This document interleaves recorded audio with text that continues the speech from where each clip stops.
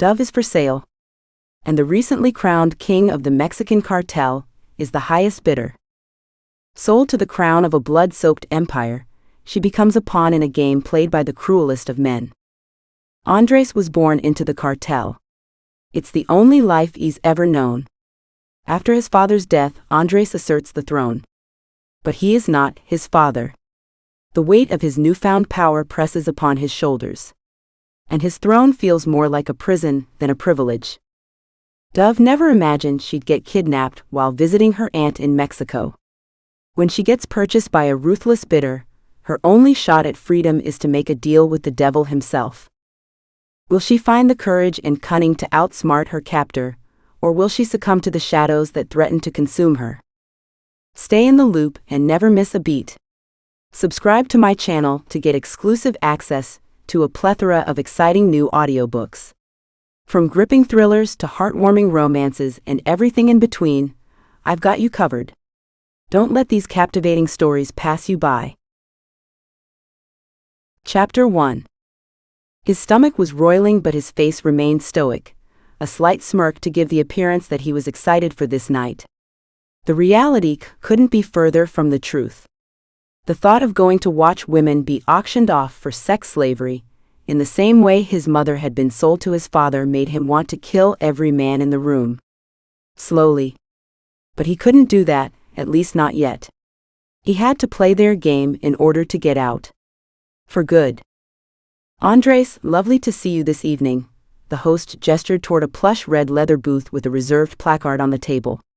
Andres felt the reassuring pressure of his pistol, tucked inside the waistband of his fitted black slacks, and the even more tempting cool metal of his favorite knife blade against his calf. His hands itched to drag it across the host's insolent throat. There were several circular, elevated stages, normally occupied by strippers and dancers. But tonight, El Barrio Gentlemen's Club was closed to the public and open only to a very select VIP list. The who's who of illegal business. The tycoons of vice. And among those, Andres was their newest king. Señor Vargas, my deepest condolences to you and your family. Your father was a great man. Andres clenched his fists beneath the table, thinking to himself that his father was the furthest thing from a great man. Thank you. He was one of our most loyal customers. His privileges will of course be passed on to you. Andres nodded once, wanting no part in whatever said privileges were. Is there anything in particular you are looking for this evening, Señor? Andres swirled his amber drink, taking a long sip before responding. He knew what he was looking for, but it wasn't something that could easily be described. It wasn't a type for him. These women weren't sex objects to him. He was looking for a partner. An accomplice to his plan. And he'd know that he found what he needed when he saw it. I'll know it when I see it. Understood, Señor Vargas. A man who knows what he wants. Something like that. Andres downed the rest of his drink and raised the empty glass at the host. Just because he wasn't his father didn't mean he was above using his power to be an asshole, especially to this disgusting organizer of sex slavery. Andres made a mental note to give this host his proper due at the right time. But the right time wasn't now. Far from it. Andres' number 2 slid into the booth next to him, shrugging off his leather jacket. Martín had been around since the early days of his father's rise to power, but he had always shown an extra level of loyalty toward Andres. In a world where you could trust no one, sometimes not even yourself, Martín was the closest thing that Andres had to a true friend. Jefe, we have an issue. Shipment delay. Third one this week. Fuck. Andres gritted his teeth. The last thing he needed right now were problems with the business. Everyone was looking for him to fail, for opportunities to exploit his weaknesses. Every transition of power was an opportunity for overthrow, and that was not how Andres planned to leave this world. He was leaving for sure, but on his own terms and not with his tail between his legs. He wouldn't live his life being hunted down like a dog. In Miami or San Diego? Miami. Andres nodded, not needing any further details. Clearly this was a power play by the Lotega family, who had always felt handicapped and underpaid during the reign of Andres' father.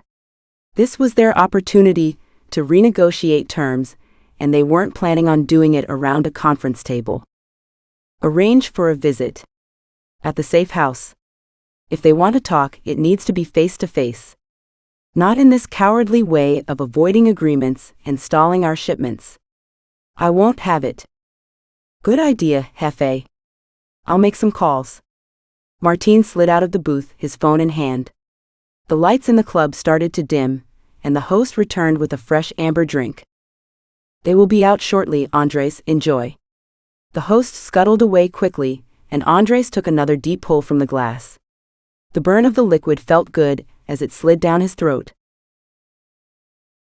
Chapter 2. The green dress matched the green specks in her hazel eyes and clung to her body like a second skin. Her breasts were barely contained, spilling forcefully over the top, accentuating her hourglass figure. She felt another chill from the drugs that had been shoved into her forearm, and she bit down hard to keep her teeth from chattering.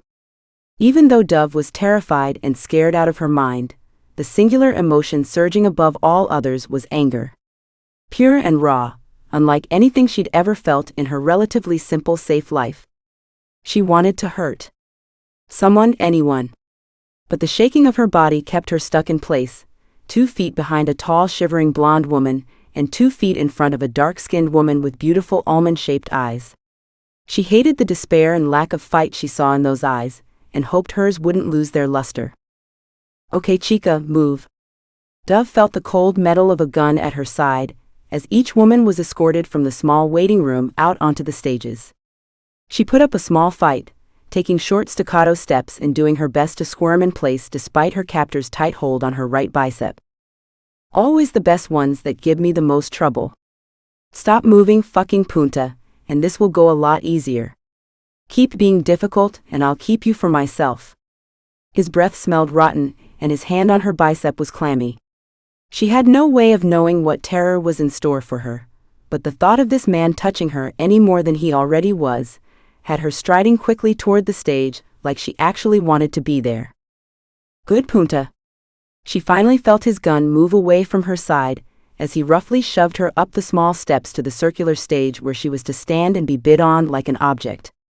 So many thoughts flashed before her as she was blinded from the bitters with bright stage lights.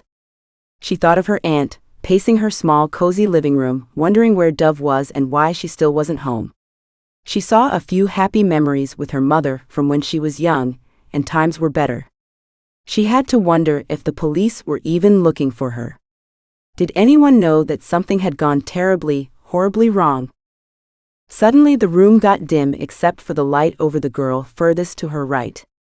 Earlier in line, one girl told her they'd do a preview first and then allow the men to bid, usually limiting each man's purchase to one girl only. She told Dove that she'd been sold 2 or 3 times, which decreased her value, causing Dove to choke back the vomit that gathered in her throat at hearing these words like it was normal conversation. When the spotlight hit her, Dove blinked hard a few times to adjust her vision and felt herself staring out into a hazy blackness. She did her best to stand still and keep her back straight, feeling her legs shake beneath her in fear and from the drugs. She prayed that the men would see the obvious anger and rebelliousness within her, that they'd choose a more docile girl instead, that no one would want to buy her. But even that thought was nauseating, the fact that Dove was in such a horrific place that her only shred of hope was that another girl would be sold instead of her. Turn around, chica. You're supposed to do a turn. She heard her captor hiss at her from behind the stage, and she begrudgingly did a slow turn, dying inside for this to be over. When the spotlight finally moved off of her and onto the next girl, she felt herself sag a bit into the high heels she'd been forced into, the wearing off of the drugs making her want to crawl into a ball on the floor. But she had to resist and save her strength. Somehow she would get out of this. There was no other way to think. The moment she did, she'd be as good as dead. Chapter 3. والفجمة. Andres thought to himself. His hand had been shaking slightly, and he'd barely touched his 3rd drink. All he could see was his beautiful, lovely mother, and the way his father would beat her and treat her like an object until he finally shot her in the head like one of his traitors. the mother of his child. He had purchased her at an auction like this, at 10 years his junior, sold into sex slavery by her own family for money. The thought had Andres almost crushing the whiskey glass in his fist into little glass shards, but he reminded himself that he had to remain calm. Andres took a deep breath through his nose and forced down all thoughts of his family. He turned his attention back to the stages. When the spotlight hit the third woman, he sat forward in the leather booth. He resented the fact that she was the sexiest woman he had ever seen, and that even under these circumstances, he couldn't not be attracted to her. A long and curvy figure, her full breasts and ass barely contained in a skin-tight green dress. Long tresses of caramel brown hair hung down her back against lightly tanned skin and light eyes. She looked half Mexican, half gringa. He noticed the shaking of her legs, which made him curse under his breath. But he also noticed that she didn't look as broken and hopeless as the other women. Her jaw was firmly set, her eyes on fire. She glared right at him without realizing, without knowing what or who she was looking at. She was the one. I want her. Andres slid to the end of the booth and grabbed one of the host's shoulders. Yes, sir, she's a good one for sure. Maybe the best one. You can place your bid. The host slipped Andres a sheet of paper, but Andres didn't even look at it. There's not going to be a bidding war, entiendes? She's mine. Whatever price. Senor, I still need to check with the others. Get me your boss. Andres gave him a menacing look, and the host nodded hurriedly before scurrying away. Andres didn't want this to go to a bidding war. She was the most beautiful one up there, and he had no doubt there'd be competition. But he didn't want her only for her beauty. She wasn't going to be his in that way. He wanted her for what she could help him accomplish. He couldn't risk not getting her. The stakes were too high. He needed to harness the fire he saw in her, and leverage that power toward his plan. Senor Andres, I see you found a woman you like. An older gentleman with slick gray hair slid into the booth next to Andres without getting too close. Since you are a first-time buyer and your father was a close friend, I will give you her first dibs. But not cheap, she's my best tonight. He winked and licked his thin lips. Andres imagined grabbing his neck and snapping it in two. Like a thin, cowardly chicken. How much? 2 million. And that's US dollars, she's American. Done. Where do I collect? The older man had a look of surprise on his face at Andres' swift purchase and eagerness, but he quickly regained himself. Please, this way, I will bring her to you. Andres slid from the booth and followed close behind, Martín bringing up the rear. Jefe, the Lotegas should arrive at the hacienda in 3 days. For your face-to-face. Good. Make sure we get plenty of backup. I want this to be a business meeting, not a fucking ambush. Understood. Martín retreated again to the rear, always watching Andres' back. They finally stopped at a back room, with a garage roller door on one wall. Every detail had been thought through. Total control over these women, with no hope for escape. Andres was far from a saint, and he owned more of the Mexican drug trade than any other living person. But he never dealt in sex slavery. Well, not until this evening. The business disgusted him. She should be out shortly, senor. Her name is Dove, but of course you can rename her whatever you'd like. Dove. The name was beautiful, feminine, strong. Dove. Someone's daughter, someone's sister. He'd get her back to them one day. She wasn't his to keep, and he wouldn't call her by anything other than her given name. Maintaining identity was critical in traumatic situations. Andres wanted to say this, but instead he simply nodded, crossing his arms over his chest like he was settling on any other business deal.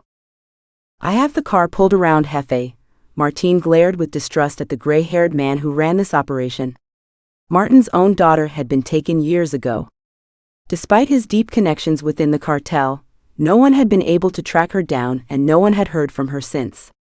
Andres could see that thought racing behind Martin's eyes, but he never talked about her anymore.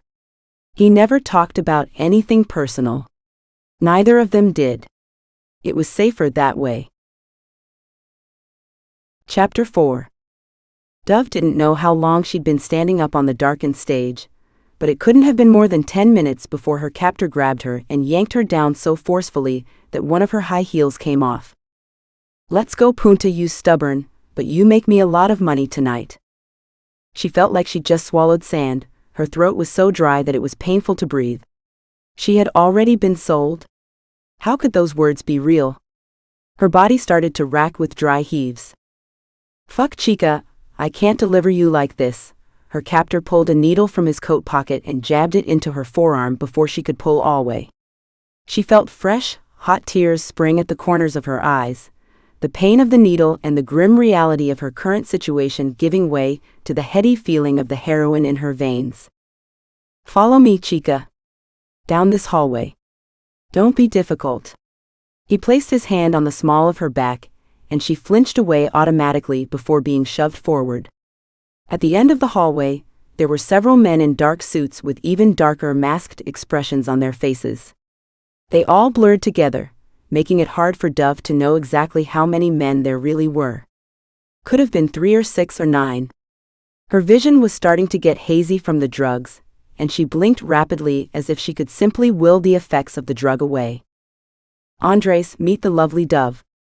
A tall, broad-shouldered man stood with his arms crossed in front of his chest, staring at Dove like he was inspecting a luxury car he'd just purchased.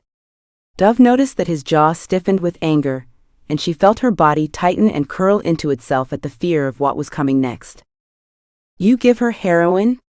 His question came out more as an accusatory statement than a genuine inquiry, his voice deathly low. Dove felt his eyes like sharpened daggers, zeroing in on her nasty captor who was still holding her bicep in a vice grip. "Senor, I had to. She's a difficult one, but I'm sure you can train her real nice." Let go of her. The little man holding Dove's arm instantly released her bicep, and she took several staggered steps away from him toward the wall. Andres let Dove stumble a bit and gather her footing. He did not reach for her, and she had yet to look him in the eye. He noticed that she had only one high-heel shoe on. Andres whistled for 2 of his men. "Martin, get her in the car and take her to the house. Have Lolita clean her up." He kept his distance, knowing he had to keep this relationship strictly business in order for his plan to work out. He'd have to earn her trust quickly.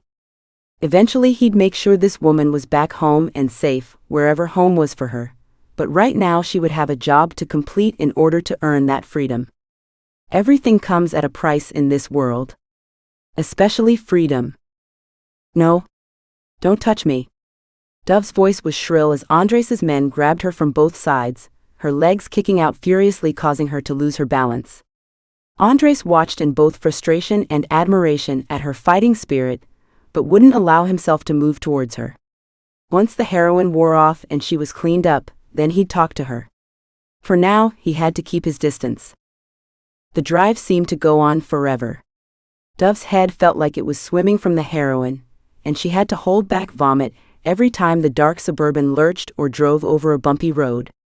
When the car finally stopped, she felt her heart rate spike again at the unknown, the fighting sense within her rising up and making her feel feral and crazy.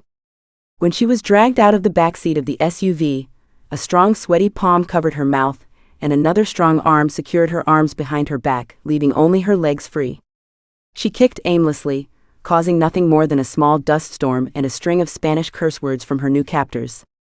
Despite hating them already, they didn't smell nearly as badly or as rotten as her previous captor, and they hadn't stuck a needle in her arm. Yet. "Lolita, here's Andres's new girl. She's real expensive, so clean her up good. And watch out, she's a fiery one."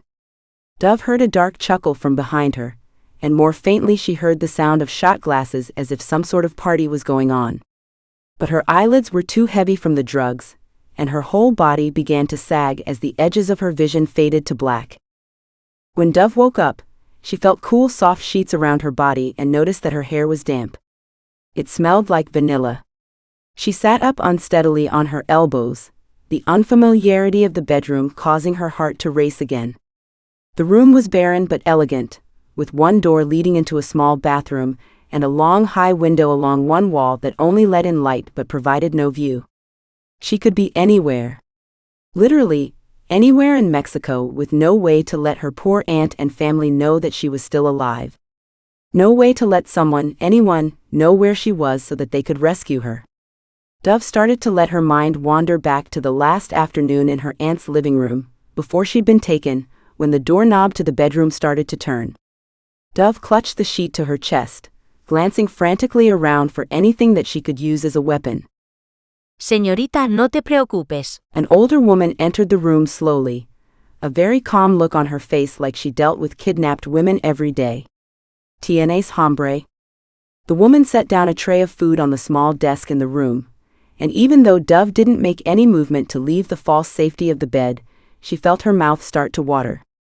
But she couldn't speak. Her throat was too constricted, and her lungs felt like they were bound by a steel cage. Dove needed help, answers, and a rescue mission. But she also needed food and water. And right now, being here in this bed with a tray of warm, delicious-smelling food in front of her. Even kidnapped and sold to God knows who, it was heaven compared to the past few days she'd been through. I will just leave this here, okay, señorita? You take your time. If you want more, just leave the tray outside the door. Dove nodded, or at least she was pretty sure she did, but she barely had any control over her own trembling body. When the older woman left the room, Dove counted to 10, as if that would be the best method to ensure this wasn't some sort of trap, and then sprang out of bed toward the tray of food. Warm, flavorful rice and black beans along with fresh bread and a glass of water. Dove scarfed the food down and pressed her ear to the door, before cautiously placing the empty tray outside as the woman had instructed. She walked into the small ensuite bathroom and rinsed her face and hands, bracing her wet palms on the marble counter surface and looking at her reflection in the mirror. She looked tired, her caramel-colored eyes rimmed in red with purple circles underneath. She still wasn't sure how she'd gotten clean, but she assumed the older woman had at least washed her hair while she'd been high on heroin. Dove started to scratch at her forearms, the terrible crawling bug feeling starting to take over as the drugs wore off. Dove crawled back into the bed, her stomach still hungry but the softness of the sheets lulling her exhausted body to sleep, her fear succumbing to fatigue. Chapter 5. Chapter 6. Dove had eaten another tray of food, taken another nap, and was now pacing the small space of her room, growing impatient. She hated that she'd already become dependent on the drugs her previous captor had been jabbing into her arm over the past several days, and she kept catching herself itching at her delicate skin, leaving small red marks in its wake. She was agitated and on high alert. Even though the food and the sleep had both been welcome reprieves, she still had been very much sold to some mystery buyer whose face she couldn't make out in her memory of last night since everything had been hazy. Dove had already given up on trying to find an escape from within the room. The only window was high above her head and shaped as a long skinny rectangle. She doubted she could crawl out, even if she managed to break through the glass. Plus, there was no way of knowing what was waiting for her on the other side. And the bed, and the food she'd been enjoying for the last few hours, told her that it was probably a hell of a lot worse out there than in here. She stopped pacing when she heard several voices outside of the bedroom door. She could understand some Spanish but not well enough to eavesdrop. She tried to pick up a few words here and there, but before she could try to connect the dots, a loud single knock sounded at her door. It seemed silly to say something as innocent as, "Come in," like she had any kind of authority to dictate whether someone did or didn't enter. Instead, she backed away from the door and held onto one of the 4 bedposts, rubbing her shaking palm against the wood. She was scared as hell, the flow of fear that had been running rampant within her rushing up again to the surface, but she forced herself to remain strong. She couldn't show weakness. Anyone who had purchased another living human being would easily prey on weakness. The door flew open and a tall, olive-skinned man stood before her. He had slicked back chocolate brown hair and light brown eyes, the same hue as his cheekbones. His lips were full and pulled into a frown, a large but faded scar etched across his right cheek. ¿Hablas español? He closed the door behind him, subduing the other voices in the hallway. Dove froze for a moment and then shook her head, no. She didn't want to give away the fact that she knew enough Spanish to potentially save her life. "I purchased you yesterday," he spoke English clearly, with the faintest hint of an accent at the end of his words. "Do you remember?" Dove didn't know how to respond to that question. Being kidnapped and sold wasn't exactly something she could forget, even if she had been drugged. "Yes." She swallowed past the lump in her throat, gripping the bedpost tighter. You can call me Andres. He moved a few inches closer into the room, and she knew what he was planning to do. What all men like him must be planning to do with the women they'd purchased. Dove didn't care if he killed her. She wouldn't go down without a fight. She wouldn't be taken advantage of, even at her most desperate moment. Despite the horrors that had happened to her over the past few days, she'd still maintain that part of herself. Not that she could blame any woman who hadn't been so lucky. "You may as well just shoot me now. I won't live like this. I won't give you what you want." Dove's words were stern, but her voice wavered almost to the point of cracking. She hated how afraid she was, but how could she not be? "First of all, Karina, I always get what I want. But more importantly, you have no idea what it is that I want. What I need." He slid off his sport coat and draped it over the desk chair, then took off his expensive watch and cufflinks and set them on the small desk. He seemed tired, and Dove could see the dark circles under his handsome brown eyes. He started to unbutton his shirt, still not directly looking at her, and a lump of dread formed in her throat. He was still going to make her have sex with him. She started thinking of all the ways she'd bite and slap, even if it killed her. And she felt that was a very real possibility when she was confronted with his bare back, muscled and ripped in every way, with broad shoulders covered in a myriad of tattoos and scars. One particularly gnarly scar seemed to go from his right shoulder blade around to his left rib cage. This guy had scars all over. She felt the air leave her lungs. "Put this on, cover yourself up." Andres tossed her his shirt, and only let his eyes linger for a moment before glancing back down at the small desk and putting his jewelry in his pants pocket. Dove's fingers shook with both fear and surprise, as she made quick work of covering up her full and exposed breasts in the barely there green auction dress she'd been forced into at gunpoint. Finally Andres turned to her, bracing his hands behind him on either side of the desk. Dove couldn't help but notice the way his olive-tanned skin rippled and moved tautly along defined muscles and corded veins. He didn't seem like he was trying to flex, but even when slouching he looked taut and ready to strike at any moment. "To be clear, I will never make any attempt to have sex with you. Real men don't get pleasure from fucking unwillingly women, and I don't pay for sex, entiendes?" She nodded her head curtly, noting again how mild his accent was. Maybe he spent his formative years in the States. She made an additional mental note: anything she may be able to leverage or use in the future. "I have enemies, too many right now." He looked her straight in the eye, and she felt her stomach knot in fear at his intensity. "Most of these enemies are protected, armed, and desperate. But they are still men. And that's a weakness I fully intend to exploit. With your help." Dove felt her blood boil and her cheeks redden. "So you buy me as a sex slave, not even for your own personal use but to pimp me out as a distraction to your enemies? That's worse. Kill me now, I won't do it." Andres moved so quickly she felt the bed shift before she registered his actions. He was only inches from her face, both of his large tanned palms on either side of her hips on the duvet. "Karina, I like your fire, but we're going to have to direct it in the right way, you understand? You work for me.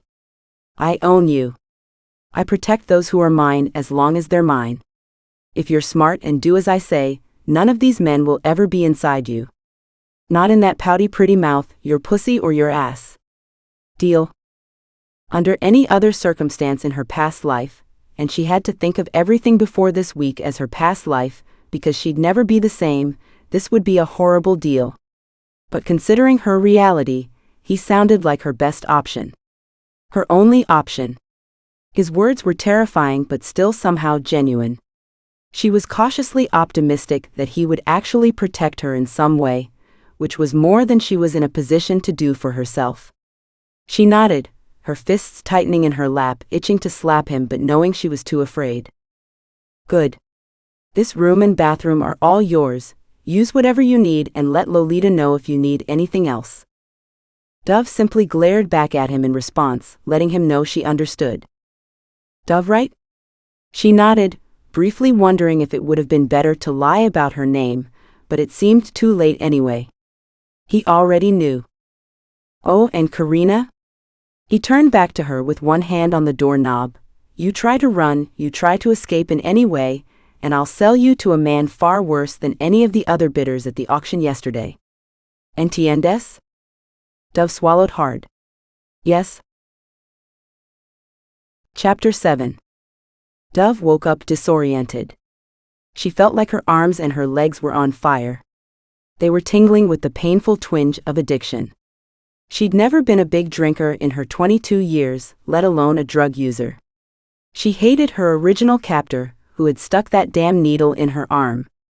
Even though the bedroom was cool, she felt beads of sweat popping out on her forehead and between her breasts. She shivered and slid her feet off the bed. What was she supposed to do now? Her memory flashed back to Andres. The tall, alarmingly handsome man who had bought her, and had promised to protect her if she did what he asked. What on earth would a man like that need a recent American college graduate to do? Dove had the alarming sensation that perhaps he thought she was someone else. And not the strong-headed, but otherwise sheltered first-generation college graduate who had spent most of her formative years growing up quietly in Arizona. Dove pushed the thoughts of her life before way down. They always threatened tears and chest heaves, and right now she couldn't risk a breakdown. She had to keep her emotions in check in order to stay strong and alert. She'd find a way out. She didn't know how, but she would. Dove walked barefoot into the connected bathroom, and was surprised to find several toiletries that weren't there yesterday. A hairbrush, toothpaste, face wash, and even some luxury brand-looking hair and body products were lined up neatly on the counter. She also noticed a small closet in the bathroom, where a few tops and dresses were hanging. She felt the soft fabric like it was threaded gold. Something clean that would actually fit her properly. She'd never take something as simple as clean clothes for granted ever again. How was it that only a week ago she was doing laundry in her aunt's small cottage house, while listening to a podcast on her phone? Had it been longer than a week? Before being sold, Dove had tried to count the hours, the days, but somewhere along the way she'd lost track. But it couldn't have been more than 10 days max. Dove splashed cool water on her face and washed her slightly sweaty face, the toothpaste making her feel an inch more human again even as the surges of withdrawal racked her body. She changed into a white top and denim shorts, surprised by how perfectly they fit. When she went back out into the bedroom, she felt a new wave of nerves, not knowing if she could or should venture outside of the bedroom. As she scanned the space, she spotted a small piece of paper on the desk where Andres had taken off his cufflinks when he'd handed her his shirt. She remembered the reservation, almost respect in his eyes, when he refused to look at her chest, even though she was all but spilling out of the dress. She'd been shocked he hadn't forced himself on her. Shocked but grateful, and still very doubtful that he wouldn't try at some point. The slip of paper had a small note on it, written in manly but neat handwriting. Dove, breakfast will be on the patio when you are awake and dressed. I'll need your help today. Andres. Dove inhaled a deep breath. What would helping Andres entail? And what time was it anyway? Had she slept in until noon? Without a phone or even an analog clock in the room, she had no way of knowing. Dove placed her hand on the doorknob, steadying herself before opening it. The hallway outside of the bedroom was beautiful, lined with a series of arched windows that let the sun wash light over the white plaster walls. She walked tentatively, not knowing exactly where she was headed or who she might run into. But when she turned the corner, she saw one large window that overlooked a beautiful desert vista, and a deck with a handful of seated people. She noticed Andres first.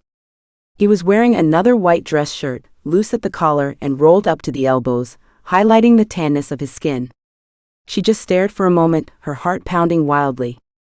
Then Andres whipped his head unexpectedly toward her, his calm demeanor shifting somehow.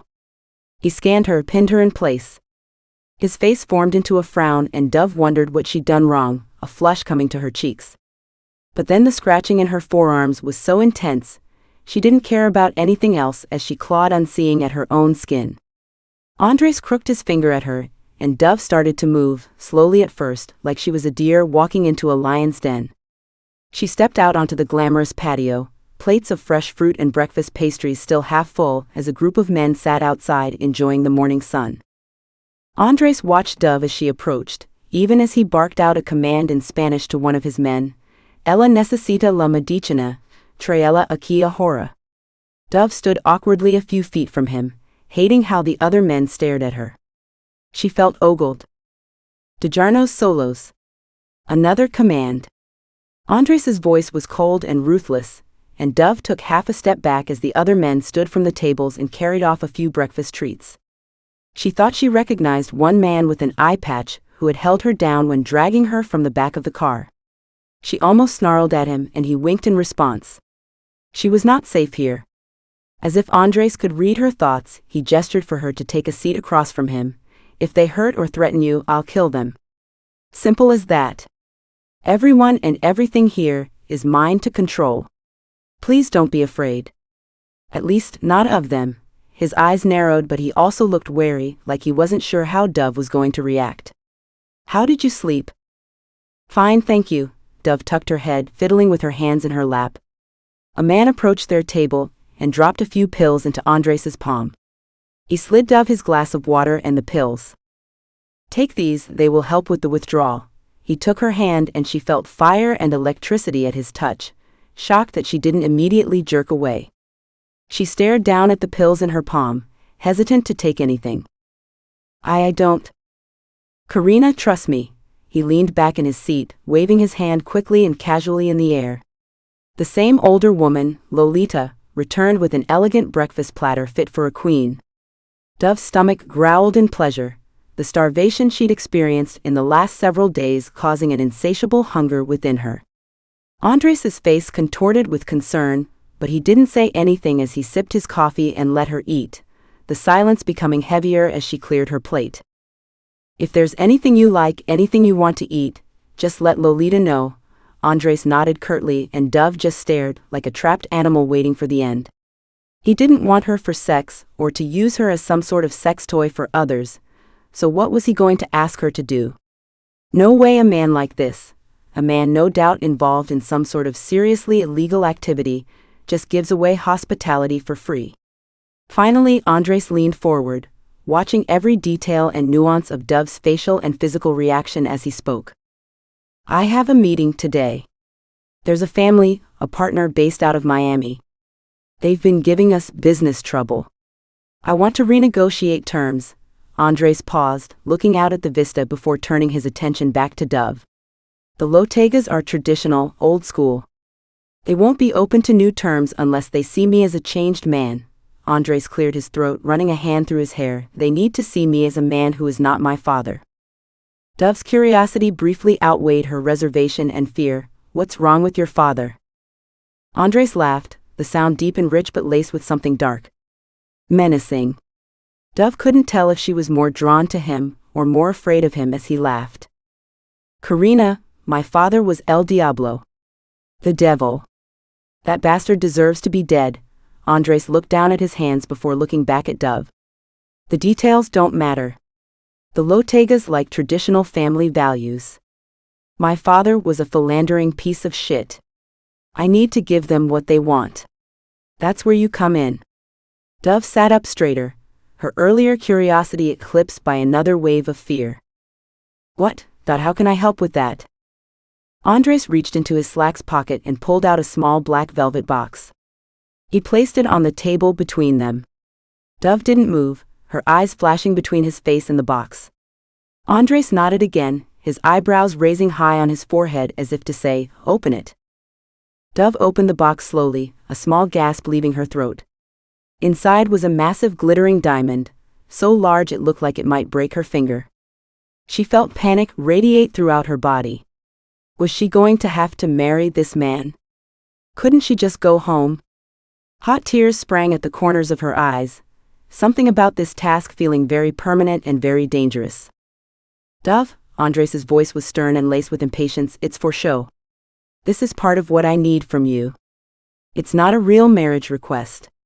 Jesus Christ, I'd never ask that of such an innocent woman. Andres frowned and grabbed Dove's left hand, roughly placing the diamond on her ring finger. When she looked down at her hand, a deep and haunted wail escaped past her lips and she clutched her mouth to try and trap it inside. Karina, ¿por qué estás llorando? His words were rough like gravel. Dove shook her head, trying to dismiss it, trying to regain control over herself. But something about seeing this ridiculously huge ring, as meaningless as it was, had her thinking about her mother. Her aunt. Her friends. They had all probably given up on her. Figured she was dead. The thought of them grieving filled her with another wave of emotion. Andres grabbed her face in one hand, brusquely wiping away her tears with his callous thumb. Tell me and I'll try to make it stop. I need you strong today. I can't have them not believing we are engaged. This is why I purchased you. His final words were quiet, spoken with a gravity that had Dove looking into his eyes and deciding to be honest with him even though she wasn't sure she could truly trust him at all. I need my family to know that I'm not dead. Dove let a long breath out of her mouth, vowing to get herself under control. Andres was not a good man. But he'd been good to her. So far. And he'd saved her even if that saving came at a price. And right now that price was pretending she was engaged. She could do this. She had to do this. Andres held her chin, several moments passing by after her request. Finally he dropped her chin and stood. Okay, Karina. If you pull this off with the Lotegas today, convince them we are engaged and madly in love and that I am going to be a traditional family man, then I will make sure your family knows you are alive. And safe, he leaned down over the table, his lips at her ear, because Dove, you are safe. As long as you do as I ask, don't forget that. He stood and barked out a slew of commands in Spanish that Dove didn't understand, the smallest light of hope glowing dim but unwavering in her chest. Chapter 8. Andres walked back into the house. He needed to debrief with Martín before the Lotegas arrived. He ran his hand through his hair, a sense of frustration and doubt welling up inside of him. Dove's breakdown was understandable, but nonetheless threatening to his plan. Maybe he should have given her more time to adjust, to come to terms. But the Lotegas were coming today. Andres needed them to believe he was as far from his father as possible. The small, dark voice inside his head reminded him that he and his father were more similar than he cared to admit, but he ignored the thought as he entered his office. Martín was already seated across from his desk. They're en route, Jefe. Should be here in 2 hours. They have security, 4 or so guards. Andres nodded at Martin's update. They had men at every road juncture for miles around, whose sole job was to watch any comings and goings and report back with details. Andres wanted the meeting to go down peacefully, but he'd have his men on guard in case the Lotegas were after more than just an increased cut of the trade. It was impossible in this business to know who you could or couldn't trust, so Andres trusted no one. He even kept an eye on Martín, the man he trusted more than anyone in the world. Any allegiance could be weakened by the promise of more money, more power, more women. Loyalty, blood relations, none of it held up 100%. Andres sat in his office chair, pulling out his company ledger. He may now be at the helm of the largest drug trade in Mexico, but they still did their accounting on paper. No way would they risk bringing the DIA right to their doorstep with a single computer hack. They'll want a 30%, maybe even 40% increase. I'll offer them 10% and settle on 15%. If they warm to me and my perception as a traditional family man, they will accept the lower compromise. My intel is still solid, see? They value tradition as well as profit. Indeed. It is one of the reasons they are wary of newcomers, including newer generation leaders like yourself. Martín shifted in his chair, looking like he wanted to say something else. What is it? Andres glanced up from the ledger, memorizing the numbers he needed. The Lotegas would try to increase their trade value and make it seem like they were bringing in more profit than they actually were. The middlemen always did. It's just, do you think she's ready? The girl. She's not a girl. She's a woman. 22. Martin snorted but caught himself. Jefe, a woman who grew up in the States, sheltered like she did, is still a girl. She hasn't been through shit. Maybe we should bring in one of the putas. Someone with more experience in this world. No. Andres's response was short but hard enough to cut glass. He was already well aware of Martin's thoughts about his decision to purchase Dove. But Martin didn't know the full extent of Andres's plan. And he wouldn't be able to pull it off with some narcos whore who would be just as easily swayed by money and other offers as the rest of them. He needed a woman who was desperate to please him, who wanted out of this world as much as he did. Someone he knew wouldn't turn on him. Dove just needed time to trust him, to realize that he wouldn't let her get harmed if she did her part in his plan. I'll have the men ready and in position, Jefe. Marin stood, buttoning his leather jacket, and Andres kept his eyes on the ledger. He'd already memorized the numbers he needed, but he didn't want to acknowledge Martin's doubt about his decisions. As Martin stood in the doorway, Andres barked out a final command. Make sure she's ready. Have Lolita help her. Martin nodded and exited the office as Andres sat back in his chair, pinching his full bottom lip between his fingers. Lolita brushed out Dove's long brown hair, the curls from the iron falling in thick soft waves. Dove noted her reflection in the mirror, the light but pretty makeup she'd applied highlighting the beauty of her natural features. Lolita had recommended she wear a long flowing sundress that hugged her curves but still covered her legs. How long have you been working for Andres? Dove aimed for casualness as she met Lolita's eyes in the mirror. But she wanted intel. Any information that she could somehow use to give herself an upper hand or at least a sense of awareness about her new owner. The word brought a fresh wave of nausea to her stomach, but she pushed it down. Oh, for years and years. I've been with his family since before he was born. How old is he? Lolita paused, the hairbrush midair. She set it down on the counter and turned Dove to face her, gripping her slender tan shoulders. 29. Why do you ask? Dove shrugged, just curious. Lolita smacked her lips together like she didn't believe Dove, but she busied herself with cleaning the bathroom. Is he a dangerous man? Dove's voice descended to a whisper, her heart racing. She had no idea how Lolita would interpret her question, but she was leaning into the fact that she was an older woman, a caretaker. She had to know how terrified a young woman might be in this situation, and offer something, anything to comfort. Dove, Lolita's lips curled around her name with a Spanish accent, he has to be dangerous. There's no other way to be El Jefe. Do not cross him, and he will take care of you. Lolita lifted a delicate gold chain to Dove's neck, and Dove grabbed her long hair so that she could place the necklace, a single teardrop-shaped diamond in the center. That answer didn't offer much, but it was something. Dove stared at herself for a final moment and took a deep breath. The diamond necklace and engagement ring glittered fractured light against the walls of the bathroom. Dove jumped at the sound of a firm knock on her bedroom door. Vamos, Dove. Lolita placed her warm hand on Dove's lower back, pushing her toward the door. Andres stood in the doorway, leaning against its frame, his hands in his pockets. Gracias, Lolita. He stared at Dove as he said the words, his eyes assessing. Dove felt a heat crawl up her skin, and for the first time it wasn't just nerves and fear. It was laced with something else, something exhilarating that she couldn't quite name. Andres held out his hand and Dove took it gingerly, the warmth and strength of his fingers nearly crushing hers. He led her from the bedroom through the hacienda, talking in a low, gravelly voice as they moved. We met at my cousin, Rosila's wedding. You were a childhood friend of hers. We've been dating secretly for 8 months, because my father didn't approve of me marrying someone from outside of the narcos ruling families. A missed opportunity for power convergence. After his death, I didn't need to hide you anymore. We are marrying later this year. ¿Entiendes? He squeezed her hand harder. Dove nodded.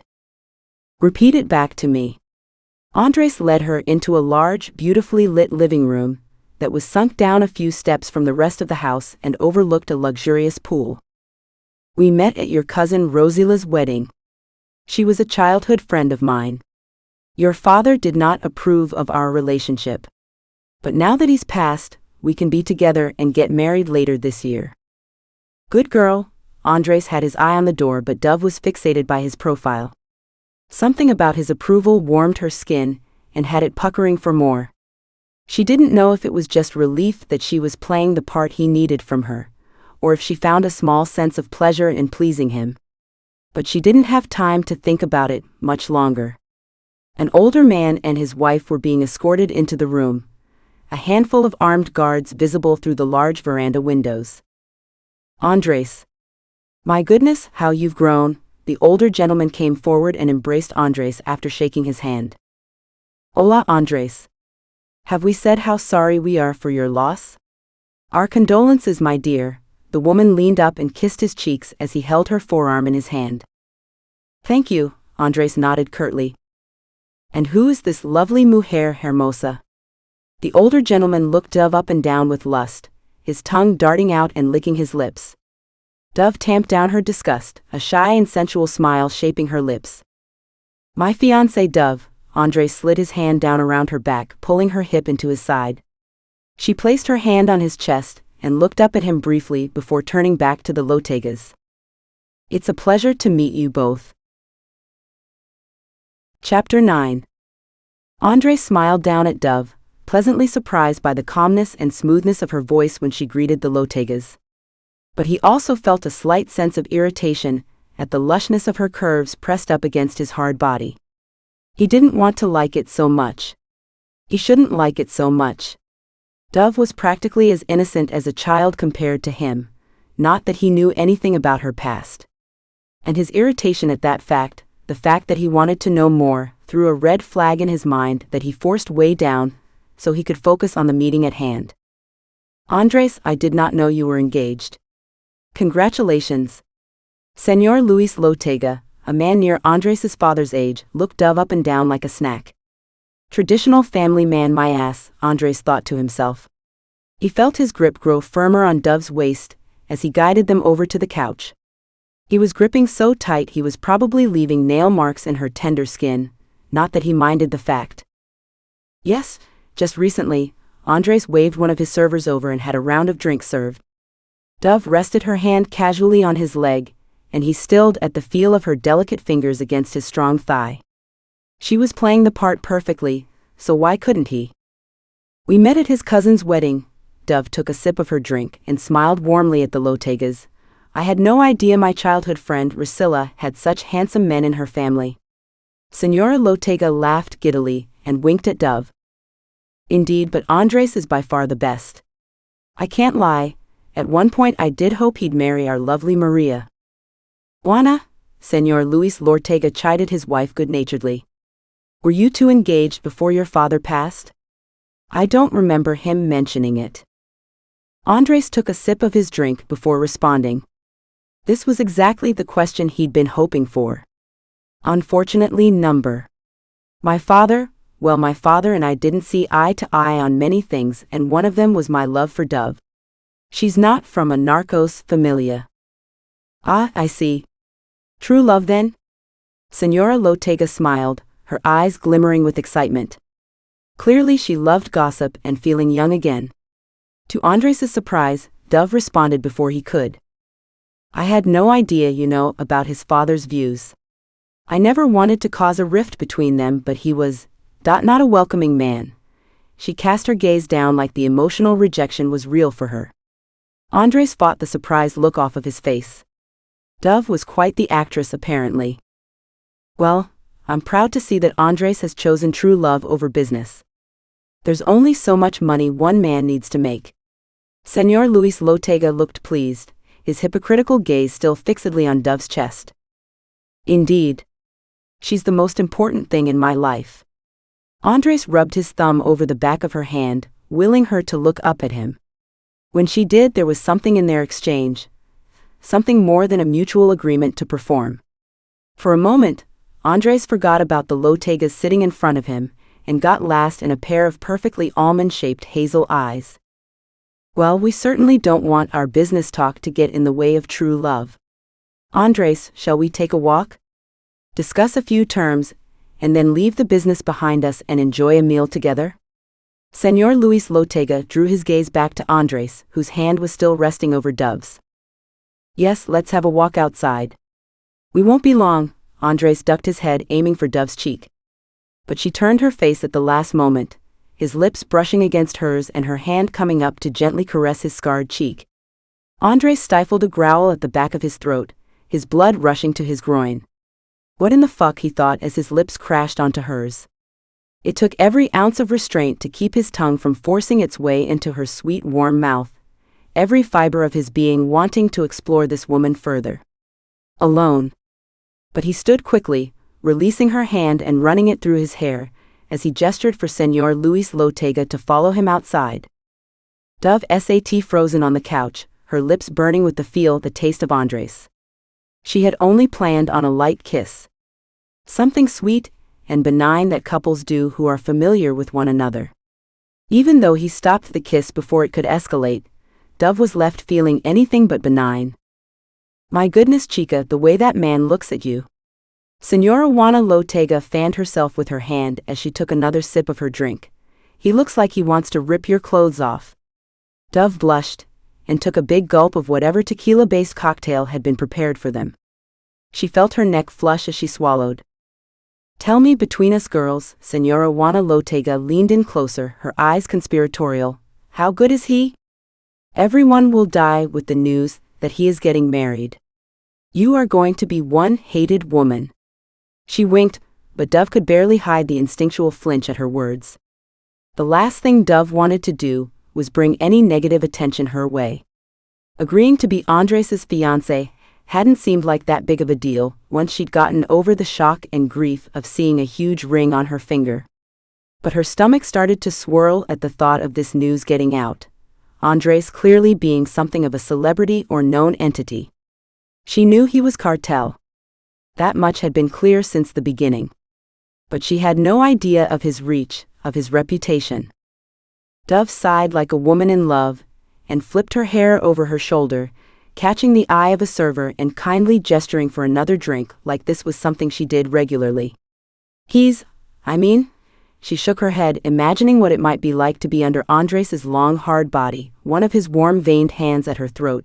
She'd never had thoughts about a man like this, the depth of her innocence and embarrassment for her. It's just incredible. I'm practically addicted. Señora Juana Lotega laughed and reached out to briefly stroke Dove's hair. He's definitely a good drug of choice, chica, I'll give you that. The server brought over 2 fresh drinks and they clinked their glasses. So, Señora Juana Lotega continued, what does your family think since they are not narcos? Are they accepting? Dove glanced down at her lap, trying to buy herself some time. Andres hadn't given her any specific details or backstory for her own family, and the thought of them brought genuine emotion to her face. She decided to lean into her own sadness. I don't have much family left. My parents both died when I was younger, and my tia who took me in, she's very old. Dove smiled sadly, wiping a sole tear from her cheek. Oh, Dove, I'm so sorry to hear that. Señora Juana Lotega patted Dove's knee like a mother would a child's, and Dove stifled a cry within her chest. All right, beautiful mujeres, business time is over. Let's celebrate. Dove and Señora Juana Lotega looked up as Andres and Señor Luis Lotega strode into the living room, a happy look on both of their faces. Well, happy would never properly describe Andres, but he looked content. Dove tried to read his expression, but she couldn't decipher it. My love, he leaned down and kissed her below her ear, a shiver racing down her spine as she shuddered at his lips against her skin. Dove swore she heard Andres growl, but the sound was so deep and so brief that it may have been only her imagination. Shall we eat? Señora Juana Lotega stood, lacing her arm through her husband's. Indeed, the dining room is this way. Andres led the group, his hand on the small of Dove's back. He dragged his finger back and forth, a small movement she was keenly aware of since it couldn't have been for show. No one else could see him doing it. Please have a seat. We'll just be a moment. Andres nodded at Señor Luis Lotega, a wolfish grin on the older man's face that made Dove shudder a bit in disgust. She didn't know how she could tell so clearly since she hardly knew this man at all, but something about the way Andres' hand tensed and his body stiffened validated that he felt the same. "Your room now," Andres whispered in her ear, the words harsh. Dove worried that she'd somehow upset him. That she'd failed at her first task. The promise Andres had made of notifying her family in some way to let them know that she was alive weighed heavily in her chest as they moved quietly through the hacienda. Andres led her back to her room and closed the door quickly behind him. Once it was just the two of them, alone, the air seemed to shift, tension filling every corner. Dove backed away slowly, the look in Andres' eyes murderous. Lolita's earlier warning about him being a dangerous man, a man not to be crossed, warred with another emotion. Raw, female desire. Something she'd never felt so strongly before, let alone for a practical stranger. Andres gripped the bedpost, his other hand in his pocket. "I'm impressed, Karina," but his words didn't match his tone. He sounded pissed, annoyed, agitated. Anything but simply impressed. Chapter 10. Dove held her breath, waiting for Andres to continue. There was a long pause of silence before he spoke again. "Who were you thinking about?" Andres tilted his head, studying Dove. She was confused, opening her mouth once and closing it before finding the strength in her voice. "What do you mean?" Andres took a step closer, reaching his hand up and delicately tracing the edge of her face. She shivered at his touch. "The way you looked at me, kissed me. You must have been thinking of someone back home." His finger moved rhythmically along her skin, Dove frozen in place at the closeness of his touch. "I promised you," Andres continued, his voice deep and hypnotic, "that if you performed well for the Lotegas today, I'd find a way to send your family a message that you are alive." Dove nodded faintly, swallowing past a lump of fear and lust in her throat. She wanted to kiss him again. To reach up on her toes and close the distance between them, to feel more than just the pad of his finger across her face. But the other part of her knew it was just a distraction. The fear and the grief morphing into lust. Andres was a dangerous man. Her captor. "So tell me, Dove," Andres dropped his hand, "who do I need to tell? Who's missing you right now?" He dropped his head and kissed the skin below her ear. Her whole body shivered. Something in his kiss more like a threat, a marking than an intimate gesture. "My mother," Dove's voice was shallow, "and my aunt." Andres didn't back away, his next words right in her ear. "That's all, Karina?" Dove swallowed past sandpaper. "Yes." Andres slid his hand up her neck, firmly squeezing but not restricting her airflow. Dove's heart started to race, the look in Andres' eyes a mixture of lust and something else, something darker that she couldn't name. "Good. Let's go eat." He released her throat just as quickly, her hands reflexively coming up to the tender skin protectively. He didn't look back as he exited the room, and she followed behind him back to the dinner table, hoping she could keep up the charade after whatever inexplicable exchange she and Andres just had. "Apologies," Andres smiled at Mr. Luis Lotega, the men exchanging a knowing glance that was as much an act for Andres as Dove. She looked up at him shyly, like a young woman in love who couldn't keep her hands off her future husband. Andres shook his head slightly, almost as if he was in genuine awe of Dove's apparent acting ability. "So," Señor Luis Lotega folded his napkin on his lap, the fabric draping over his round belly before settling, "where will you two get married? Any plans?" "Likely on the property, overlooking the vista." Andres took a bite of his salad, gesturing to the beautiful view behind him. "Nothing too extravagant." "Oh my good son, you are Andres Vargas, el rey de los narcos. Of course your wedding will be extravagant." Dove's ears perked up, understanding enough Spanish to know that Señor Luis Lotega had just named Andres, the man who recently had his hand wrapped around her delicate throat, the king of the narcos. "Indeed it will be beautiful. I can only have the best for my Dove." Andres glanced over at her, gripping her thigh tightly under the table. The gesture felt more like a warning or a reminder that he owned her. "But I'm afraid my father's enjoyment for entertainment in excess wasn't quite passed down to me." Andres grinned, but his face looked angry. Even the slightest mention of his father seemed to bring him to the edge. Dove felt his grip get impossibly tighter, trapping a yelp in her throat. But just as quickly he released her skin, reaching for his drink. Well, I think that's for the best. Senora Juana Lotega gestured her drink toward Andres. I'm afraid that might have been the demise of your father, if I can be so forward among friends. Andres's entire body went still, the strength and tension of his muscles radiating. But he offered a smile and a nod in return, an acceptance of her open critique of his father. The rest of the meal went smoothly, small talk of family and brief snippets of business broken up by gossip that Dove had a hard time keeping up with. But she managed her ruse, glancing affectionately at Andres at the right times, even though internally she was growing more fearful and yet more intrigued by him. When they said goodbye to the Lotegas, Dove felt the silence weigh heavily around them. Andres moved toward her but was interrupted by his right-hand man, Martín. Jefe, nosotros tenemos un problema. Martín glanced between Dove and Andres, clearly wanting to speak to Andres alone. Andres nodded, exchanging unspoken words with Martín as he briefly turned his attention to Dove. Karina, go to your room. Stay there. I'll come to you later.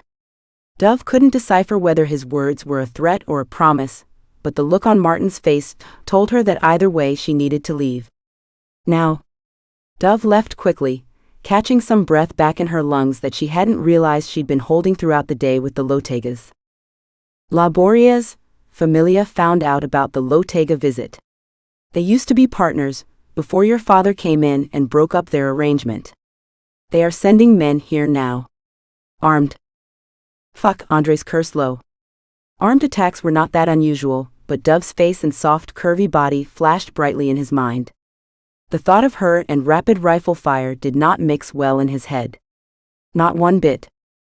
You need to go in the bunker, Jefe. I'm not going in the fucking bunker, get me my AR. Andres, Martín cut him off, a commanding tone in his voice that he used with Andres when he was only a young boy and Martín had been working for his father. You are El Jefe now. You can't be in the line of fire. You know this? Andres groaned and ran his hand through his hair, pacing a few steps before responding. Fine, but I want my best men. I want them to shoot to kill. Lobario's familia is ruthless and commits violence in excess. They're the old order. We are not standing down. Entiendes? Andres started to walk away, and Martín stopped him, a look of confusion on his face as to where his boss was headed. I'm going to get Dove. She's coming into the bunker with me. Chapter 11. Dove changed out of her dress and into a pair of jeans and a fitted white t-shirt. She pulled her hair back into a ponytail and waited on the edge of the bed. There was a new anxiety coursing through her body. The fear subsided as the tension in her body built, the feeling of Andres' strong hand gripping her throat, then her thigh under the table. The anger at not being able to control her life, not being able to call her mother and aunt. The unfinished sentence that was her current existence, where she had no idea what was coming next. She may have grown up sheltered, but she'd always had a fire and an independence within her that felt stifled and choked like smoke, rising in this small room in God knows where, Mexico. The door flew open and Andres stood in the doorway, a pistol in his hand pointed at the ground. Dove's racing heart stopped for a moment, the horrific thought that this was it. He was done with her. She'd given him the performance he needed. Dove scooted back on the bed, the movement futile since she had nowhere to hide from this man. But something about the potential finality of her life had her staring daggers back at him anyway. Dove, come with me. Now. Andres gestured with the gun, his brows furrowed. No. What? Andres spit the word out, his impatience growing. Clearly, he wasn't used to anyone disobeying his orders. If you're going to shoot me, then just do it here. Fuck, Dove. Andres moved into the room quickly, and she brought her hands up protectively over her face, the survival instinct in her acting out of desperation. Dove? Andres shoved his pistol into the back of his waistband and grabbed her arms, his strength diluting any physical power she had. Look at me, Karina. His words were a growl and Dove reluctantly opened her eyes, her chest rising and falling quickly. Just do it. Dove's voice was staccato, barely any air left in her lungs. Andres didn't respond, his facial expression haunted. He picked her up and threw her over his shoulder, removing his pistol from his waistband. He banded his other arm over the backs of her thighs. Her screams were feral and his grip tightened. "Stop screaming." Dove's body fell limp after a few more futile attempts to free herself. She felt herself going to a dark, blank space within her core, the upside-down view she had of the hacienda falling away from her vision like she wasn't really present. She faintly heard voices talking and loud footsteps moving quickly around, but it was like she was underwater, submerged from reality to protect herself. 20 minutes out, Martin spoke quickly to his boss, gesturing his head toward a hallway. "If you need backup, tell me," Andres ground the words out, his body tense. "No, jefe. I'm the boss of you, Martin. Remember that." Andres continued further down the hallway, pounding his fist swiftly against a wall panel that opened up to reveal a metal door with a complex keypad. He squatted a few inches, the tips of Dove's hair brushing the ground, as he met the scanner at eye level. The metal door clicked open and Andres moved through. Once inside, he flipped her over and set her down on a large leather sofa before turning back to the door and securing it closed. Dove's eyes darted around the dark, warm space. It had concrete floors and no windows. She watched as Andres removed his white dress shirt, his back tattoos and scars on full display. He reached inside of a cabinet and pulled out a black t-shirt. As he slid it over his head, Dove watched the movement of his defined muscles, her eyes tracking down all the way to the pistol once again securely tucked into the waistband of his slacks. "Jesus Christ, Karina, stop looking at me like that." Andres glanced at Dove before reaching into another cabinet and pulling out the biggest gun she'd ever seen. She felt bile rise in her throat, but she forced it down. "Like you're going to kill me?" Andres whipped his head toward her, something like torture marring his forehead. "I'm far from a saint, Dove, but I'm not a fucking monster. I'm not going to kill you. I'm protecting you." He paused, rubbing his palm down his face. "Well, at least my men are. I hate being stuck in here." Dove looked around the large room again. "Where's here exactly?" Before Andres could respond, shots rang out, subdued within the solid concrete walls of the room but still audible. Dove jumped on the couch. "It will be over soon." Andres pulled a laptop from the same cabinet. He pulled out the massive gun, and he looked like he was tracking something on the screen. Dove's face went pale at the gunshot sounds, and Andres glanced up from the computer, his hands tightening on the laptop. He wasn't scared even a little bit. This was routine behavior for him. He'd grown up around A.B. mushes and attempted murders. He'd seen men killed and had killed men himself. But looking at Dove, seeing the animal-level fear on her face, had him realizing how fucked up this was. How fucked up he was. Just a few more months, a year maybe, Andres thought to himself, and I'll be free from this life. Silent tears started to fall down Dove's cheeks, even though she kept her lips and the rest of her face in a hard, smooth line. The same strength and fire Andres had seen when he'd purchased her, still glowing warm and alive within this woman. Andres shut the laptop and moved toward Dove. He hated the way she flinched, the increased tightness around her eyes. He sat close to her without touching her, his hands itching to reach out and provide comfort. A feeling more foreign and scary to him than the gunshots ringing out around his hacienda. "Why is this happening?" Dove stared at her hands, whispering the words. "It's part of the business." Andres turned to her, cupping her cheek in his hand. She didn't move to look at him, her tears falling over his scarred knuckles. "Look at me." Dove raised her head, her entire body stiff. Without thinking it through, without being able to stop himself, Andres dipped his head, brushing his lips against hers. He felt them tremble, and a low, dark growl erupted from his throat. "I won't let anything happen to you." He spoke the words against her lips, pressing into her more firmly. To his surprise and pleasure, she didn't try to move away. He parted her trembling lips with his tongue, tasting her. He'd been thinking about kissing her again ever since their display for the Lotegas. Something dark and carnal within him wanting this woman in a way he hadn't wanted anyone or anything in a very long time. Dove felt the rush of adrenaline in her body, her fear mixing with anger and lust. She needed a distraction. a distraction from her grim reality and the shots firing outside. She pressed herself into Andres, hating him as much as she craved his warmth and his strength.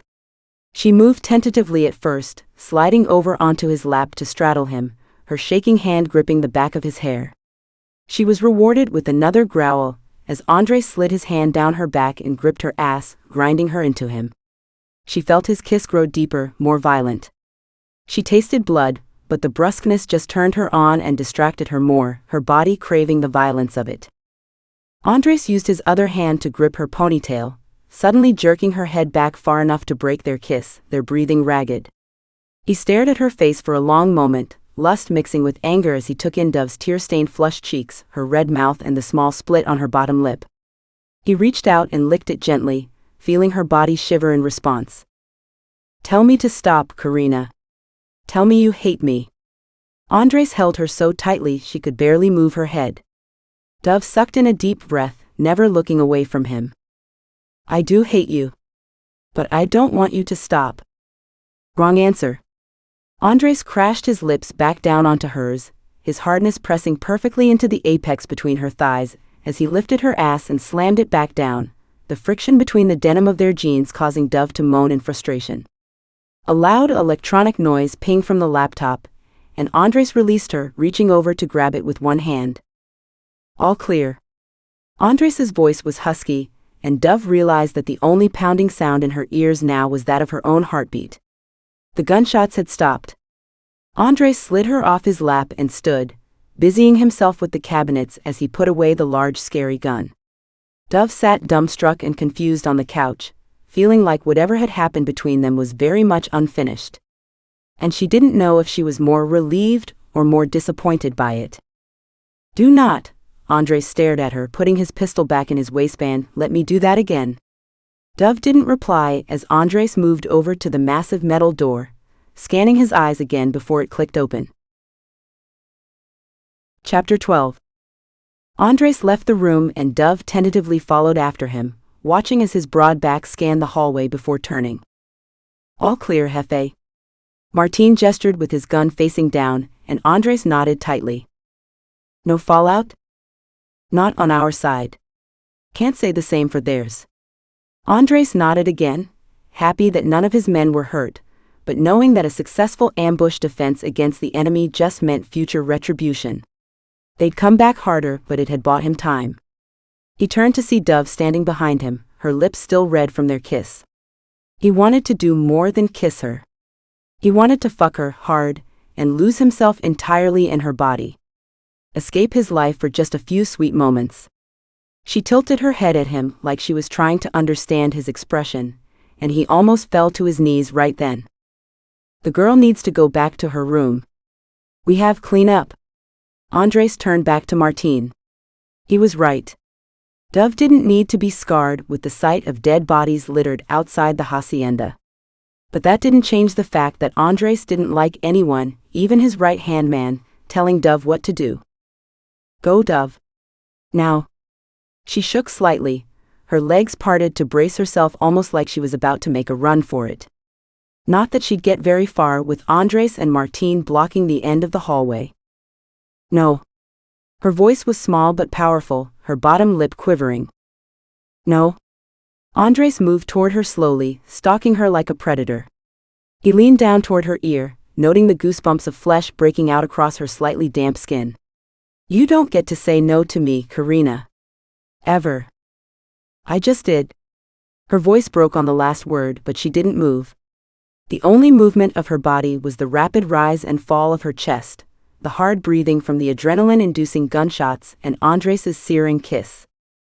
"Dove. I don't want to be alone." She rushed the words out in a whisper, honesty seeping through the fear. "Please." The last thing on earth she wanted to do was beg this man, her captor.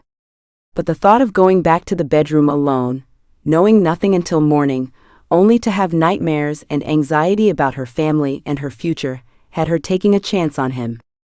Andres leaned down impossibly closer, his jaw brushing her temple. "Down the hall, last door on the right. Do not make eye contact with any of my men." Dove wanted to protest.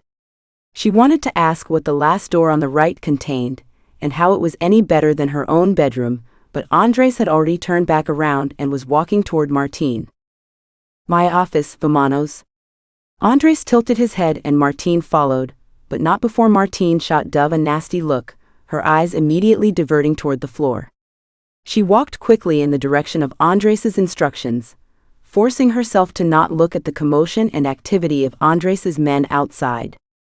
When she got to the door, she pushed it open slowly. Her new life meant that fear could be around any corner at any moment. She walked into a dimly lit room, steel-looking curtains over the windows and elegant-looking light strips glowing from the baseboards. She traced her hands along the curtains and realized they were in fact steel, or some sort of metal, only allowing a rim of evening light to pass through the edges. A large four-poster bed stood in the center of the room, elevated up 2 steps. It looked soft and luxurious, dark perfectly folded linens and pillows tucked in at the edges like a fancy hotel. Lolita's handiwork, no doubt. Dove walked further into the room, a massive bathroom with elegant marble tiles and 2 huge sinks on the left. There was a shower and separate soaking tub, each big enough to fit several grown adults. She shuddered at the luxury, knowing more intimately now how it was earned. You can't disobey me in front of my men, Karina. Dove jumped at the deep timbre of Andres's voice, her hand gripping the edge of the bathroom doorway. I thought I couldn't disobey you, ever. But I did. Her eyes went wide, her body warring between regret and retribution. She was done being bossed around. If this man was going to kill her, she knew he'd follow through. There was no point in trying to avoid or delay it. She needed to feel a sense of control again, even in the smallest form. Dove? Andres walked toward her but stopped a few feet away. I know this may be impossible to believe coming from me. He looked down at the ground before glancing back up, but I am sorry about what happened to you. And I will make sure your mother and your aunt know that you're alive. He moved in closer, reaching his hand out to gently stroke her cheek, his finger shaking, and that you'll be returned to them alive. That's a promise, Karina. I never make a promise I don't intend to keep with my life. Dove swallowed, tears welling at the mention of her mother and aunt. Why me? She whispered the words, a question more for the universe than for Andres. Why did all of this have to happen to me? Andres moved in closer, slowly sliding his hand down her waist to the small of her back, his confidence growing as she stood still, not pulling away. He moved his body against hers, pulling her into a hug.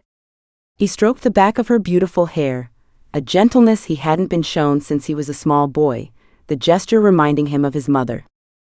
I ask myself the same question too often. But there's no point. There's no point in asking why, Karina. Only how to get out, how to change your fate. That's the question that keeps me up at night. Dove sighed and leaned her forehead against his chest, her body suddenly very tired with the release of adrenaline.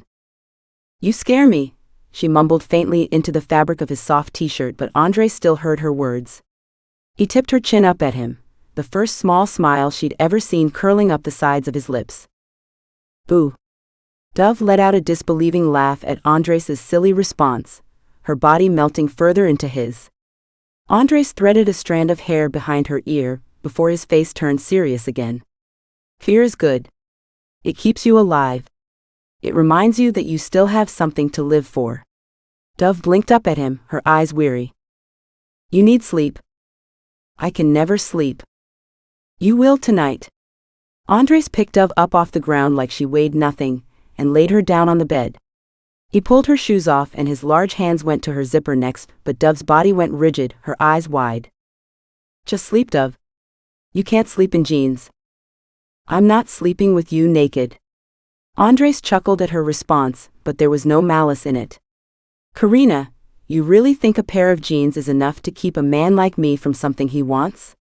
Dove sat up straighter in the bed, her heart racing wildly with fear and temptation. You want me? Any red-blooded man would want you, Dove. You didn't answer my question. I answered it well enough. Andres moved away from the bed and into a closet. Dove shamelessly watched as he removed the black t-shirt and slacks, his strong muscular thighs calling to something animal within her. A predator. A protector. A lover. A villain. All of the above. Andres slipped off his boxers, and Dove couldn't stop her sharp intake of breath as she saw his large manhood fully hard as he pulled a pair of block joggers up and over his legs. She clenched her thighs together and made no effort to remove her jeans.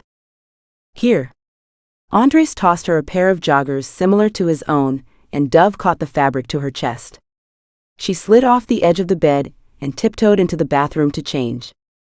Dove slipped under the covers, scooting as close to the edge of the bed as possible, putting several feet between herself and Andres.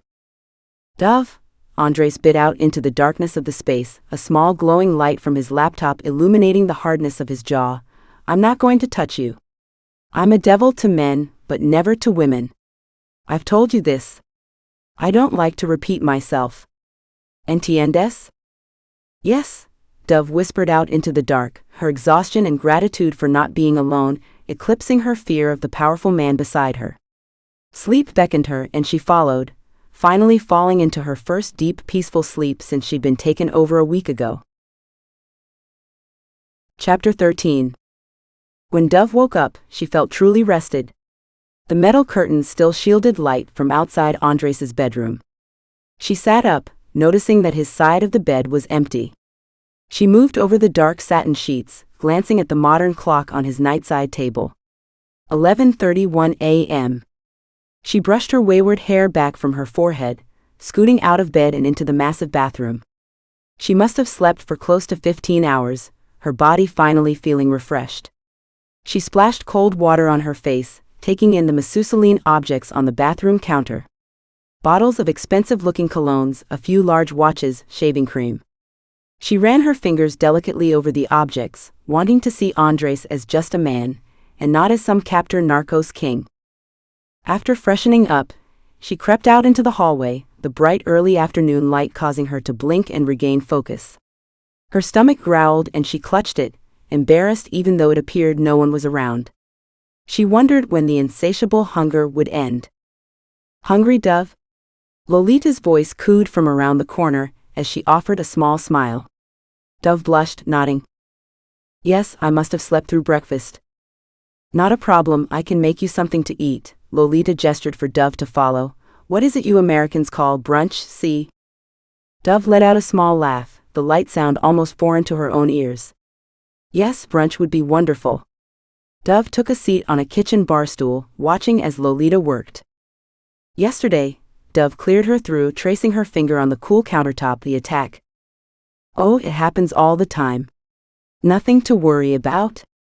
Lolita waved a spatula at Dove, dismissing her concern. Andres's men are the best. Poor Andres just hates missing out on the action. I swear that boy has always had some sort of death wish. The last thing he wants is to be locked up, away from the action. Dove swallowed hard past the cup of coffee Lolita placed in front of her, barely tasting it. A death wish? Lolita hummed as she cooked, not immediately answering Dove's question. These men, they're like soldiers. It's illegal and violent, but it's like an army. And Andres, he loves to fight. To be part of the action, you know? I swear that man should have never been narcos royalty.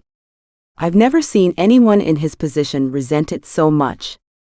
Lolita began to plate some food, as Dove took another tentative sip of coffee. She wanted to take advantage of Lolita's chatty mood this morning. She cleared her throat before speaking. Andres, does he or did he have someone he loved? Lolita stopped, setting down her spatula and turning off the burner as she slid a perfect-looking omelet toward Dove. His mother. That boy was so loyal to her. I can't imagine what it did to him, seeing her shot. Lolita clicked her tongue, swearing low in Spanish. Dove felt a rush of nausea in her stomach, even as the lovely smell of warm food met her nose. And anyone else? A girlfriend, perhaps? Dove shoved a warm forkful of fluffy eggs and cheese into her mouth to stop her babbling. Lolita had just told her a truly traumatic fact about Andres's upbringing, and yet she was still curious. Why would a man like Andres need to purchase a woman to pretend to be his fiancée? Surely there would be plenty of real and willing women lined up out the door, just as Señora Juana Lotega had implied. There was a girl once, yes. Lolita nodded her head, pausing to glance at Dove before she started tidying up the kitchen. Very beautiful, like you. He met her in school. Lolita stopped, rinsing the pan in the sink. Dove felt her stomach clench, hating that she could possibly feel jealous over what Lolita had just told her. She forced down a few more bites of omelet, even though her appetite had waned.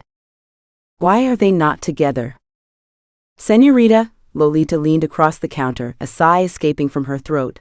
Andres is not just some young man who can go off and fall in love and be happy. He has a responsibility, a legacy. She wanted nothing to do with that.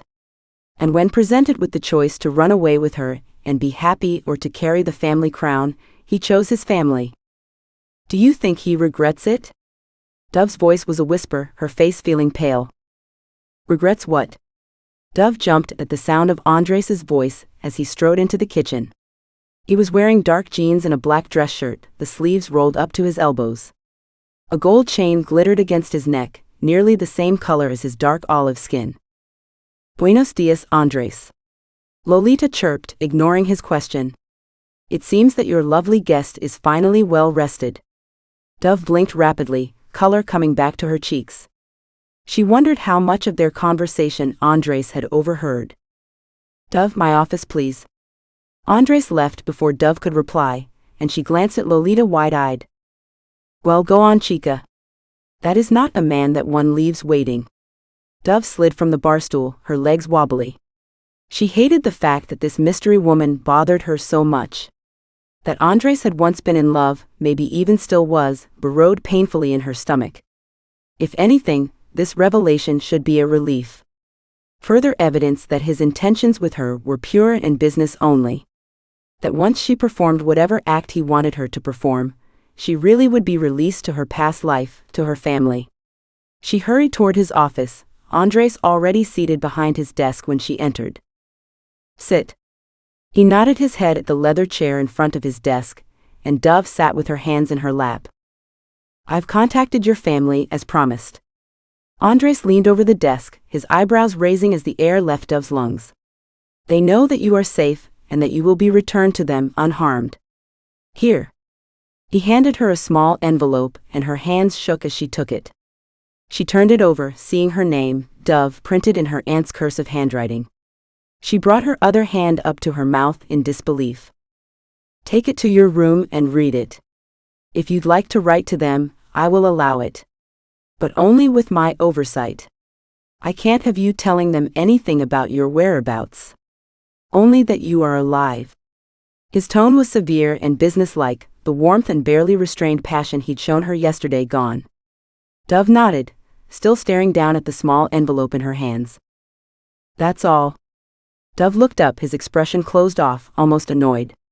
She stood shakily, realizing she was being dismissed. Thank you. Her words were soft, barely audible. Andres acted as if he hadn't heard them. This evening, I have to attend a party. You will join me as my fiancé. This will be our public announcement. Lolita will have several dresses for you to choose from. Be ready by 8 p.m. Dove blinked, her brow furrowing. The thought of Andres hearing her earlier conversation with Lolita returned. Okay. Okay then. Andres turned his back toward her, focusing on the papers on his desk. She moved quickly and quietly out of the room, closing his office door behind her. She clutched the small envelope to her chest, hurrying back to her bedroom, her fingers itching to read it. Chapter 14. Andres adjusted his cufflinks, his dark suit tailor-made, the matching dark shirt underneath open at the collar. His jaw was taut, the earlier conversation he'd overheard between Lolita and Dove replaying in his head all day. If Lolita wasn't practically family to him, he'd have her fired. Or at least threatened. He had strict rules about his staff remaining professional. And that professionalism included not gossiping about his personal life, past or present. But Dove had that effect on people. The desire to let her in, to trust her. He'd felt it himself. Andres finished slicking his hair back, flexing his knuckles at the thought of Jessica. The woman Lolita had told Dove about, even if not by name. The only woman he had ever loved. She used to be all he thought about, his decision to not run away with her weighing heavily in his chest for years. She'd given him the ultimatum of his life, rejecting a large part of who he was and where he came from. Andres had still kept tabs on her for years. She lived in California. Had gotten married to some dumb, worthless American for 2 years before getting a divorce. She was a teacher, had friends, enjoyed going to the beach. She was a far, far cry from his life of violence, drugs, and power. Almost ready, Jefe? Martín appeared in his bathroom doorway, still dressed in his signature leather jacket. Martín never dressed up for parties. His job was always the same, to keep Andres safe and informed. Tonight would be no different. Yes? Is she? Andres's words were razor sharp, the thought of Dove crowding his earlier thoughts of Jessica. He realized he hadn't checked in on his team's Jessica intel file ever since the night he'd purchased Dove. Something like betrayal cut through his chest. She is. Martín nodded. What? Andres grabbed his phone before strapping on his 2 favorite knives under his slacks. He could always tell when Martín was withholding an opinion. Perhaps, Jefe, you should have chosen a more understated woman. Andres stood straight, cocking his head in confusion at Martín. Go on. Andres crossed his arms after checking the magazine in his pistol. She's going to get a lot of attention, Jefe. That's the most I can say without being disrespectful. Andres let out an annoyed laugh. Are you implying, Martín, that she's too beautiful for me? Jefe, Martín cleared his throat, she's too beautiful for anyone. That's why I chose her. No. Martín stepped closer, lowering his voice. You chose her as a way out. You chose her so that whatever it is you are planning, you can get back to Jessica. The woman you love. Suficiente. But instead, Martín continued, despite Andres's threatening tone, you went and chose a woman so beautiful that you're going to distract yourself from all of your plans. If you say another word, I will slit your throat. Andres growled low, angry at Martín for overstepping his bounds, acting as if he knew exactly what it was that Andres was planning to do and why. Even as his closest right-hand man, no one knew the full extent of Andres's thoughts. Even he was struggling for clarity in his own mind. Let's go. Andres shoved Martín as he left his bedroom, his jaw ticking ominously. He'd known Martín had been against his decision to purchase Dove from the start, but he had no idea the depth of his disapproval until tonight. Martín always had a soft spot for Jessica, helping her and Andres meet secretly, vowing to keep her safe since she meant so much to Andres. Martín had even assembled the team of men that Andres assigned to watch over Jessica in California, not that she knew anything of the fact. The car is ready, senor. Andres nodded at one of his men, as a black Escalade, fully bulletproof, sat idling in front of his hacienda. He heard the clicking of heels behind him, and saw Dove emerge from the hallway. Andres felt a rush of blood to his cock, straining against the silky fabric of his slacks. Dove was stunning. Everything Martín had warned him against, and then some. She wore a cream-colored silk gown that hugged her curves, a corset-like bodice showing off the smallness of her waist. Her hair hung down past her shoulders in loose waves, and her eyes were smoky with makeup, making them look even more yellow against her tan skin. Hi. Dove came up to his side, her voice hoarse. Hi. Andres wanted to say something more. He wanted to grab her and throw onto his bed, not letting any other man see her this lovely. He wanted to lose himself in her, the attraction more violent, more animal than he'd ever felt for any woman. Even for Jessica. The thought struck him as he shook his head, gesturing for Dove to make her way down the steps and toward the waiting car. Dove slid into the backseat, Andres joining her. He kept his distance, not trusting himself even if his hand brushed against the silk of her dress. They rode in silence for several minutes, Dove keeping her gaze fixed outside the window. Finally she turned toward him, licking her lips before speaking. What's the story for tonight? What do you need me to do? Andres turned toward her, letting his gaze shamelessly take her in. What did he need her to do? Andres nearly groaned out loud as he rubbed his hand down his jaw, trying to control himself. It's a party. Have fun. His words were terse. Are you always this difficult? Rafel's eyes squinted at her comeback. Always unexpected with this one. Even when she visibly appeared afraid of him, she never backed down from speaking her goddamn mind. It made Andres even harder as he shifted in his seat. I hardly think I'm difficult. It's only natural to be pissed when I overhear my staff gossiping about things they have no business talking about. Dove's painted mouth popped open at his honesty, and she let out a small huff. Don't you think I have a right to know? Or at the very least, don't you think you could have informed me that you're in love with someone else in case the topic of her ever comes up? If we really are supposed to be engaged, don't you think it's natural that I should know about your ex? What if someone asks me about her at the party, and I don't even know her name? Andres ran a shaking hand through his hair. She wasn't going to let this go. This beautiful, sexy, fiery woman who had no place being so brazen. Jessica. Andres's tone was clipped, his voice low. Dove blinked, her eyes wide with surprise at his simple response. And I'm not in love with her. I was past tense. It was the first time Andres had admitted that thought out loud, and he wasn't entirely sure he believed it. So much of his wanting to be free from this life had been about choosing that other side of the ultimatum. Somehow shoring up his family's violent business and finding his way back to Jessica. But as they rode on in silence, a too young, too innocent, too brazen woman dressed in silk beside him, he didn't know what he was fighting for anymore. Chapter 15. The modern White House exudes opulence as Dove stepped out of the car, one of Andres's men holding her hand to help keep her balance and heels. Andres came around the vehicle, his face set and his jaw tense. He offered his arm to Dove, but didn't look her in the eyes, his head nodding almost imperceptibly at his staff, a signal passing between them. Andres led her into the house, two men following close behind, no doubt fully loaded beneath their sports coats. Dove felt her throat constrict with nerves, the polished marble floors of the house almost reflecting like glass as beautiful men and women sauntered about, the smell of expensive weed in the air. For you, beautiful, a man with an American accent and dusty blonde hair handed Dove a perfectly rolled joint, his honey brown eyes warm and clearly high. Dove's heart almost stilled at the realization that there was another fellow American here, perhaps someone who could help her, a reminder of home. But Andres's words broke her reverie. Nice house, Jason. Seems like you upgrade every year.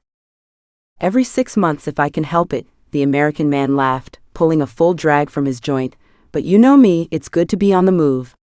All I take with me is my toothbrush. The rest of this shit, he waved his hand around the room, the silk of his button-down shirt clinging to his narrow torso, showing off the unmistakable outline of a handgun tucked into the front of his slacks. I just sell along with the place when I go. Jason's eyes moved between Andres's and Dove's, and she tried to remove the look of shock, fear, and dashed hope from her face, reminding herself that her only instructions from Andres had been to act like she was having fun at a party. Not to act like a terrified kidnapping victim. And who is this lovely, mute creature? Jason reached out and twirled a lock of Dove's hair, moving his body in closer. He was clearly high out of his mind, his cheeks flushed and his eyes glassy. Dove felt Andres go rigid beside her, standing up even taller. My fiancé. No shit. Jason took a step back, a huge Cheshire grin on his face. You're telling me you finally found the one to make an honest man out of you? Jason slapped his hand on Andres's shoulder, nearly leaning on him for support to stay upright. I don't know whether to say congratulations or good luck in hell, but this one right here makes either scenario pretty damn well worth it. He raised his joint in the air, the smoke trailing around his face. Andres smiled, but it was forced, impatient. I wanted to talk with you about the American trade routes. Specifically, Miami. Dove watched as Jason's eyes seemingly cleared and focused after Andres's words had turned to business. You looking to give me a shot, El Rey? I'm looking to make a change. I like change. I know you do. Andres nodded his head slightly, similarly to how he had outside. Two of his men seemed to appear out of nowhere, crossing their arms in front of their chests. "We taking a walk?" Jason waved his hand toward one of the servers, and dropped the remainder of his used joint on a silver tray. "Stay out in the main room," Andres whispered in Dove's ear, his voice low as she inhaled the masculine scent of his cologne. "Do not wander off with anyone. I'll be back in 20 minutes. He stood and straightened his coat, leading the way for himself and the American Jason to take a walk, no doubt to discuss important business terms. Dove glanced around the modern house uncomfortably, noticing that one of Andres's men remained behind, standing just a few feet from her. "Champagne, señorita?" A server approached with a bubbling glass, and Dove took it gratefully, nearly downing it in one sip. The server smiled and offered her another glass before scuttling away. Dove descended down into the sunken living room, large glass windows surrounding the space as lights outlined the vista. She tried to pretend that she was in some Hollywood star's house, and not at a party full of dangerous narcos. "You need a light?" Dove turned at the sound of a deep voice with a thick accent. A man towered over her, his black hair slicked back tightly, green piercing eyes assessing. He was huge. As broad as a linebacker, she could barely see around him. She paused before responding, blinking at him confused. "Your joint?" He indicated his head toward the perfectly rolled joint still held tightly between her fingers. The large man watched with a forced smirk on his face as Dove raised the joint, her hand shaking slightly. He pulled a silver lighter from the breast pocket of his coat and brought it toward the tip of the joint, as Dove put the other end in between her full painted lips. "I haven't seen you before. Who are you with?" Andres." "No shit," the guy let out a disbelieving dark laugh, his eyes glittering. "You his?" Dove blinked again, her heart racing wildly in her chest like she was caught in some sort of trap. She glanced around the room, scanning for Andres, but seeing no sign of him, she held up her ring finger as her only form of defense, the oversized diamond glittering under the recessed lights. "Tell me, beautiful. You're marrying the man of the moment, you've got a rock the size of a damn grape on your finger, and you're sexier than any woman here. So tell me, why do you look so damn miserable?" "I'm not." "Don't lie to me. I can help you." He leaned in closer, his eyes piercing into hers as he held her forearm. "Blink twice if you need help." Dove's heart stopped at his final words. His accent was gone. Another American. He was too perceptive, too hyper-aware. Dove's mouth popped open. The thought that maybe this man really could help her, maybe someone could take her home, warring with the short-lived but strange loyalty for Andres.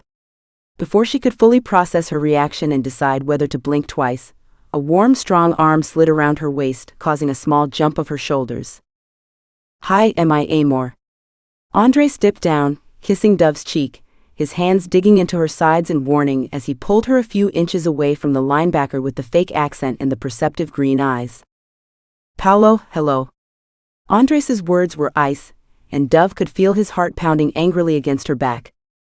"Andres." Dove glanced between them, taking a deep drag on the joint and coughing slightly as she exhaled. Andres steered her away, but not before Paolo glared back at her, pleading with his eyes that his offer of help was still standing. "Outside. Now." Andres steered Dove past several intoxicated partygoers, a few of the women tossing lustful glances Andres's way as led them toward a large sliding glass door. "What did he offer you?" Andres spun around, his eyes hard and closed off. Dove dropped her joint, smudging it out under her heel as she felt the effect of the high spread throughout her limbs. "Nothing, Andres. I don't even know who he." "Was it money for my head on a plate?" "Andres. I thought you were starting to trust me." He leaned forward, closing in on Dove as her back came up against the outside wall of the house to the left of all the windows. "And here you are, making deals that could end my fucking life before I even have a chance to get you back to safety." "Andres." Dove's voice rose, her eyes scanning his face wildly, trying to put the pieces together. "I don't know what you're talking about." Andres let out a dark laugh and rested his hand beside her face against the wall. "You think I don't know what your kind of fire is capable of? You think I'm fooled by your soft upbringing and your beauty?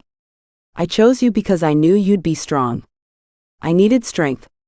But what I didn't need was for my supposed ally to turn on me." I didn't? And what I really didn't need, Andres leaned his lips just an inch from hers, was a woman so distracting, so goddamn consuming, that I don't know if I'm more pissed that you almost just made a deal with the DIA agent or more furious that you were standing so close to another man. Dove's eyes went wide with Andres's words, her mind still scrambling to keep up with everything he'd just said as his lips crashed down onto hers. She felt her mind go blank, her hands lifting of their own accord and fisting violently in his hair. She was pissed at him for keeping her in the dark, for using her as some sort of ally, and keeping her from her family, even though he was also keeping her safe in this incredibly dangerous world. And more than anything, she hated the fact that he was consuming her too, no longer as something only to be feared, but also as something she was becoming afraid to lose. Chapter 16. Tell me, Karina. Andres moved in closer, the barrel of the gun tucked into the front of his slacks pressing up against her stomach. Did you want him to save you or fuck you? Dove blinked rapidly, her eyebrows marring in surprise. Neither? I don't know. Dove pushed against Andres, but he didn't move any more than if she had pushed against the wall at her back. I don't know what I want, Andres. I've been taken from everything I've ever known, from my home, my family. Her voice rose higher, drawing a few glances from inside the house, but no one seemed concerned enough to bother. Either that, or they were too high off of the world's best weed to notice. And then you. You tell me to trust you, that you have some sort of plan, but I don't know you any more than I know that American man inside. And I'm really getting sick and tired of being kept in the dark, but I'm even more tired of being treated like I'm a goddamn child. Dove stamped her foot, her fists curled tightly at her sides as her breasts almost spilled out her silk champagne dress from her heavy, exasperated breathing. You really think? Andres took a step back, rubbing one hand along his jaw as he appraised Dove from head to toe, that I think of you as a child? That's the piece you took away from all of that. Dove tried to move away from the wall, but Andres extended his arm back out, effectively trapping her again but still keeping distance between them. You think that I look at you, and don't see the same goddamn thing as every other man in that room, as every other man in any room that you set foot into? You think I don't want to rip that silk dress in half, and use a shred of its fabric to gag your mouth as I fuck you so hard you'll forget just how angry you are at me, at the world? Andres's words were low and hypnotic, a deception of calm underlaid with vibrating pent-up energy. Dove stopped breathing, her palms braced against the wall for futile support as she felt dampness between her thighs. Fear laced with lust pounded loudly through her veins. If you want him to save you, he'll want your body in return, Dove. I don't pretend to be a better man than a DIA agent, but I'm telling you that they're half narcos themselves. No one this close to the action isn't crooked. Andres licked his lips and leaned down to talk directly in her ear. I'm giving you the choice, Karina. I won't stop you. You want him? You want a chance at the kind of freedom you think he can give you? Andres's lips grazed her jaw, Dove's entire body shivering in response. Then go. I won't follow you. I'll tell my men to stand down. Everyone in this fucking house will stand down if I tell them to. His final words came out like a growl. The only skin-to-skin connection point between their bodies were his lips against her jaw. Dove swallowed hard, her voice breaking as she spoke. And my other option? Andres stilled at her response, his eyes clenching shut before opening again, dark and molten as lava. He removed his hand from the wall and skimmed it down the side of Dove's body, his trail burning like fire under the silk of her dress. With his other hand, he skimmed up her right thigh, pulling up the fabric of her dress as he went. Without a word, his hand found the tender skin of her inner thighs, growling at how tightly she was clenching herself together. Open, Andres practically purred, his hand forcing its way between her thighs as he cupped her damp center, leaning harder into her body as she let out a feminine moan. Andres traced his finger along the lace edge of her panties, taunting her with his motions but not with his words. He was done talking. He'd given Dove an out. A get-out-of-jail-free card with an American DIA agent. Yes, the agent would want sex and intel in return, but he'd also be Dove's best chance for near-term freedom. And yet she'd chosen Andres. With her question, her flushed cheeks, the way she leaned further into his every touch. She'd chosen him. Andres trailed his forefinger along her wet seam, the skin-to-skin contact causing both of them to groan as Andres captured her mouth in his, drowning in each other. Dove felt her thighs shake, the rhythmic feeling of Andres' strong finger and the intimacy of his touch driving her out of her mind. The party, the secretive mission, the DIA agent, it all felt so far away and farther away with each stroke. When he slid a finger fully inside of her, she dropped her head to his shoulder, her lips feeling nipped and swollen from Andres' ruthless kisses. He wrapped a strong arm around her waist, sliding another finger inside of her and keeping her body upright, as both his gun and his erect flesh dug into her stomach, both equally large and intimidating. Andres Fuick, Dove moaned into his shoulder, rolling her hips on his fingers, a wanton side of herself that she'd never seen before coming out in full display. The fact that the house was nearly all glass, and that the only thing keeping a room full of high and dangerous strangers from seeing exactly what Andres was doing to her, was the way he had his body angled, almost like he was shielding her from view. Still, it was hardly discreet and far from anything Dove had ever done before in public. "Give it up for me, Karina. Prove that you're choosing me," Andres growled into her neck as he held her against the wall with one hand digging into her hip, the other working her inside and out, stroking her folds and lightly stretching her tight opening, his dick surging when he felt her body clamp down so hard on his fingers, her whole body trembling shortly after. "Oh my God!" Dove's shoulders moved with her ragged breaths as she lifted her head from his shoulder and leaned it back against the wall, her chin tilted up at him. "How did you do that?" Her cheeks were rosy with pleasure, her dress disheveled as Andres gently removed his hand and fixed her panties before lowering the silk of her dress back down to the ground. "We need to leave, now."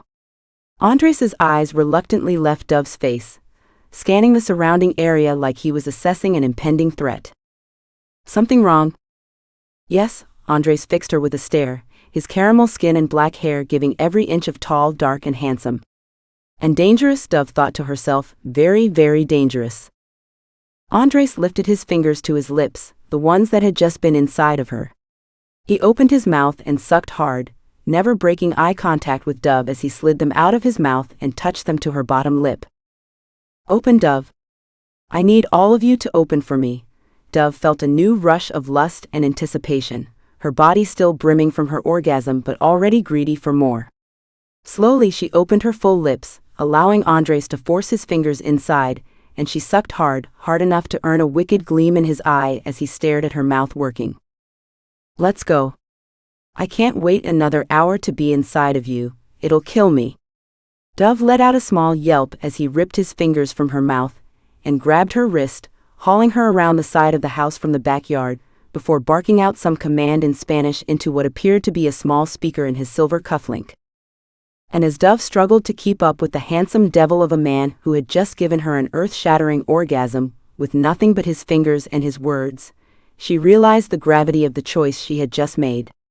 Giving up on a DIA agent, an unlikely encounter with an American who had connections, the means to get her home and to get her safe.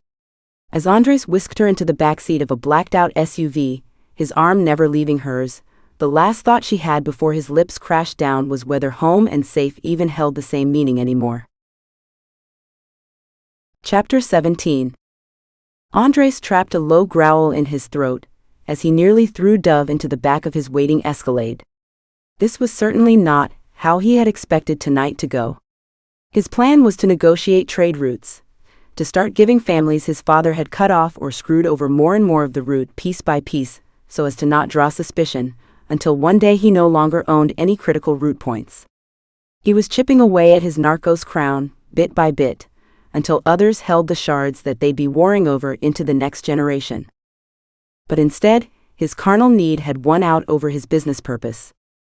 He hadn't expected the pure rage at seeing an undercover DIA agent looming over Dove like she was something to consume, to lure with his promises of American ties and veiled freedom.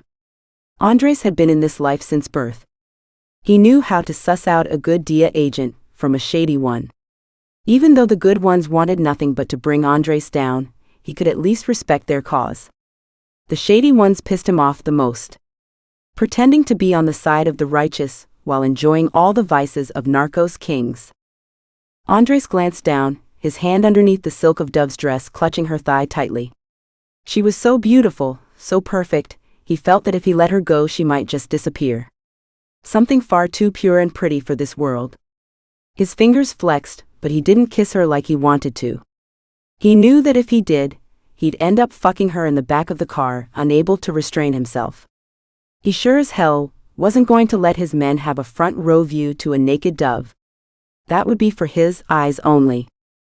When the Escalade arrived back at his hacienda, Andres heard Dove's sharp intake of breath, her thighs squeezing together tightly.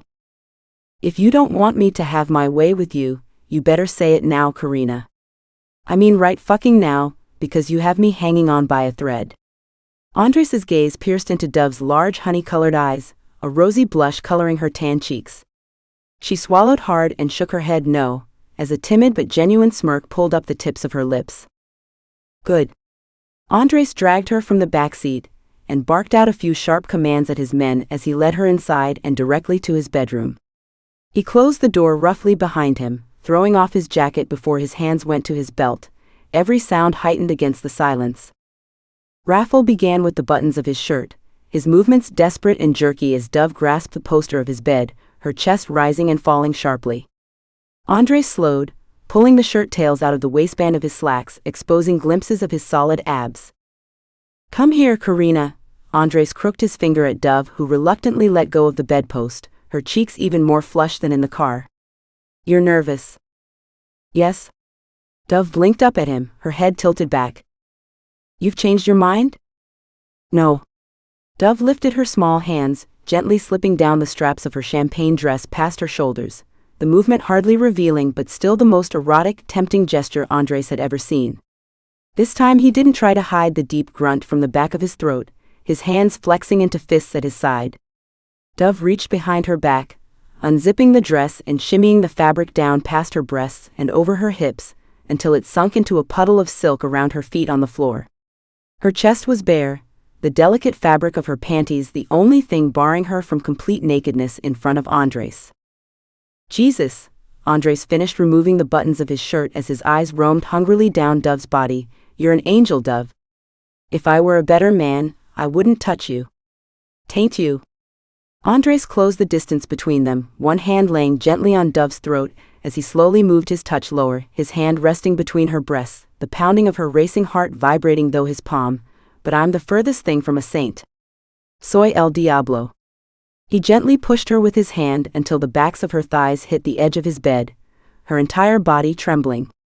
"Sit. Spread your legs." Dove's lips popped open with surprise, but she obeyed, her ass on the edge of the bed as she spread her thighs, supporting herself with her arms placed behind her back. Andres's hand was still pressed between her breasts as he stepped between her legs and lowered himself to his knees. He moved his hands to her thighs, gripping her against the bed as he brought his face in between her legs, inhaling deeply. Dove let out a strangled noise of surprise, her thighs shaking as Andres held them apart with his hands. He pressed into her further, gently kissing the small triangle of lace before pulling back and looking up at her. "So sweet, Karina." Dove's entire face and chest flushed as she stared down at Andres between her legs, his eyes dark with lust. Without breaking eye contact, Andres ripped her panties in two, the movement rough and swift as the lace fell away. Andres leaned in, his tongue stroking down her slit, one of his hands coming around her ass to lift her up closer to his mouth. Dove let out a cry of surprise and pleasure, the warmth and pressure of his mouth causing her head to fall back and her hips to buck forward. Dove felt her back arch, one hand fisting in Andres's dark hair as he maintained his relentless pace, his tongue stroking her from the inside out.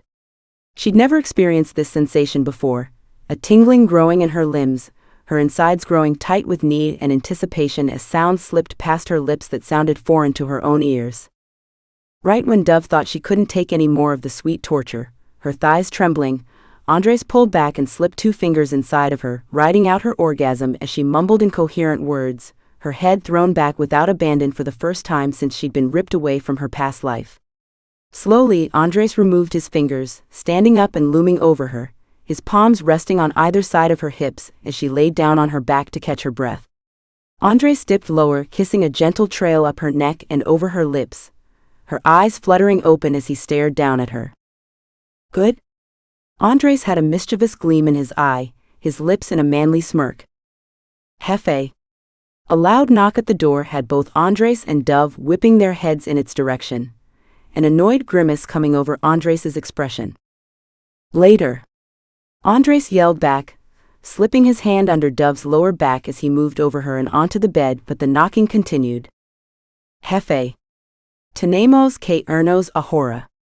Se acerca una emboscada. Fuck.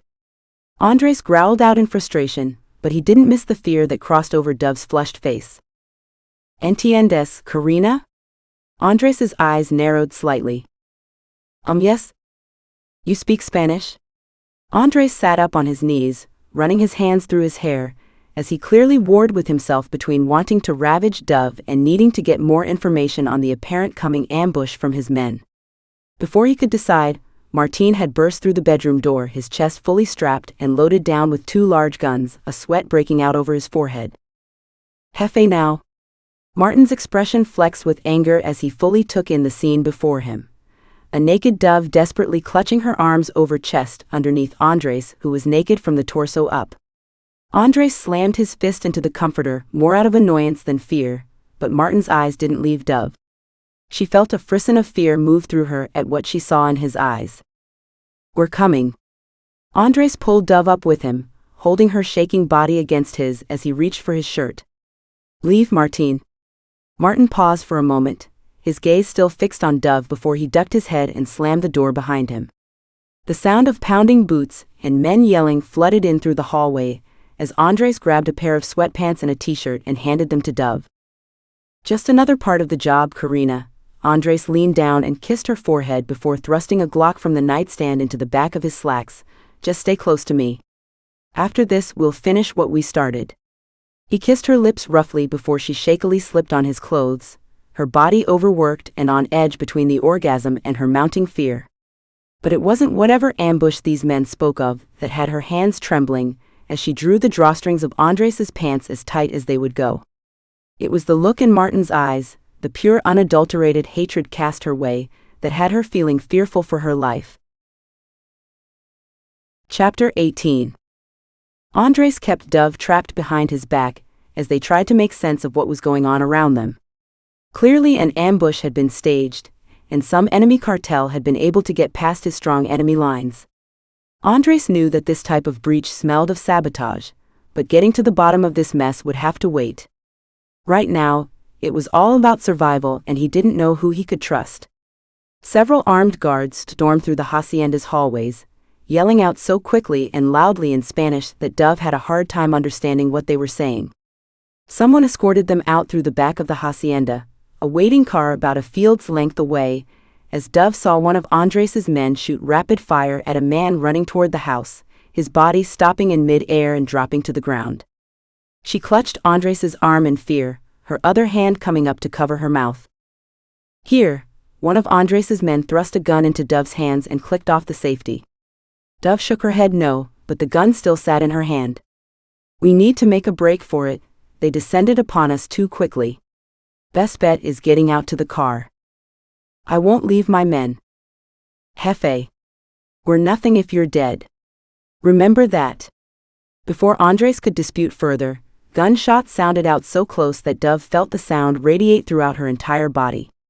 Before she could even scream, dirt was being kicked up around her from bullet fire, the adrenaline rush for survival kicking in as she started to run from the direction of the raining bullets, her hand gripping tightly around the gun as she sprinted forward.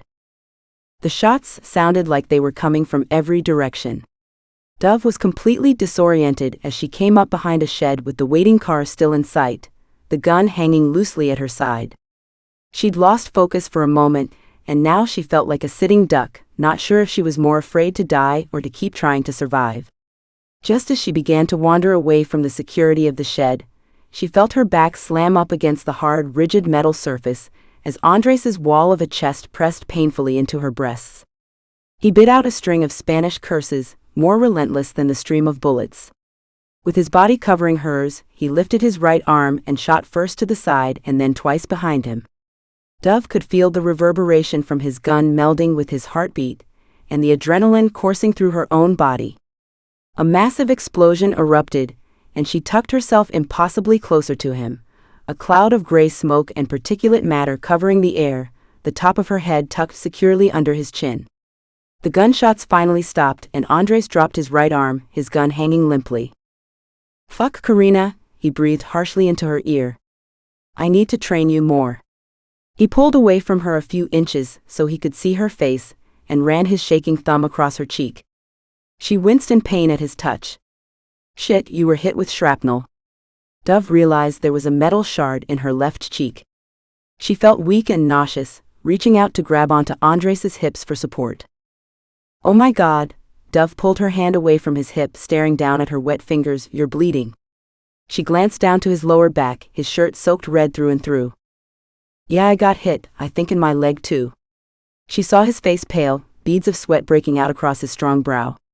He leaned against her and the corrugated metal shed for support, his hands slipping. "Help. Shit, help, Andres is shot, he's been shot." Dove yelled out shrilly with her last vestige of strength, as several of Andres's men rounded the corner and took his heavy, limp body in their arms. "Shit, boss, you're hit bad, how are you even standing?" "Loons, call the doc." One of his men shifted Andres's weight into his side and started to move him toward the now bullet-ridden SUV. "Karina, in my car? Make sure she's in my fucking car." Andres's voice was hoarse and hard to discern, but Martin appeared, pointing between Dove and the car with his gun, begrudgingly following his boss's orders. She could see his eyes glint with hate and mistrust, but after all that she'd just been through, she couldn't care.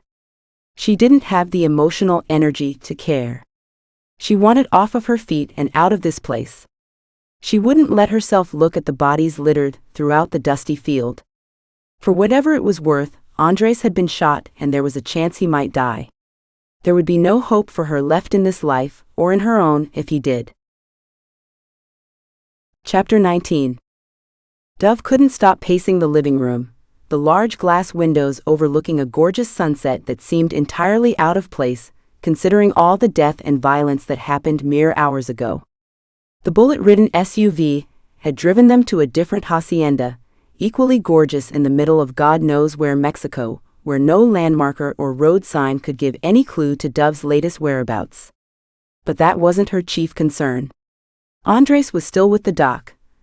Some rogue doctor who was personally on call for Andres and his cartel, although it was rarely ever Andres on the table. Andres's clothes that he'd given her to wear were shredded, and dirt kicked up from the bullet fire still streaked her arms. Lolita tried to get her to sit down, take a shower, or eat some dinner, but she couldn't stop pacing. She didn't even know how the entire hacienda crew had seemingly been lifted and shifted to this new location.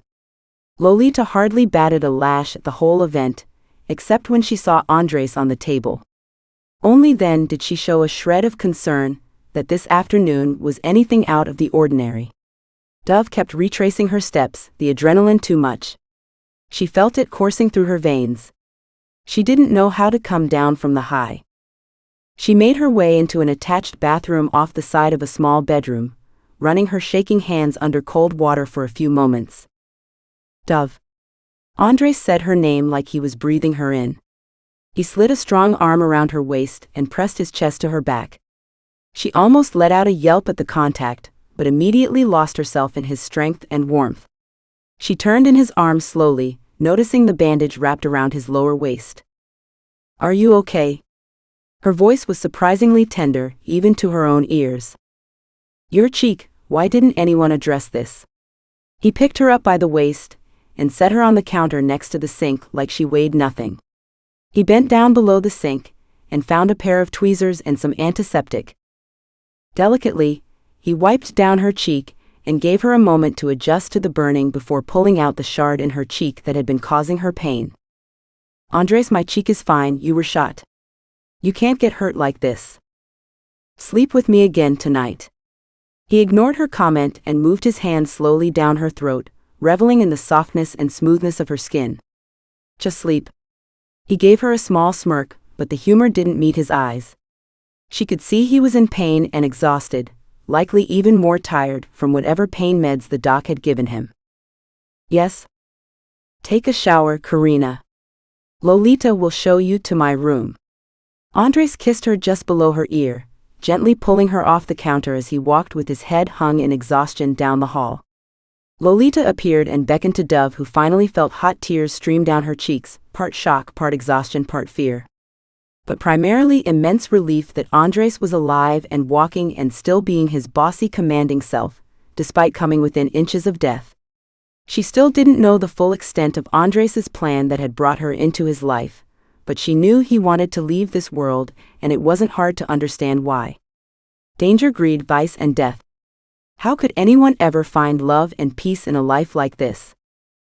As Dove washed the dirt and mess from her hair, warm water washing over her skin, she begrudgingly remembered Jessica.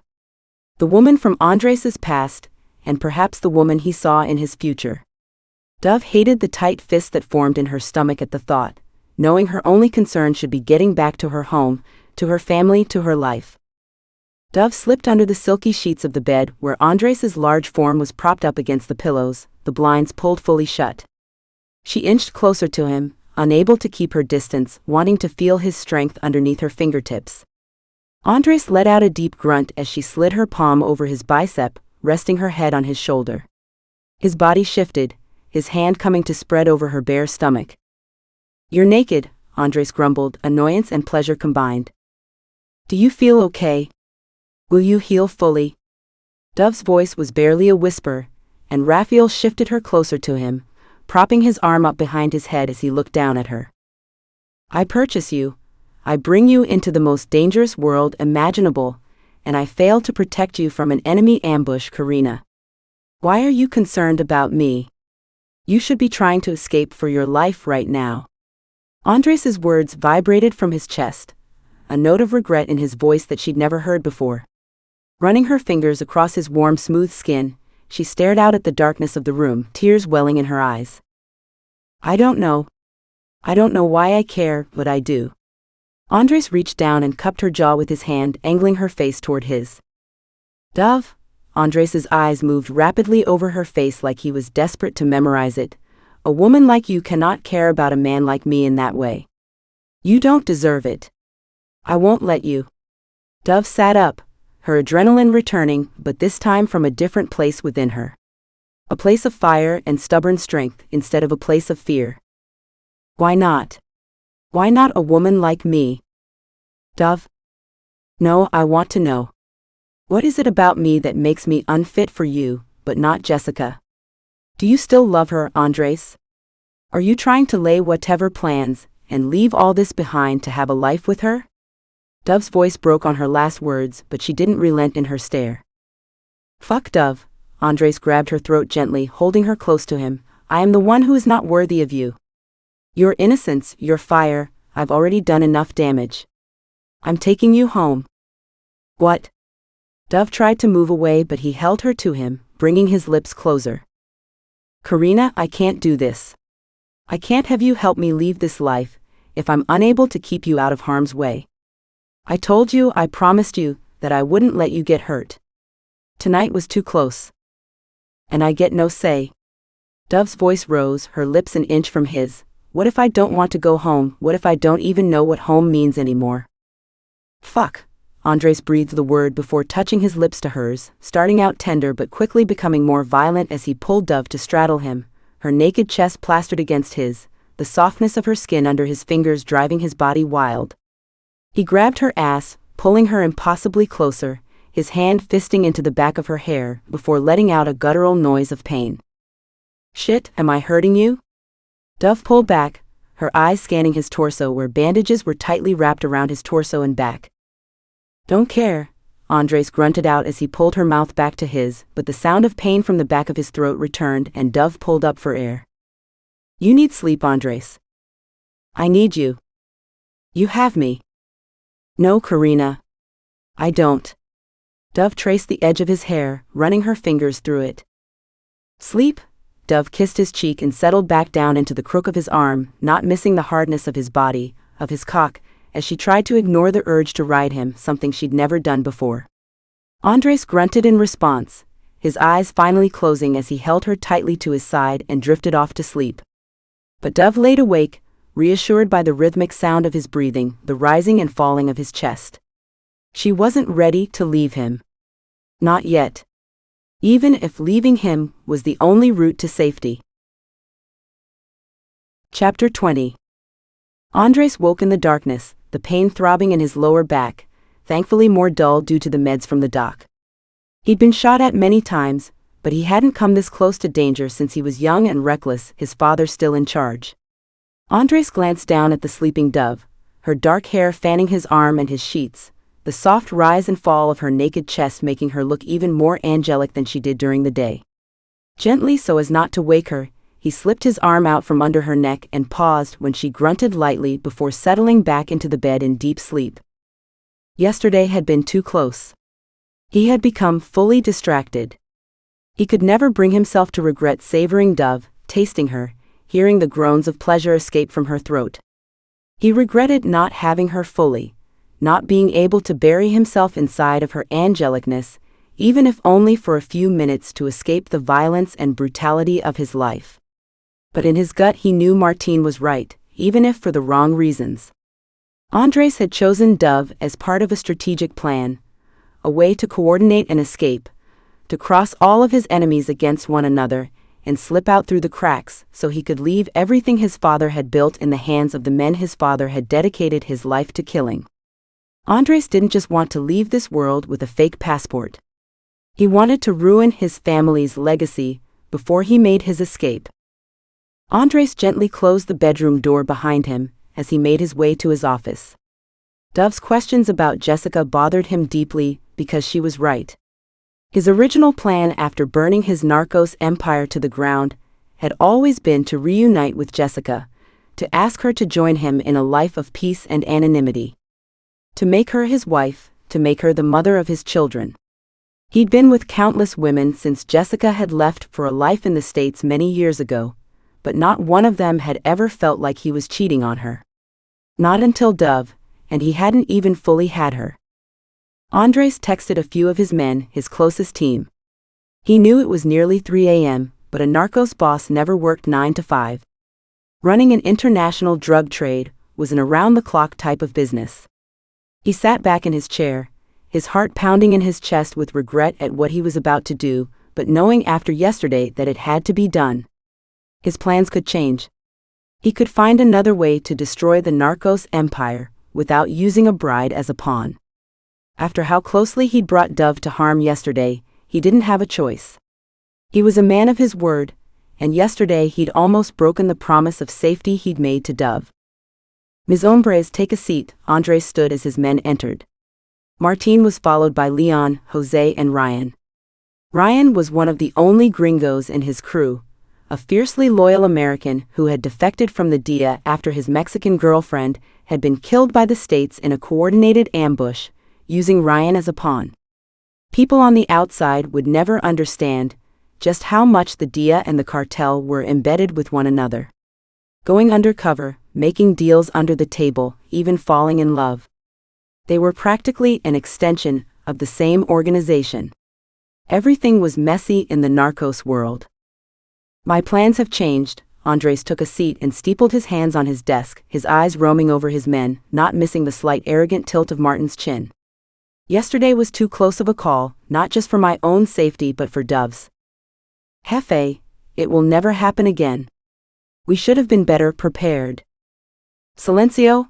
Andres held up his hand at Ryan, who closed his mouth shut and took a step back, deep regret etched on his face. "This is not your fault. The ambush was a surprise attack, and under normal circumstances I would have been clearer-headed. I would have heeded your warnings earlier." Andres paused as a flash of Dove's creamy thighs, spread wide for him on the edge of his bed, burned into his memory. "I am the boss. I am a veteran of this life. I should have known better." Andres didn't elaborate, but he knew that Martine was reading between the lines. Dove, the American, she needs to be returned home. Safely and anonymously. I cannot have her followed. Andres's glare turned lethal as he stared down his men, imposing upon them the severity of his request. "Can you all coordinate that for me, without incident?" "Por supuesto, jefe," all men responded in unison. Andres glanced over at Martine, noting the growing smirk of righteousness on his face. He tried to ignore it. Good. I need this done within the next 48 hours. We will say that she died in yesterday's attack. This will fuel my reasons for retaliation. The men nodded and turned to leave, knowing the planning for this request should begin now. Martine lingered in the doorway to Andres' office, turning back to face him as Ryan, Leon, and Jose left. You are making the right decision, Jefe. I only wish you would have come to this conclusion earlier. Andres stood, placing his palms flat on his desk before searing Martine with a deathly glare. I don't recall asking for opinions, Martine. Understood, Jefe. Martine nodded, that faint ghost of a smirk still on his face as he turned to leave. Andres slammed his fist into his desk, angry at himself for putting Dove in this position.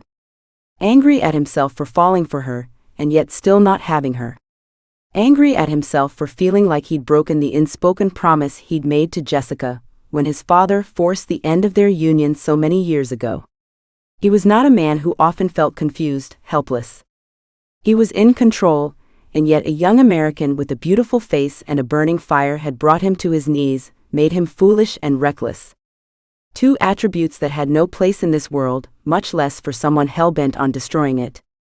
All of this, Padre, everything you've built on the blood that seeps into the red dirt of this land, Andres spoke into the darkness, I will burn it to the godforsaken ground. I will ruin the Vargas Narcos empire, even if I lose myself in the process. I promise you that. Chapter 21. Dove woke with a start, the silky sheets around her warm as she sat up in Andres' bed. The sun wasn't yet up, and the room was so dark she could barely see. She reached over to feel for Andres but felt nothing. She slid out of the bed, stumbling in the darkness to try and find some clothes to wear. She threw on one of his t-shirts and oversized sweatpants, pulling the drawstrings tight around her waist as she fumbled her way toward the bedroom door. She heard hushed voices down the hallway as she walked toward them, wondering where Andres was, especially considering his recent bullet injury and his tortured words to her last night. She didn't blame him for their brush with danger, even though logically she knew she should. Danger was deeply stepped into the fabric of Andres' life. Simply being here was far more dangerous than anything she could have imagined in her past world. And yet, she still wanted to be near him. He felt like safety to her, even though the voice in her head screamed at her that he shouldn't. That the feelings she had developed were an utter paradox. Dove? She jumped at the sound of her name, her hand clutching her chest as she turned to face Lolita in the near darkness. Come with me, mi novia. You need to change. Lolita took her arm and led her back toward another bedroom. Lolita, why? It's not even light out. Where's Andres? Hush, Dove. Lolita fumbled around in the closet, pulling out a pair of jeans and a smaller t-shirt. There is no time. No time for what? Dove's voice rose from a whisper, her pulse racing. Lolita said nothing as she shoved the clothes in her arms, and Dove quickly changed, her hands trembling when she noticed a packed duffel bag on the edge of the bed. Are we leaving? Dove's throat felt dry. Perhaps they were returning to the other hacienda, or some other remote mansion safe house that Andres no doubt owned all over Mexico. She wanted to see him and ask him face to face, but Lolita continued to rustle around in the bathroom without answering. Lolita, please. Dove placed her hand on the older woman's arm and pleaded with her eyes. Where are we going? Where's Andres? Not we, chica. Just you. You will be safe. This is what you've wanted, Dove. What I've what? Dove felt the air leave her lungs in a rush.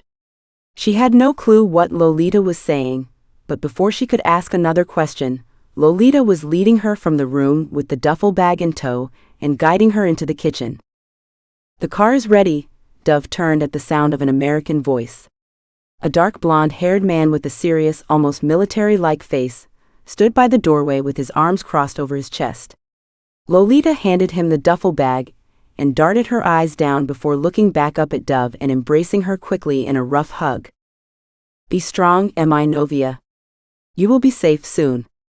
Lolita released Dove, resting a worn palm on her cheek. I had a daughter once. You have no idea what it means to a mother to see their child again. Dove's mouth popped open in confusion, wanting to ask a million questions that she knew no one would answer. Come, Dove. Let's go.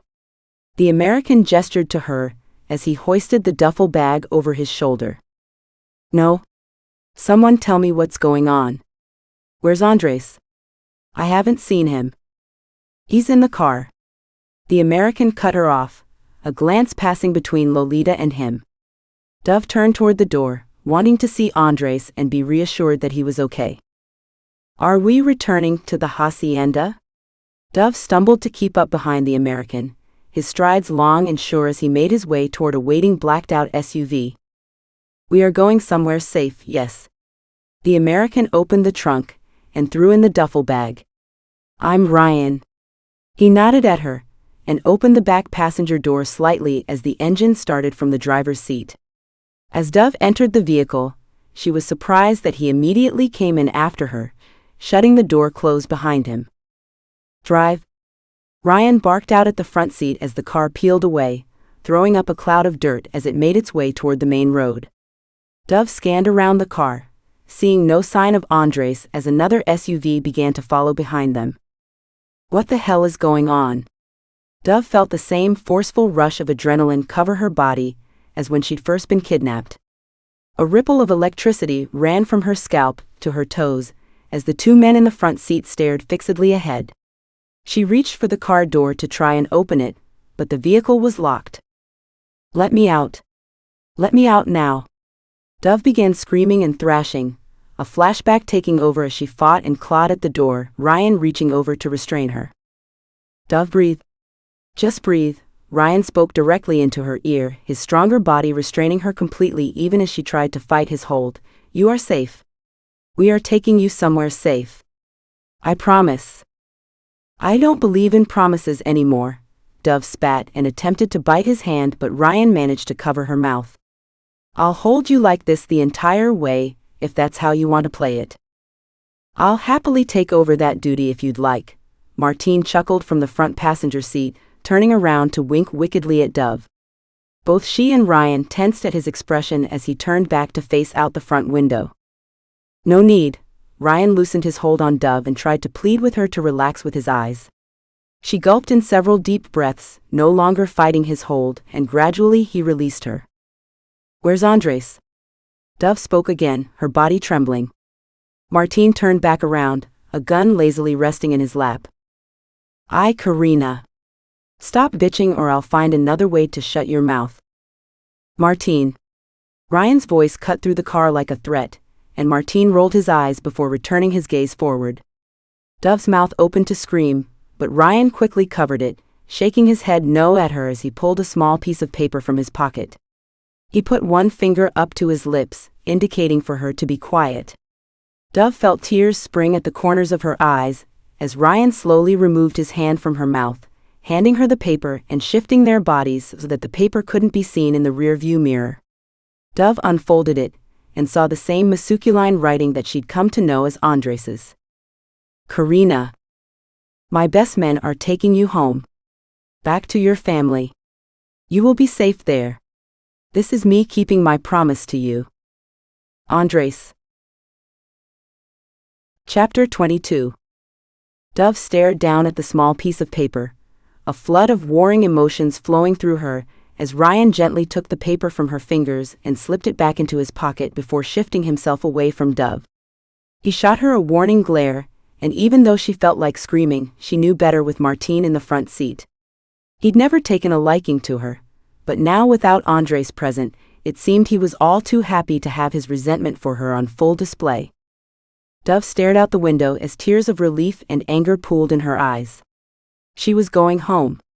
Back to her family, to her safe, modest life where narcos kings only existed on books and TV shows.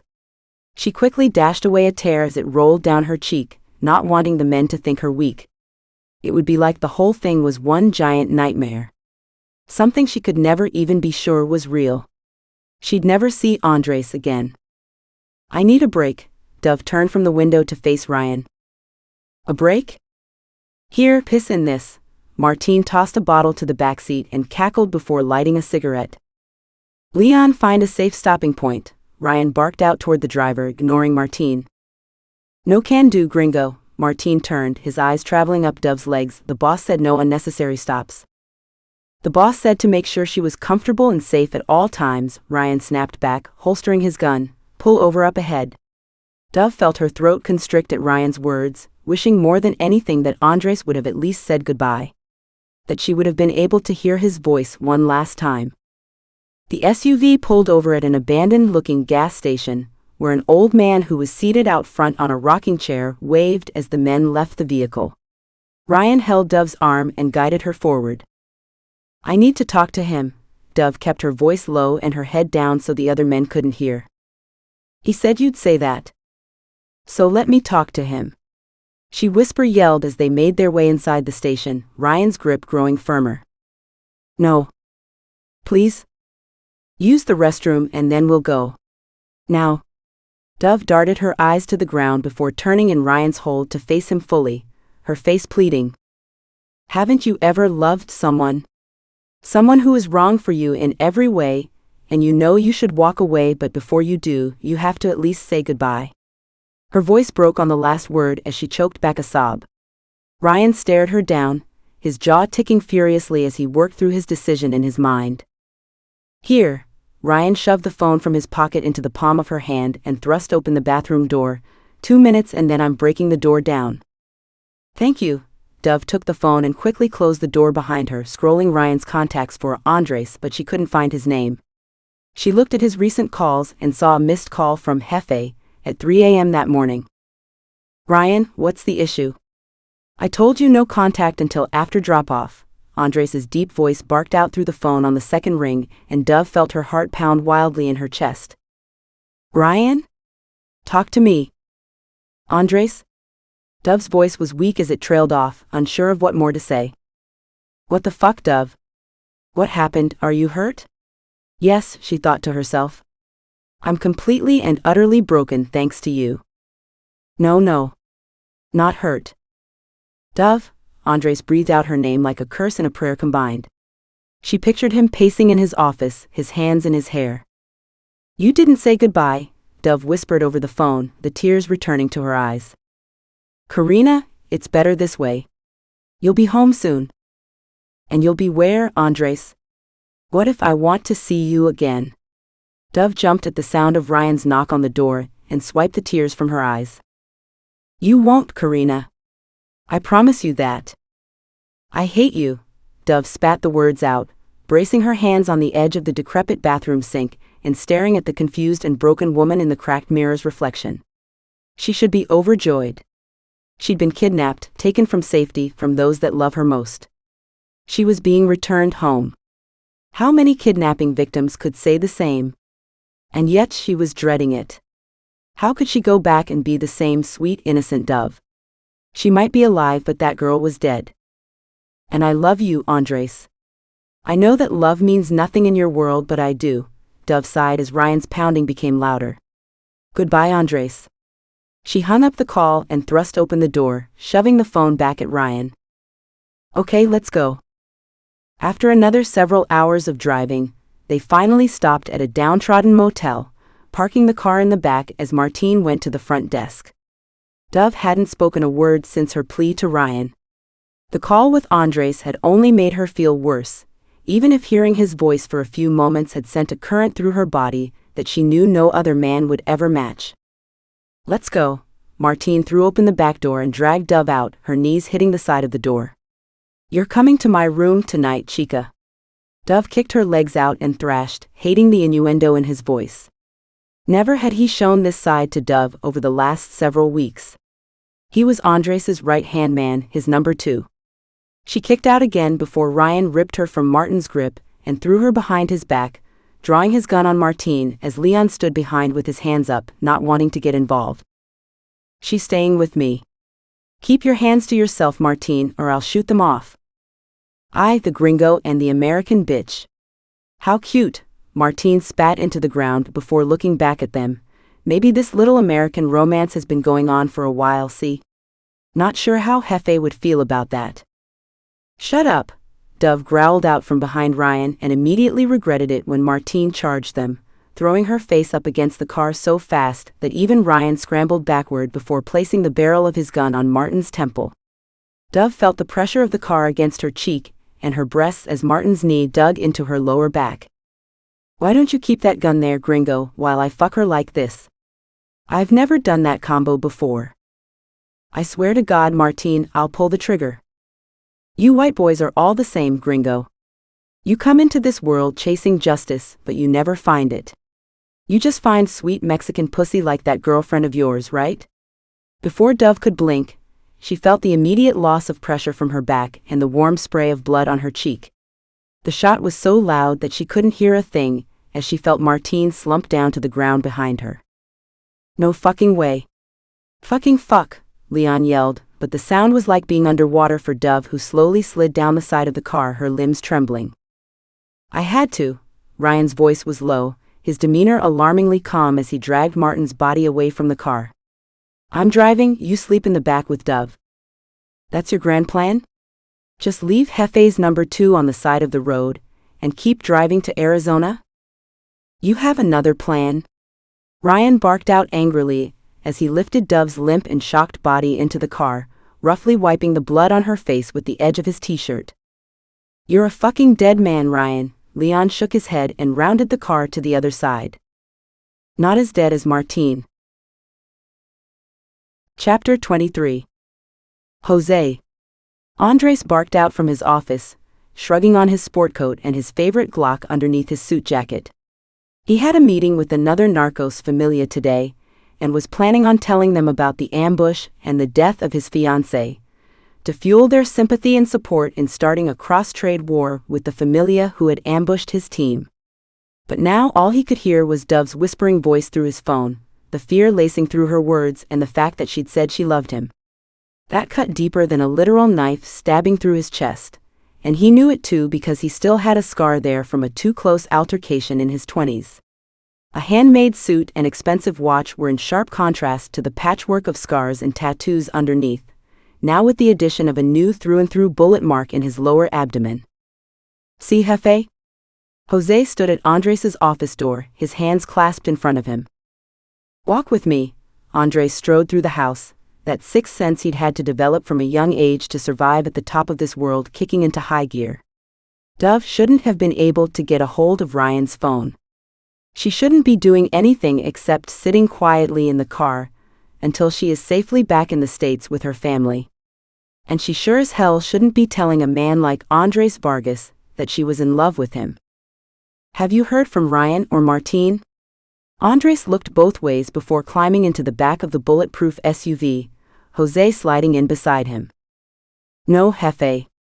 No word. My understanding was that they'd call only when the subject." "Dove," Andres cut him off, needing to hear her name out loud like a sign she was still safe and alive. They referred to subjects as problems to solve, pawns in a scheme, an item on a to-do list. He couldn't think of Dove that way, no matter how hard he tried. "Right, sir, Dove." Jose cleared his throat and glanced down at his phone. "Do you want me to reach out to them? See if I can get an ETA on the mission?" Andres glanced out the window, his sunglasses covering his sleep-deprived eyes. What he wanted was Dove back in his bed, or better yet in a bed, in some faraway place where he'd have a new name and identity, could make love to her without fear of an ambush or an attack.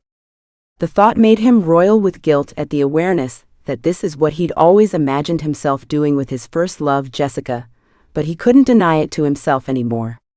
Even though he'd never see Dove again aside from a confirmation photo that she was, in fact, returned safely to her family in the States, he knew that what he felt for her was more than he'd felt for any other woman in his life, including Jessica.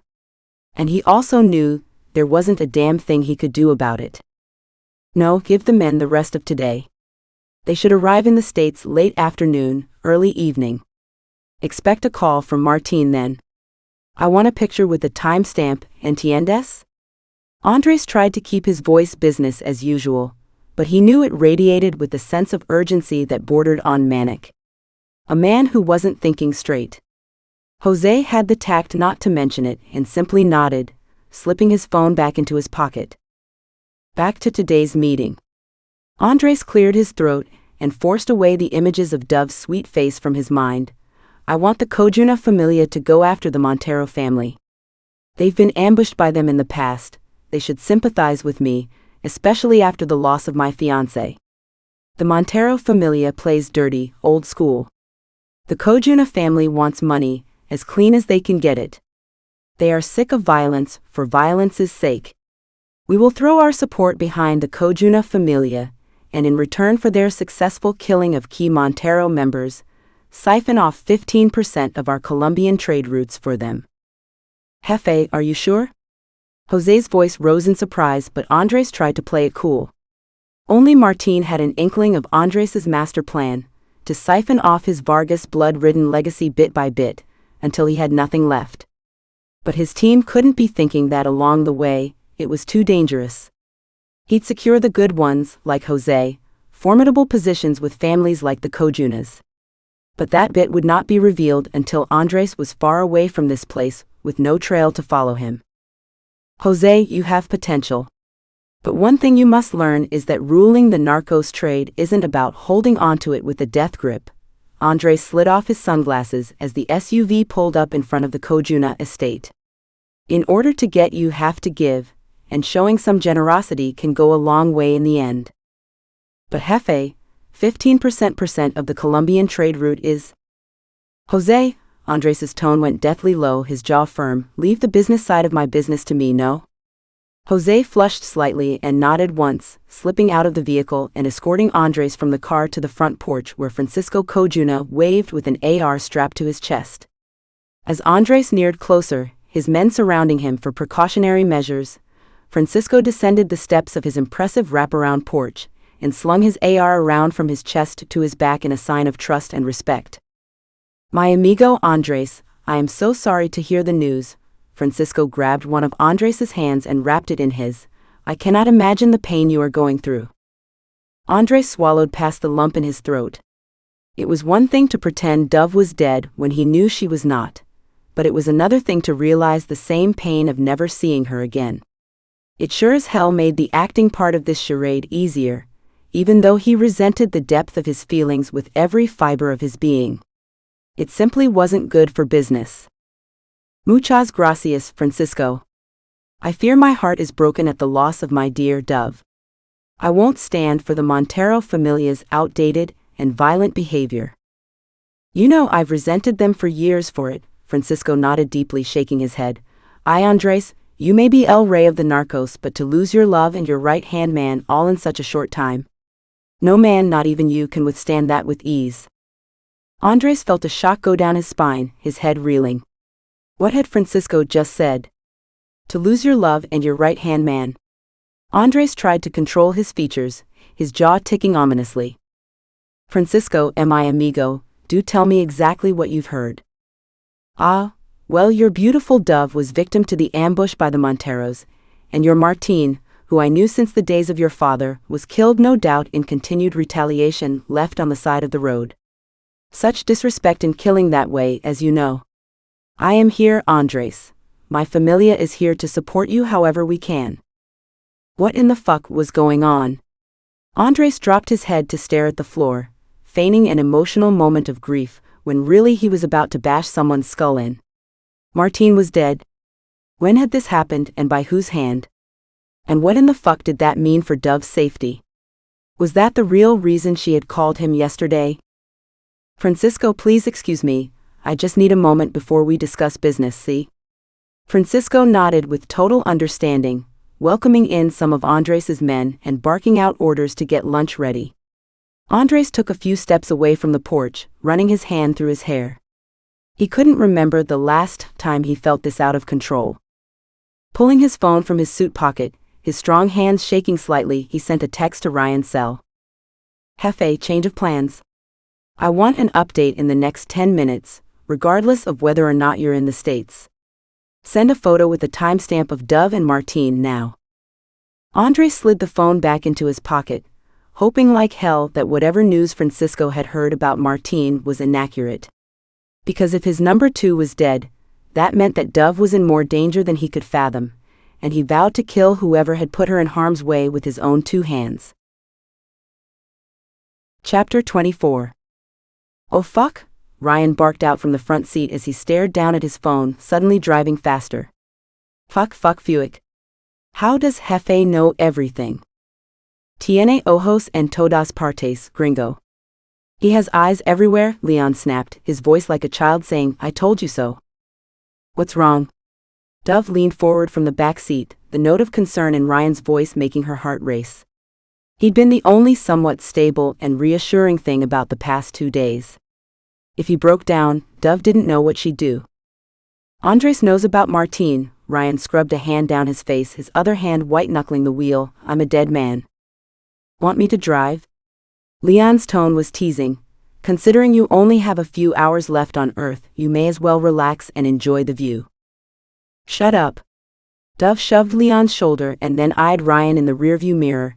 You killed Martine to protect me. I'm sure Andres will understand that if... Oh okay, so let me get this straight. Leon turned back around, his lips tipped up in a snarl. You, a beautiful piece of ass which Andres can find any day of the week, are more important to the jefe of a ruling narcos empire than the number 2 who's looked out for him since was a boy. Is that really what you think, chica? Because I'm sure Andres was very sweet to you, and I'm sure you feel for him like every other woman on the planet, but you don't know him at all. He's a violent, ruthless man, and you should have taken whatever Martine wanted to dole out. Enough! Ryan shoved Leon back into the front passenger seat with his forearm. If you say that she, or any other woman, should take whatever a man wants to do to her, then I'll have you dead on the street just like Martine. Jesus gringo, she's a punta. You've lost your head over some spoiled, half-gringa princess. I'll shut up, but I sure as hell won't be dragged into this. I would have never killed Martine. Give me your phone. Dove ignored Leon and tapped Ryan on the shoulder. Let me talk to him. You don't even know him, Leon grumbled. Yes, I do. Dove, I'm not sure it's a good idea. Let's get you home, and then I'll let Andres deal with me. I'm not letting you take the fall for this, Ryan. Whatever you think Andres is going to do to you, he'll have to do it to me too, because I would have killed Martine myself if I had the chance. Jesus Christo, you both have lost your minds, Leon groaned. Give me the phone, Ryan. Dove reached her hand forward, her tone stern. She didn't give a shit what Leon had to say. He may even be right. She'd barely spent any time with Andres in comparison to the men that had served him for years, but she knew he cared about her. She knew that Andres would have done the exact same thing to Martine, if not worse, after seeing what he was planning to do to her. Narcos king or not, Andres was a man who cared for Dove, and she just needed to get through to him to help him understand. Fuck fine.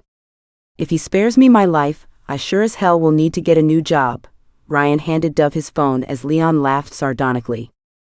It will be hard to find a job when you have no hands, no feet, and no dick. Leon spat out the window and Dove ignored his crass words. Don't think your pretty boy Andres hasn't cut off someone's hands before, chica. I hear he prefers a very dull blade. Ryan elbowed Leon in the kidney, effectively shutting him up, as Dove stared down at the recent text from Andres to Ryan. Jefe, change of plans. I want an update in the next 10 minutes, regardless of whether or not you're in the States. Send a photo with the timestamp of Dove and Martine now. Dove's breath hitched in her throat, just knowing she was about to speak to him again, that her rushed call in an abandoned gas station restroom wouldn't be the last time she heard his voice. She angled the phone in front of her and snapped a photo, her lips just barely titled up in a smile, but her eyes wide with sleep deprivation and fear. She made sure the timestamp was included and hit send. She chewed on her fingernail as 3 text bubbles appeared and disappeared, her heart racing each time. What did he say? Ryan asked. He hasn't responded yet. That's because he's already sending someone to kill you. Probably to kill all of us. Leon, you're not helping. Oh, I'm sorry, chica, I didn't know this was. Hold on, he's calling. Dove cut the men off and stared down at the vibrating phone before hitting the answer button. Karina, listen to me very carefully. Andres's voice was so low Dove almost wondered if it was real. Only answer yes or no to these questions, don't say anything else.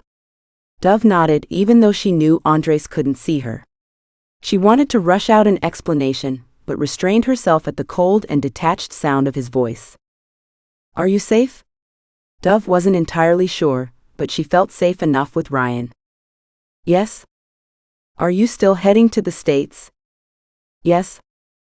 "Is Martine dead?" Dove paused, her eyes going wide. This wasn't how she'd planned on this conversation going. She'd wanted to talk to him, to explain. "Fuck," Andres cut in before Dove could answer, her silence a confirmation. "Who killed him?" Dove paused, a light sweat breaking out between her breasts. "You said I could only answer yes or no." "Oh, you're being smart with me now, Karina?" Andres's voice sliced through the phone and Dove sat up straight, fear coursing through her. There was something different about Andres's tone, like it was sharp and detached instead of soft just for her. She feared that Leon may have been right, but she wouldn't admit it out loud. She felt her heart breaking slowly inside her chest, as doubt bloomed painfully. "Shit, we've got company." Ryan swerved hard and Dove let out a squeal, the phone still by her ear as she slid across the backseat and hit her head against the other window. "Fuck, El Diablo works hard but Andres works harder," Leon bit out as he aimed his gun out the back, forcing Dove to squat low on the floor of the car. "Dove, am I Karina? Talk to me, what the fuck is going on?" Andres's tone changed from cold and detached to concerned as hell, and Dove gulped for air as gunshots rang out and Ryan swerved off the main road driving through vast nothingness. Dove couldn't see a thing. I don't know, I think some men are following us." She closed her eyes, wishing she could feel Andres's warm, strong body wrapped around her. Did you send them, Andres?" Her voice broke, her eyes welling with tears as the thought that Leon had been right rang through her body. That Andres was a cold-blooded killer. "Fuck no, baby. How many times do I have to tell you?" Martine forced himself on me, Andres. "What?" "Ryan was protecting me, please don't hurt him." Before Dove could finish her sentence, the car swerved back hard, the phone falling from her hand as she felt something warm coat her arm. Her ears were ringing, her vision fuzzy as she looked down and saw red everywhere. Chapter 25. "Get me a helicopter, Ahora." Andres yelled and ran to Francisco's front porch, his heart pounding in his throat. "Dove is in danger, I need a helicopter now." "But Andres, your sweet Dove is dead." "No, fuck no, she's not." "Not yet." Andres ran a hand through his hair and sank down to his knees in front of Francisco. A collective gasp broke out among the group of cartel men at seeing the reigning king of the narcos on his knees in front of the head of another, lesser familia. "I'll give you whatever you want, Francisco. My trade routes, my connections, my title, my own life, if you give me your helicopter right fucking now." Francisco stooped down, pulling Andres up by his shoulders and barking out commands in Spanish to get his helicopter ready. "Dios mío, Andres, what is going on?" "Dove, she's being transported to the States with my men." They started walking outside, the loud yells and sounds of the estate coming to life as the roar of a helicopter broke through the land, cutting Andres off. He was grateful for the noise, an excuse to not have to elaborate on the absolute clusterfuck that was on his hands.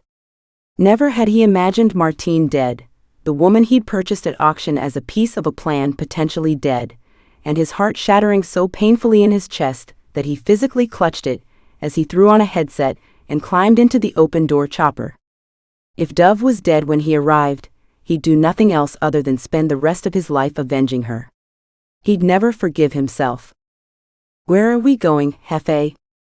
Francisco's pilot, a gringo from Florida who could fly 4 times the weight limit of any air-faring vehicle to expeditiously transfer product, barked out through the crackling speakers of the headset. Andres glanced down at his phone, spyware installed to track the exact location coordinates of all incoming calls and texts. He held out the tracking device from Isabella's most recent call, and felt the sudden tilt of the chopper as it turned sharply 90 degrees. The uncomfortable lurch feeling in his stomach a welcome distraction from the pain of heartache in his chest.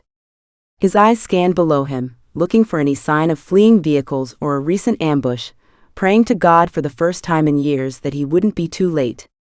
He just couldn't be too late. "Mira, Ali." Jose yelled through the headsets, his face pale with fear as he pointed downward, shouting, "Look there?" He may have been a hitman for one of the cartel's most infamous drug bosses, but he was not a fan of heights.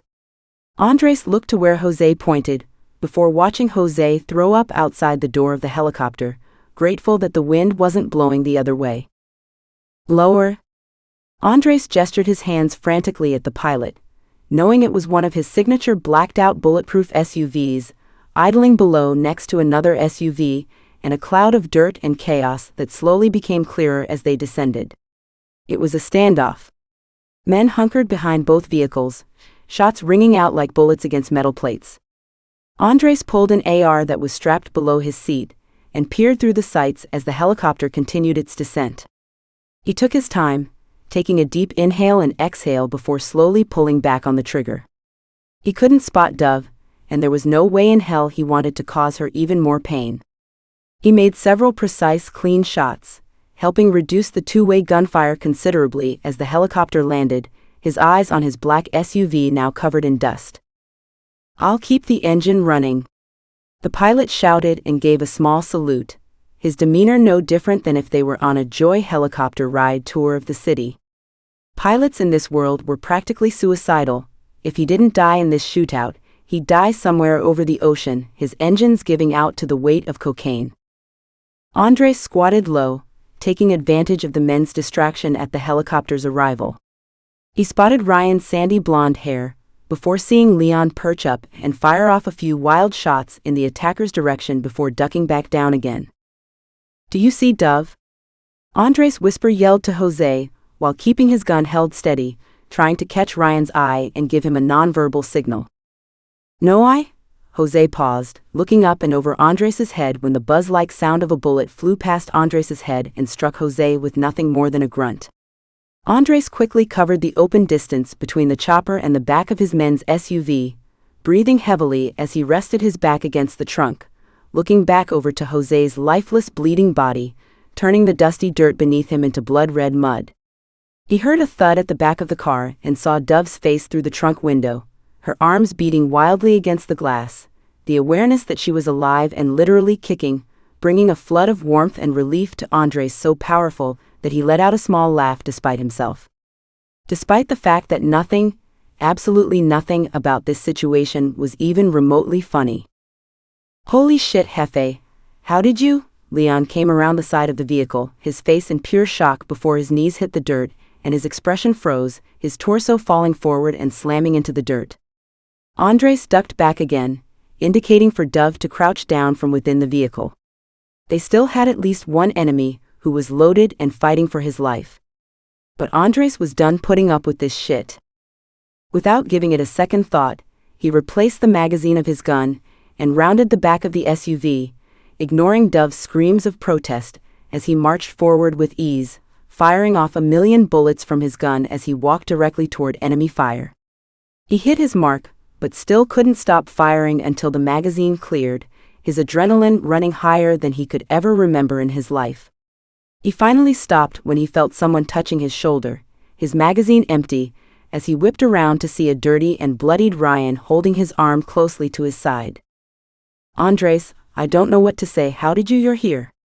Ryan's voice was hoarse and dry, dirt and blood covering every inch of his exposed skin. Andres looked back down at Ryan's arm, seeing the pool of blood at his side as he clutched it there like it was no longer part of his body. "You kept Dove safe, Ryan. I owe you my life." "You owe me nothing, Jefe." "Don't call me that anymore," Andres spit out, slinging the AR over his back and reaching out to help steady Ryan. "Call me Andres." "Andres," Ryan smiled big, too big, as he wavered on his legs, his body having lost too much blood. Andres lifted his arm around his neck and dragged him to the chopper, the pilot coming out to help. "He needs a hospital in the next 30 minutes, or he's going to die." Andres shifted Ryan into the helicopter, trying to strap his wayward body into the seat. 30 minutes? Please at least give me a challenge, won't ya? The pilot winked and roared the chopper back to life, his calm demeanor even shocking to the war-hardened Andres, who felt like his entire life had just flashed before his eyes. "Twice." "Don't worry, Jefe, I've got this one." The pilot nodded back at Ryan, firing up several controls on the dashboard. "Why don't you go and take care of the pretty one, yeah?" Andres looked over his shoulder to where Ryan was looking, seeing Dove furiously pounding at the glass windows of the blacked-out SUV. She must be locked inside. Andres reached into Ryan's pocket, pulling out the car keys and nodding once at the pilot before moving away from the chopper, knowing every second he spent was another second that Ryan didn't have to lose.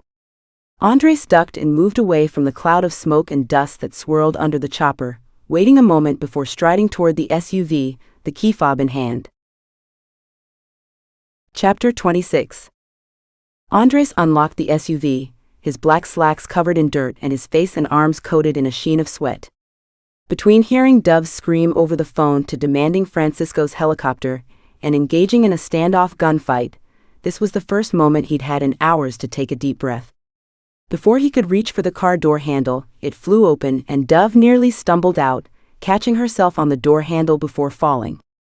Andres took a step toward her, his eyes scanning for any sign of injury as he noticed dried blood splattered on her forearms.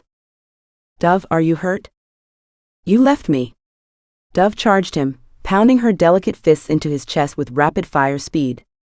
It didn't hurt Andres, not even a bit, but the surprise of her attack had him taking a step back before he managed to restrain her wrists in his hands and shove her up against the side of the bullet-ridden SUV.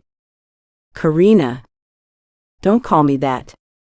You said you loved me." "I also said I hated you." Dove glared up at him, her chin defiant and her eyes wild. The woman had just sat locked inside of a car while men rained down bullets around her.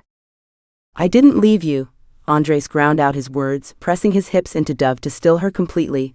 "I was trying to protect you. To get you back home where you belong."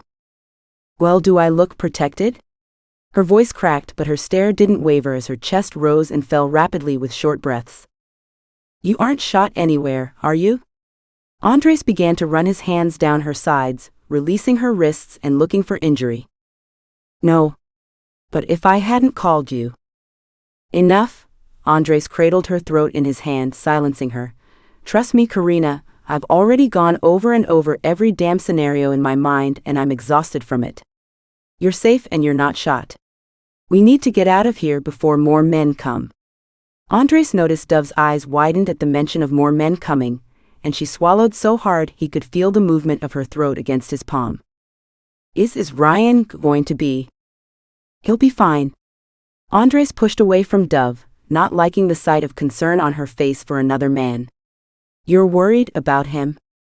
"He protected me. From Martin." Andres hung his head with his hands on his hips before spitting into the dirt. He never trusted anyone in this world, but if there was ever a soul to get as close to trust as one could, it had been Martin. The guy was practically an uncle to him. But hearing Dove's words, the adrenaline of fear still coursing through her body, he knew it was true. And he resented the fact that Ryan had been the one to kill Martin instead of him. "Get in the car." Andres looked Dove up and down, wanting to throw her lithe body in the backseat of the SUV and fuck her on the side of the road like an animal. He wanted to drown himself in her, die with her underneath him if it came to that. But he knew that if someone shot him in the back, it would only be a matter of seconds before they harmed Dove. And he hadn't survived this entire afternoon to let it all go for a simple fuck, no matter how badly he needed it. "Where are we going?" "Anywhere but here." Dove pushed herself away from the car at Andres's response, her eyes lingering on his face before she made her way over to the front passenger door, a shiver running up her spine at seeing Leon's dead and bleeding body face down just a few feet away. "Don't look, Karina." "Too late." Dove's voice was small as she climbed into the vehicle. Leon had hardly been a friend, but he'd fired his gun to protect them, even though he disagreed with how Ryan had handled Martin. Loyalty in this world was weird that way. You could hate and resent someone with every fiber of your being, and still take a bullet for them. She respected it even though the thought made her sick. They drove in silence for several hours. Dove could sense Andres's tension, the way he gripped the steering wheel, and kept looking back in the rearview mirror even though they hadn't seen another car for miles. She wanted to stay awake, to take in every moment that Andres shared the same space as her, after thinking she'd never see him again. But eventually her utter exhaustion won out, and she fell asleep despite her best efforts to keep her eyes open. "Karina, wake up baby," Andres gently nudged her shoulder, eventually scoping her up from under her bare thighs and carrying her outside the vehicle. Her heavy head fell against his chest, and she felt them move up a short flight of stairs before he set her down on a soft surface. Slowly she opened her eyes, rubbing them with the heels of her palm. "Where are we?" "Hopefully somewhere anonymous." Andres shrugged off his shirt, and Dove's eyes darted over his strong muscled torso before landing on the fresh bullet scar on his lower abdomen. "This motel should be out of the way enough, but they have eyes everywhere." Dove finished his sentence, remembering Leon's words to Ryan. Andres paused, looking at her with an expression of almost pity or remorse. "What is it?" "I hate that you know that. I don't like you thinking that way." "Well, too bad." Dove sat up straighter, her body feeling more energetic after a few hours of much-needed sleep. Andres sighed before removing his belt and checking the bolt on the front door. "I'm going to take a shower. Stay away from the door and the windows." Dove watched him walk toward the bathroom door, the sound of his slacks hitting the ground and the faucet turning on making her feel needy. Here was Andres, the man who had tried to send her back to her previous life without so much as an honest goodbye. The man who should make her feel so afraid she'd do anything to get away from him, but instead that fear just pulled her closer. She knew this wouldn't end well, whatever this was between them. Andres would always be a narcos king, whether in power or on the run, and she'd always be an American girl who could never feel at peace in Andres's violent world. They didn't have forever, let alone maybe a week, but they did have right now. Dove sat up and pulled off her shirt and shorts. As she walked toward the bathroom, the steam crawling out from the shower, she quickly discarded her underwear and bra. She didn't want to get clean. She wanted Andres to mark her. To have her. To brand her in a way that she'd always know, years from now when she was back in the States working a desk job and going to happy hours with friends, that this had happened. That Andres was real and carnal and violent and so perfect there was no choice but for her time with him to end in nothing less than earth-shattering heartbreak. Dove opened the shower door and climbed in, Andres's broad and tattooed back facing her. She wrapped her hands around his lowered torso and squeezed her thighs together at the sound of the growl that erupted from his throat. He placed both palms on the wall of the shower, his head ducked under the spray of the water as Dove moved her hands further south, Andres already hard for her. "Fucking Christ, Karina." He bit out his endearment like he was grappling between pleasure and pain, and the sound urged on Dove's confidence as she began to stroke him, her full breasts pressing up against his bare back. She began to pump harder as Andres's body became more rigid, his forearms straightening, his neck tightening as Dove bit the skin between his shoulder blades, egging him on further. Andres whipped around, pressing Dove's back up against the tiled wall under the spray of the water, as he wedged himself in between her thighs, his mouth at her neck. "You torture me, Dove." He sucked at the sensitive skin under her ear, grinding his hips into her core. "When you're away from me, when you're next to me, it's fucking torture, Karina. But I can't get enough." "Then take more." Dove lifted her head to meet his eyes, her body shivering despite the warmth of the shower water. She barely recognized the wanton tone of her own voice, but she meant every word. She needed Andres to take her tonight, to finally seal this thing between them in a way that neither one of them could ever forget or regret. Andres stared down at her, his hand coming up to trace over the edge of her face in a movement so tender it felt out of place with the strong, scarred, tattooed drug lord standing over her. Dove closed the distance between them, bringing her mouth onto his and sliding her tongue into his mouth with total abandon. They'd been together for half a day, and this was the first time she'd been able to kiss him again, to feel his powerful mouth against hers. Andres grabbed the back of her head and stole the air from her lungs, lifting her out of the shower and wrapping her legs around his waist as he carried her back to bed. He set her on the edge of the mattress, her legs still wrapped around his waist angled up as he stood bent standing over her. He moved his hand up her stomach and over her breasts, filling his hands with her until he came back to her throat. She nodded once at him, unable to speak, everything about them entirely connected. He watched as she shivered from the cold and the pleasure of his touch as his other hand stroked her. "Fuck, Karina." "Andres, please." Dove moaned, raising her hips up higher and begging him with her body to take everything. To ruin both of them. To end their waiting agony. Before he could stop himself, Andres positioned the head of his manhood at her entrance and slammed into her. Hard. Dove cried out, the mixture of physical pleasure and pain mirroring everything she felt emotionally. Andres slid out and slammed in again, his hand tightening around her throat as his other hand dug into her hip, leaving marks against her skin. He increased his pace, pulling out and slamming back in, feminine cries flying from Dove's mouth as she moved her hips in concert with his movements. It was too much. It would never be enough. Dove's legs around Andres's waist began to tremble as he continued his relentless pace, his legs stiffening as he watched Dove, the innocent woman with the burning fire inside of her, come apart beneath him. Fuck Andres. Dove's back arched as her head tilted back, her voice hoarse from her own mewling and from Andres's firm hand around her neck. Dove, am I Karina? Andres harshly whispered the words before roaring incoherently with his release, his strong legs shaking as he released her throat and gripped her hips, holding her to him as he came. His strong chest was heaving with exertion, his entire body calm and sated for the first time in months, years, maybe ever. He pulled himself out of her, gently laying her hips down on the bed, and watching her hazy, heavy-lidded eyes track his movements. It had been the greatest sex of his life, but it wasn't simply fucking. It was something more. Something he didn't know he could put into words. Andres turned out the light and double-checked the lock on the door. His movements felt languid and relaxed, even as he checked the magazine in his pistol before placing it on the nightstand. Dove's eyes had nearly closed, and he pulled her close to him, burying his nose in her hair.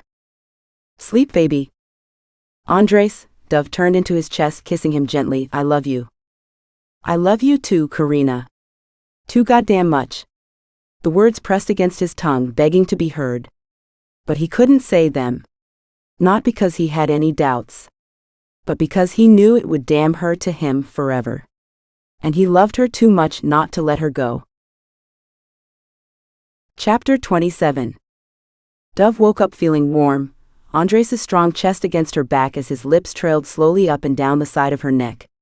She felt like she was in a dream, waking up in some faraway place where they'd finally found escape, instead of in a run-down motel on the border of the States and Mexico, trying to outrun the revenge-seeking men who might be after them. Morning, Karina. Andres rolled Dove over and onto her back, his dark whiskey eyes staring down at her. Dove reached up and traced along the edge of his jaw, over his bottom lip, like each one was memorizing the other. They couldn't stay here much longer, even Dove knew that. It was only a matter of time before they were found. What time is it? Dove glanced toward the window, noting that the sun wasn't even up yet. Early. We don't have much time. I know, Dove sighed and sat up, letting out a small yelp when Andres pulled her onto his lap. They were both still naked from the night before, and she felt his warmth and hardness beneath her, her breath hitching as she gripped his shoulders. I'm a selfish man, Dove, Andres rasped as his hands traced up and down the sides of her body, gripping the globes of her ass. I can't die only having had you once. Dove dropped her mouth to his, not wanting to hear him talk anymore about death. It was too real in this world to assume it was metaphorical. She poured everything she felt for him into her kiss, their chests touching as Andres spread his legs wider and Dove sank deeper into his lap, grinding herself against him. Fuck, Karina, take me. Andres lifted Dove up slightly, her hands trembling with excitement as she positioned him beneath her. Yesterday had been all about Andres being in control, after Dove's surprise visit during his shower. He'd carried her out onto the bed, held her down and fucked her senseless in a way that stirred up needs and sensations within her own body that Dove had never known. But this was Andres, a man of power and vice, giving himself fully to Dove to control him. Dove positioned herself above him and slid down slowly, small exhales escaping past her lips as she dug her nails into the skin of his shoulders. He was a large man, and from this position her body wrapped around every inch of him. Once he was fully seated inside of her, she lifted her hips again, reveling in the soreness from yesterday, and slammed herself back down. Andres' guttural groan sent Dove's arousal through the roof as she repeated the movement, feeling powerful and alive, watching a man like Andres come apart beneath her.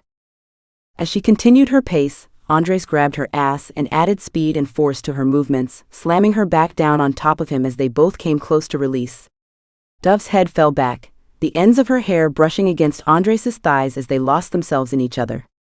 Dove collapsed forward, her head against his chest, and he pulled her with him toward the headboard, leaning back against the pillows to catch his breath. Dove, Andres whispered into her ear, his hands weaving through her hair. If this was a different life, if I was a different man, I would never leave. Don't. Dove lifted her head and put her finger to his lips. Don't talk about what we both know is coming. Just give me one more minute to pretend. Andres sighed with frustration and ran his hand through his wayward sex hair before turning to the nightstand at the sound of his phone ringing. See? Andres' face fell and then hardened to stone as Isabella watched him take the call, unable to hear what the person on the other line was saying. Entiendes, gracias. I owe you. What is it? Dove felt her heart flutter and her eyes sting. Andres lifted her off of him and set her gently on her feet next to the bed before getting up himself. We don't even have a minute, Karina, we have to go. Now. Andres picked up her clothes from the floor while pulling on his own, checking his gun twice before getting the rest of his items together. They found us already? Dove's voice was a desperate squeak as she pulled on her jean shorts. She knew someone from a competing cartel would find them eventually, especially with all of the casualties of yesterday's roadside shootout, but she didn't think they'd be able to track them so fast. They always do, Dove. Tiene ojos por todas partes, remember? Andres cursed under his breath as he threw the duffel bag over his shoulder. The front attendant or another guest probably tipped them off. People can make more money than they do in a year with one tip to the cartel. They can? Dove's voice rose as she glanced out the window nervously, wondering if anyone was watching them right now. Of course, I've paid that bill many times. Andres' voice dripped with disdain as he took Dove's hand and kept her close to his side. Stay near me at all times. If you hear anything, get behind me. We only have to make it to the car, Karina. Then I'm getting you home. Dove nodded, a lump of grief and joy and disbelief at hearing she was actually going home today, back to the house she'd always known, a place that she knew was safe but now felt foreign. She squeezed Andres' hand so hard his lips turned up in a quick smile, and then he opened the door and led them outside, her heart pounding so loudly she could hear her pulse between her ears. They made it to the car without incident, but Dove still felt that prickly sense that someone had been watching them from behind a window curtain. Even as they drove, she kept glancing back to look around and peer into the other cars on the highway, trying to suss out something she didn't know but hoped she would feel if it was another cartel member. Her body couldn't handle another shootout, let alone one where her only protector was Andres. Dove, relax. Andres squeezed her thigh from across the console and nodded solemnly at her. I've been texting with my men, we're in the clear right now. You've been texting? And driving? Andres let out a dark laugh at the concern in Dove's voice. Would you rather me be texting while I drive, or unloading an entire clip of my gun out the back window while keeping the car moving forward in a straight line? Fair, Dove rolled her eyes and smiled at him. It was nothing, just a teasing between a man and a woman, but it felt right. Like they were just a normal couple, bickering in the car for a moment. Too bad they were nowhere near normal. They'd been driving a few hours when things started to look familiar to Dove. She began to recognize certain exits and road signs, her heart leaping into her throat as Andres finally exited the highway. Her mother's house was just a matter of minutes from here. How could she simply get out of the car, kiss Andres goodbye, and saunter back into her childhood home like she wasn't irrevocably changed? She felt her palms sweat with nerves as she stared out the window. Andres slowed the car as they approached the intersection of her old street. Dove clutched her chest as she started to take short, erratic breaths. It was like a form of trauma all over again, and she felt guilty for not being simply overjoyed. How many women people had been ripped from their homes and their lives, taken against their will? She was one of the lucky few who ever got to return home again. Her mother's cooking, her aunt's laughter, sleeping in her own bed. She wanted these things, she did. But was anyone or anything worth never seeing the man sitting next to her ever again? Dove, baby, you have to do this. You have to go home. I can't. You can, Karina. Andres reached over the console and gripped her face in his hands, brushing away her tears with his thumbs as they fell down her cheeks. "You're going to go home and be safe and get some rest. And then you're going to go back to work and travel and have a career. And someday soon you'll meet a nice young man who will treat you well. Andres, please. You have to know that I want it for you, Karina." He swallowed again, desperate to tell her plainly how much he loved her, how in love with her was, but he restrained himself. It would be selfish. His words could only cause her more pain. "I'll never see you again." Dove's words were a hoarse whisper, her face pale and tear-stricken as she stared back at Andres, her hand coming up to her face to rest against his. Andres opened his mouth to respond, but before he could speak his phone pinged. "Fuck." Andres cursed, dropping his hands from Dove's face as he stared down at the screen. Something changed within him. Dove could see it happen in real time. It was like he shut himself down, his eyes becoming distant, his jaw becoming stone. His mouth set in a cold, hard line. "Dove, get out of the car and run toward your house. Do not look back, do not try to contact me ever. And never go back to Mexico." Raphael reached over Dove and threw open her car door, his eyes hard and serious, and somewhere far, far away. Somewhere she knew she'd never reach him. "Yes, Jefe." Dove poured all the anger, all the resentment, and all the unreturned love she could into those two simple words. In this moment, their final moment, he was simply her cartel boss. Her captor. Barking out orders, expecting obedience, detached from emotion. She saw his jaw tick, his knuckles turn white against the steering wheel.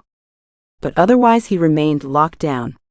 She got out of the car and began walking quickly up the road toward her house, hearing the blacked-out SUV speed off, doing a quick U-turn before taking off in the direction of the highway. Andres was gone. Dove was back home. And now she had to piece her life and her shattered heart back together, bit by painful bit. Chapter 28. Andres sped off, performing a dangerous U-turn, allowing himself only one last glance at Dove in his rearview mirror as she stood by the curb, her face unreadable as she slowly turned and made her way up the street. Andres slammed his fist against his steering wheel in anger as he sped onto the highway, changing direction to throw off the men who were onto his trail. He only hoped that the last time they spotted his vehicle was closer to the highway and nowhere near Dove's specific street. "Fuck," Andres cursed through his teeth as the full gravity of his current situation set in. He'd lost control of his own plan, fleeing his country and the protection of his men, killing rival narcos members along the way, and now he'd just left the true love of his life on the side of the road, without the time or decency to walk her to her damn door. Andres knew he couldn't reach out to her, couldn't contact her and apologize. What would he even say? Their paths were always destined to be crossed for only a short while when he first saw her for sale in that underground nightclub, and now he must go on with his plan and what was left of his life without her. Andres drove for a few hours, aimlessly turning on exits and changing direction to throw anyone off his tail. He'd been followed enough times in his life to know what to look for, and he hadn't seen a suspicious vehicle in miles. He couldn't go back to Mexico, not now. He'd need to get word from his men that they'd managed to clean up his mess and secure a safe route back to his hacienda. If he tried to return now alone, he'd end up dead or more hunted after another roadside shootout. In a moment, Andres realized the rarity of his current situation, of an opportunity he'd hoped would present itself for many years. He was alone, seemingly untracked in the United States. He'd imagined this unreal moment in his mind for years where he'd make his way to Southern California and find the one woman he hadn't been able to keep by his side in his world of violence and greed. For the first time in 10 years, he felt truly alone and confused, like a lost boy instead of a strong, powerful man. He needed a familiar face, comfort, and advice. He needed someone who had known his mother and his father, who understood the purity of his soul that had existed before the depravity seeped in. Before he was forced to wear the narcos crown and bound by blood to its throne. He needed to see Jessica. Andres shifted course west, from Arizona to California, his eyes scanning his rearview mirror for tracking vehicles as he tried to focus on the way the sun set and the sound of his own breathing as he drove in silence. When was the last time he'd been this alone, this free, from a band of protectors and followers and enemies. He didn't know who he was without it, and yet he wanted to badly. After only stopping a few times for gas, Andres found himself idling on Jessica's street, his car lights off in the early morning. He knew her address. He knew where she worked and her favorite dinner spots. He'd had men tracking her for years, keeping tabs, and only stopped receiving bi-weekly updates when Dove appeared in his life, consuming everything within him with her beauty and her fire. And yet all of this, the chaos of the last few months, his desperation to leave the narcos, and his maddening and impossible love for Dove, had still led him to this point. To see Jessica again. Andres checked his watch. It was just past 6:30 a.m., and the sun had begun to barely peek out from behind the hills of Los Angeles. He scanned the area, once again looking for anyone that might have been following him, peering into parked cars to ensure no one was lurking inside. He walked around the perimeter of her small but well-maintained house, checking to make sure that all looked clear. He didn't find anything to raise suspicions, and before he could come up with more excuses to stall this meeting, he found himself on her doorstep, his hand raised to knock on her door. He tapped lightly, not sure if she was awake but remembering her to have been a morning person. He heard footsteps and then a metal lock sliding. He took a step back and shoved his hands in his pockets, his eyes squinted in deep concentration as the door opened. "Oh my God," Jessica gripped the edge of the doorway, her other hand clutched to her chest. She looked as if she was staring at a ghost, which in many ways she practically was. The two had no contact in nearly 10 years, other than Andres's one-way updates about her personal life and safety. She must have assumed him to be dead, or well on his way to it. Andres took her in, her soft features still lovely but sharper with age. Her hair was much shorter than it had been when they were younger, but still looked healthy and full. Her figure was long and slender, tense as a rod as she held herself up by the door jamb. "Andres, what are you doing here? Are you all right?" Jessica's eyes looked like they were getting glassy with tears as she scanned his body, seeing the boy that she'd loved turned into the hardened man his family had required of him. "I needed to see you, Jessica. You look well. Please come inside."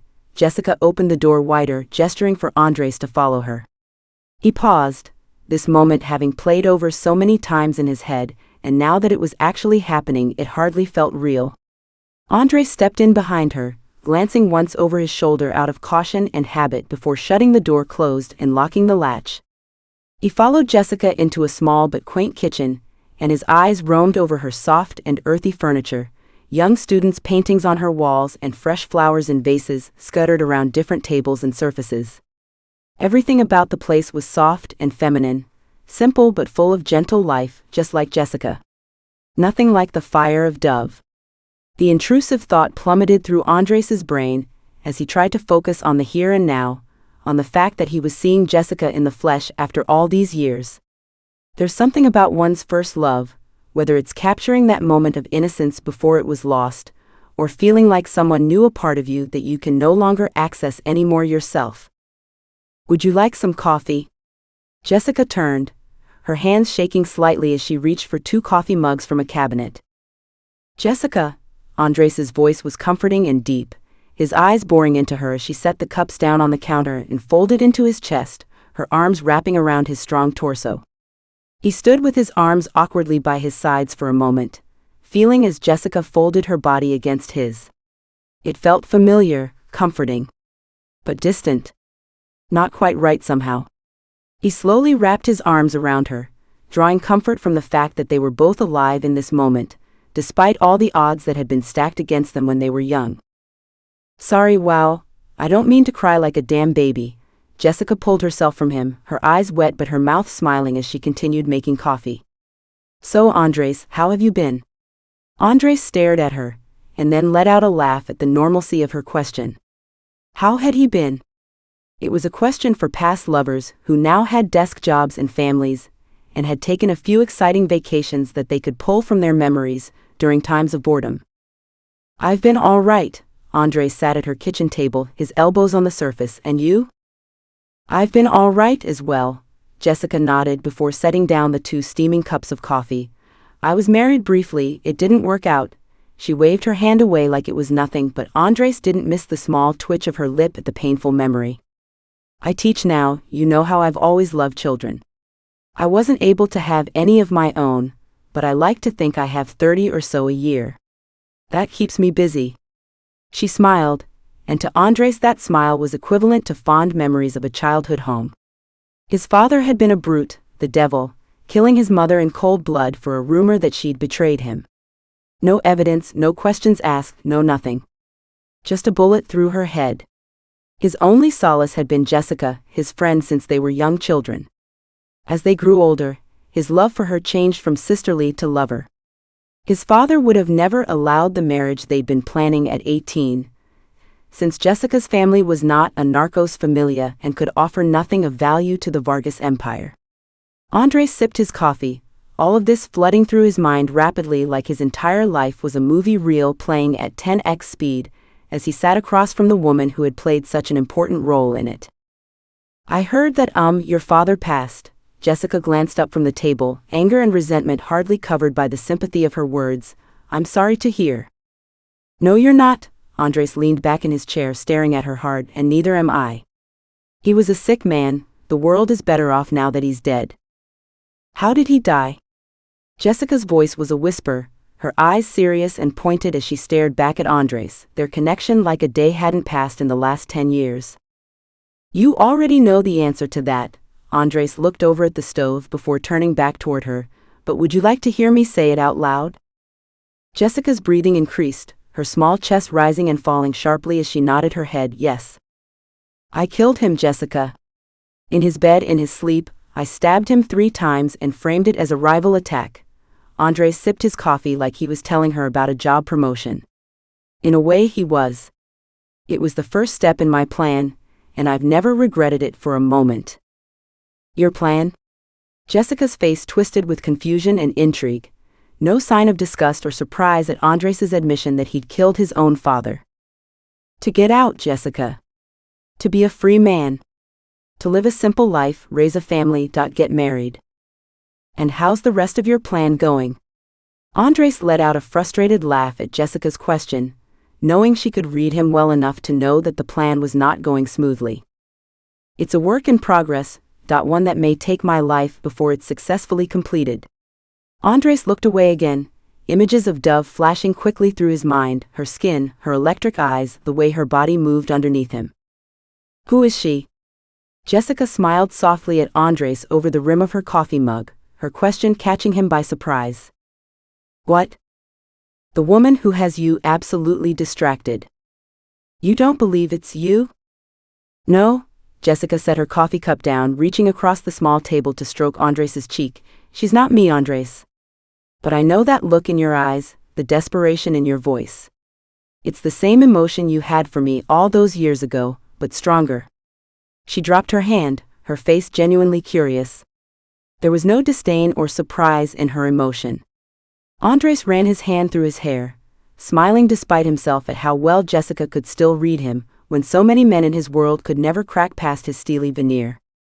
Her name is Dove. Andres's voice was low, and she's far too young and innocent for a man like me. She doesn't deserve this.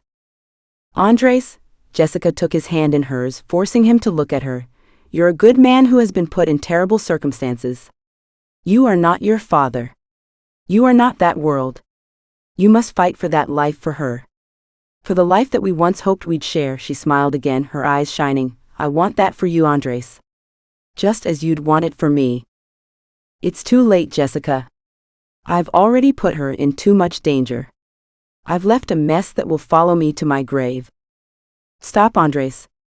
You are the strongest man I know.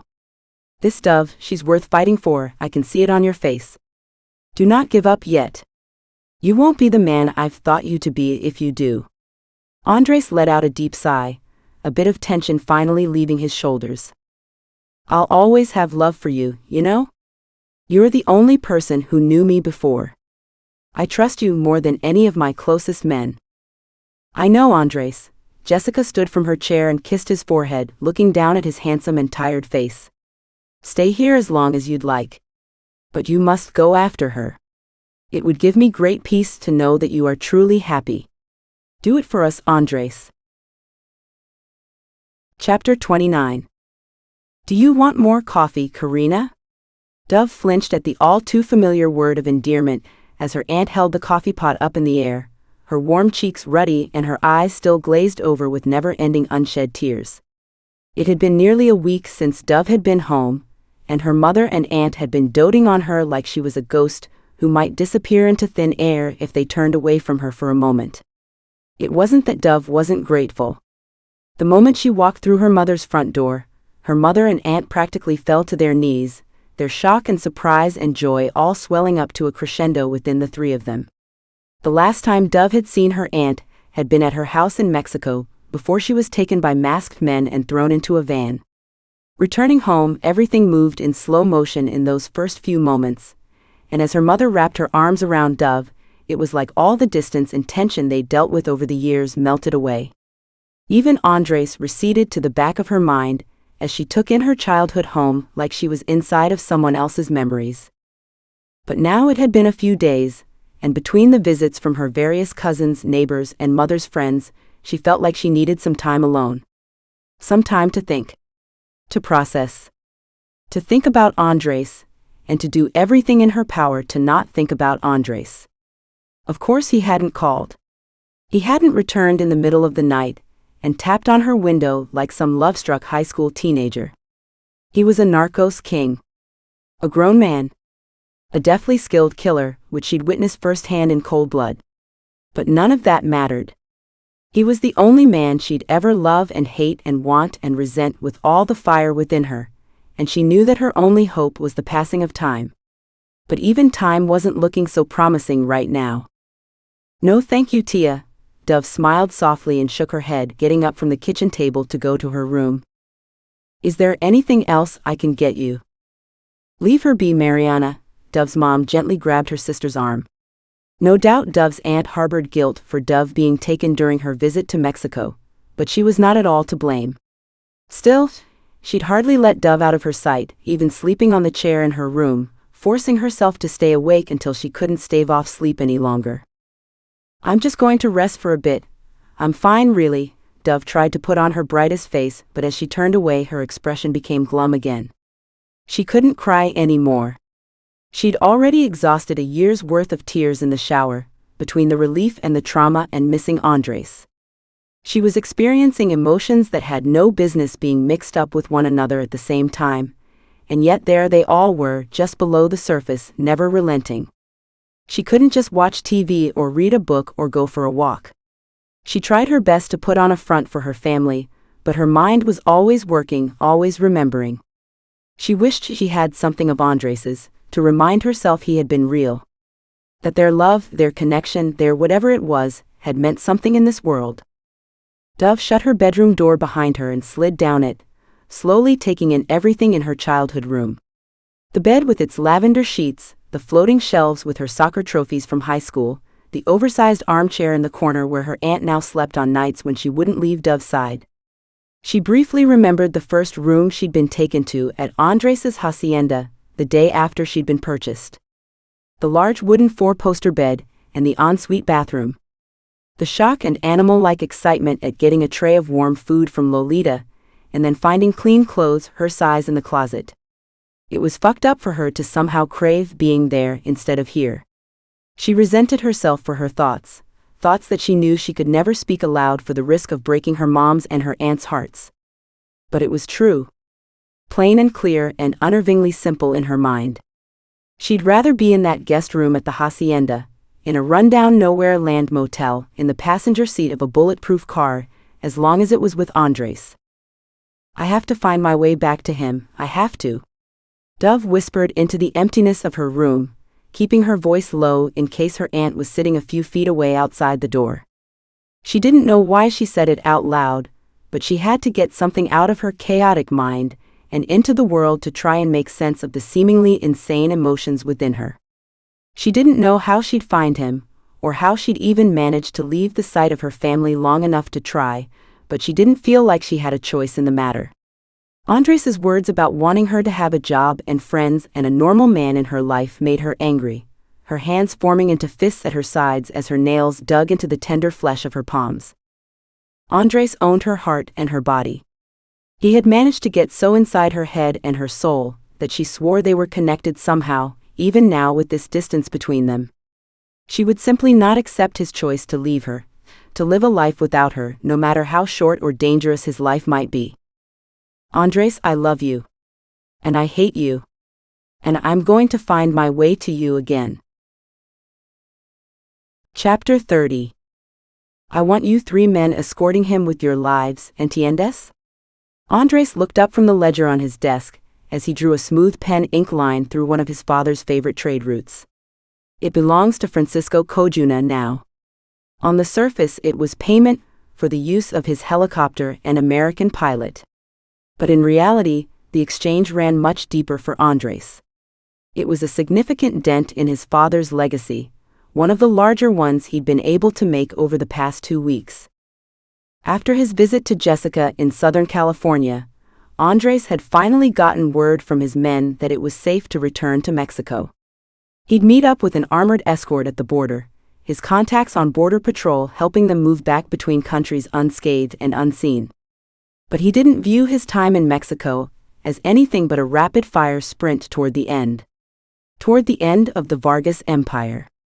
He knew that people were talking. Other families were wondering what Andres Vargas was up to, as he seemingly sliced and diced his terror tea into pieces.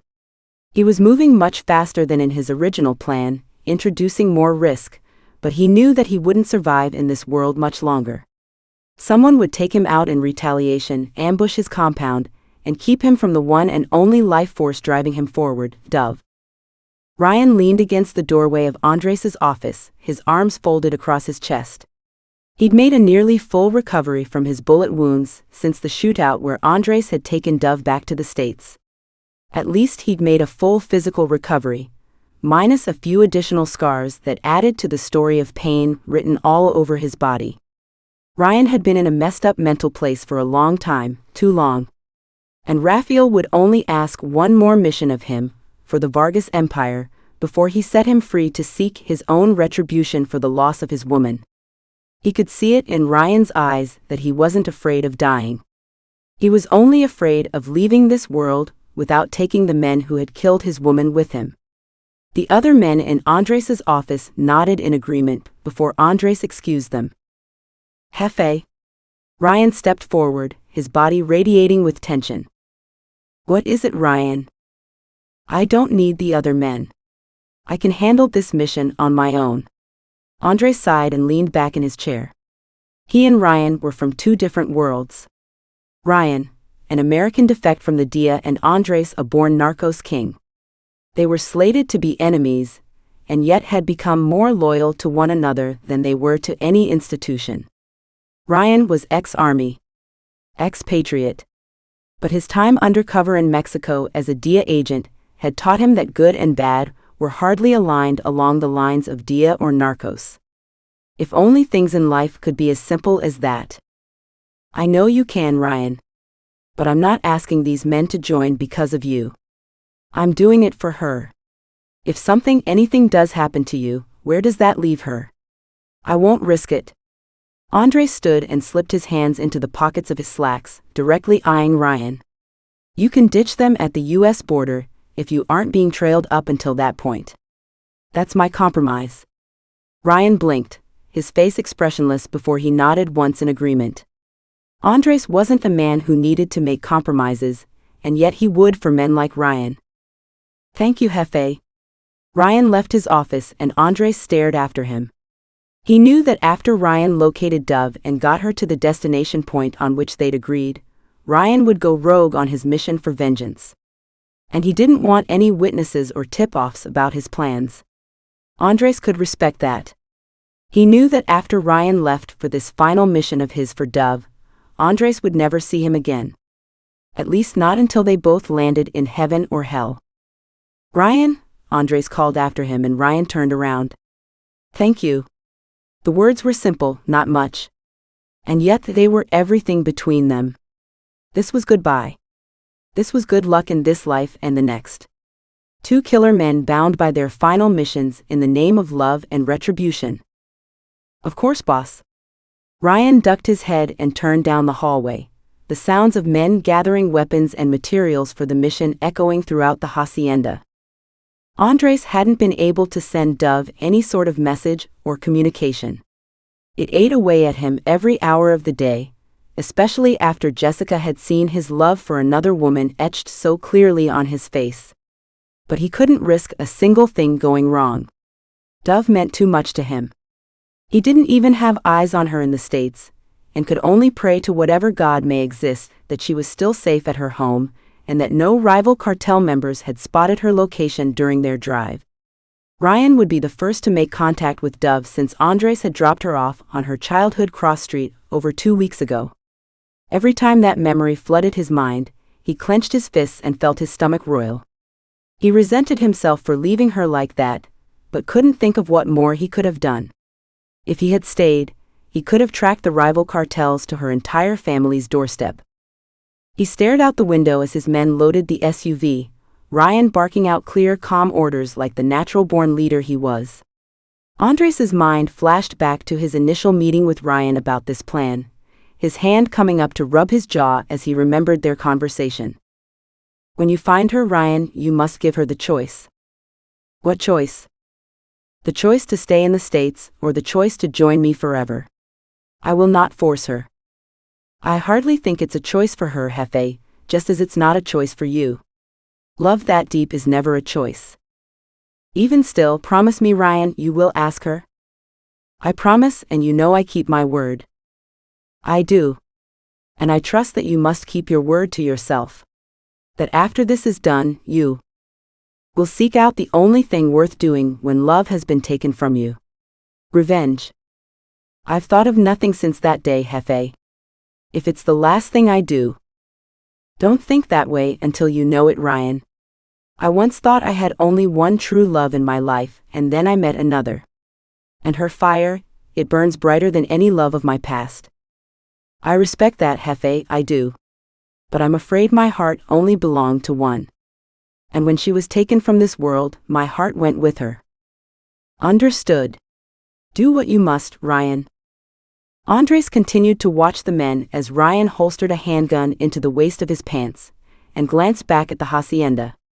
He and Andres met gazes through the window, one single nod signing them off. They'd never see each other again if this mission was a success. They'd never see each other again if this mission was a failure. And that dedication to the women in their lives, both past and present, was a stronger brotherly bond than Andres had ever felt with any man in his bloodline family. Andres whispered a hushed prayer past his lips, not because he was a truly religious man, but because his mother had taught him to pray, and somehow the weight of this moment brought her to the forefront of his mind. She'd want Andres to fight for his love. She'd want him to burn his father's legacy to the ground. She'd want him to do all of this even if he was damned to fail. But he sure as hell hoped he wasn't. Chapter 31. Dove pulled the duffel bag out from under her bed and checked its contents one last time. Her heart raced in her chest as the guilt swelled up within her. She'd written a note for her mother and aunt, and she glanced over to her desk where it was neatly folded. It was 5 a.m., and she had another 20 minutes before she had to leave or she'd risk missing her bus. She had 20 minutes to change her mind, to stop herself from going headfirst back into the land that had ripped her from her life, her family, everything she had ever known. Her hands trembled as she checked her passport and counted the money in her wallet. She hadn't given herself the chance to think much beyond getting back into Mexico. How would she find Andres? Would he even still be there? Would he even want to see her again? She knew that if she waited in the States until she had these questions answered, she'd never leave. And something inside her body, her soul, was still with Andres. If she tried to find him and never did, she would move on. Broken and incomplete, she'd move forward. But she couldn't do that until she tried. Andres had left her. She hadn't left him. She'd make him leave her again, abandon her, before she gave up on what she knew they shared. She touched her fingers to the note on her desk, and threw the duffel bag over her shoulder. She quietly unlatched the window in her bedroom and slid it up with just enough space for her to crawl out and land on the soft, wet grass of the early morning. She let out a full exhale as she slid the window back down, praying that her mother and her aunt would understand her letter and not exist in a state of fear. She wasn't being taken against her will this time. It was her choice, and every damn inch of it that was driving her toward something. Toward someone. Toward Andres. Dove walked down the street, the sky above her still dark minus a light ray of sunshine peeking out slowly, blurring into the edge of the skyline. She pulled out her phone and requested an Uber a few blocks from her home. She'd picked up on more than a few things from her time with Andres, and her eyes scanned parked cars for anyone that may be watching her. Over her past 2 weeks at home, she hadn't seen anything or anyone to cause her suspicion, but she'd never be completely at peace again. As her Uber pulled up, she cross-checked the license plate twice before slipping in and pulling her duffel bag in beside her. Going to the bus station? The Uber driver met her eyes in the rear-view mirror, and she nodded in response, her heart still thundering in her chest. She could get there and turn around. It would just be one single Uber ride back, and she could lift up her bedroom window and crawl back under her covers. She could tear up the letter she'd left her family and unpack her duffel bag. It would be like it never happened. Like her kidnapping, her time with Andres, her love for him never happened. She stared out the car window and said no to herself within every corner of her mind. She no longer wanted it to seem like it hadn't happened. She was running toward it now. Wanting to make it known, needing to feel Andres' strong, scarred body over hers. The way his lips felt against her mouth, his hands over her skin, the sounds he'd make when he lost himself inside of her. She'd rather live for a few months with him in her life than live years with those feelings existing only as memories. Dove pulled her duffel bag from the back seat as her Uber driver pulled away from the curb. She made her way over to the right bus lane and pulled the ticket she'd printed from her computer. She was here a few minutes early, but there was no turning back now. She'd made her decision. Ryan parked the SUV a few blocks away from the address Andres had given him. He'd managed to release the 3 men at the border, as Andres had instructed. He hadn't seen anyone tracking them, and felt lighter without them on his tail. Ever since the shootout with Dove, his shred of trust in others in this world had officially gone to zero. And as much as he was dedicated to Andres' mission of getting Dove to their destination spot, he was even more dedicated to his own personal mission for revenge. He wanted no help and no witnesses. He'd do this alone. Ryan walked up Dove Street in the early morning, moving quickly and quietly around to the back of the house. He peered into the windows, the house and surrounding area quiet. That's when he noticed the slightly ajar window. His senses had been finely attuned to noticing details just like this one. Ryan crept over toward the window, peering into what looked like a young woman's room. Lavender bedding, white furniture, feminine touches. He noticed that the bed was empty, and he cursed under his breath before slowly sliding up the window, listening for any noises inside the house but hearing none. As he leapt down into the room, his sixth sense started rearing its ugly head. Unless Dove had a sister around the same age as her, this was definitely her room. And it was 5:30 a.m., and she wasn't in it. Ryan looked around, everything seemingly in place. They hadn't had eyes on Dove in 2 weeks. She could have left a week ago or 10 minutes ago. Either way, he felt confident that she wasn't here. Fucking Christ.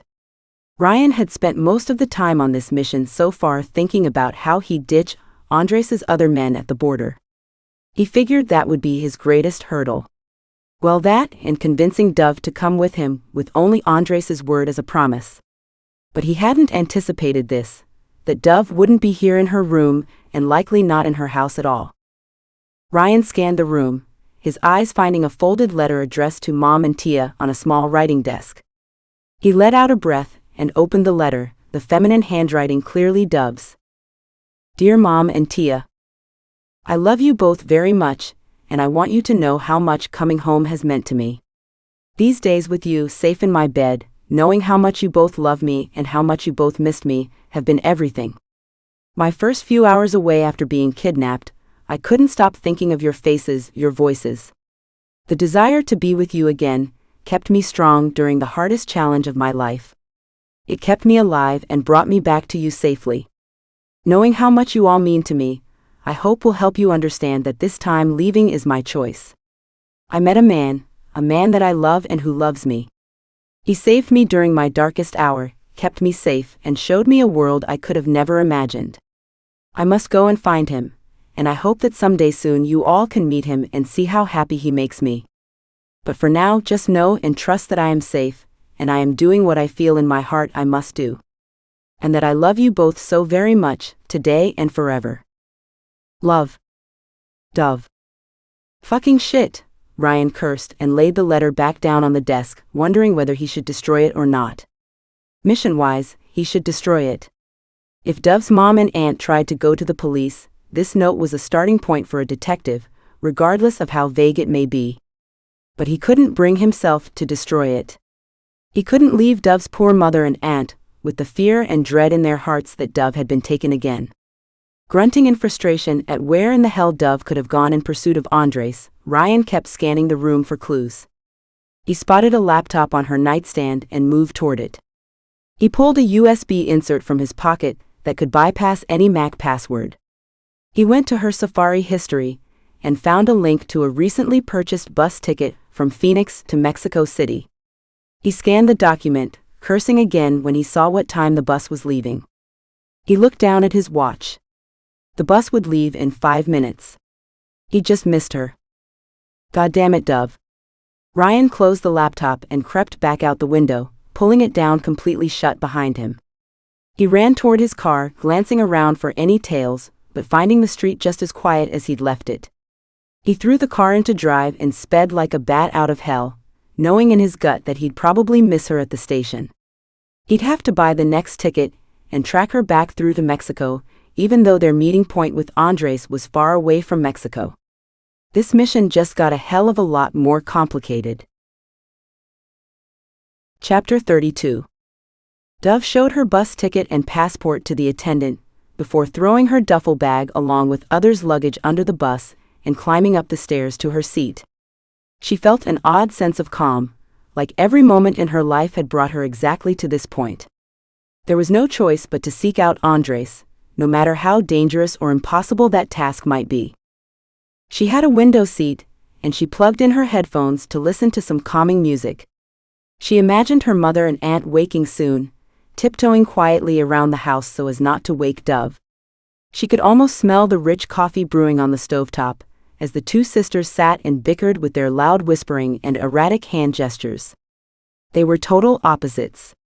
Dove's mother was carefree and hard to pin down or rely on, whereas her aunt had always been the responsible, logical one.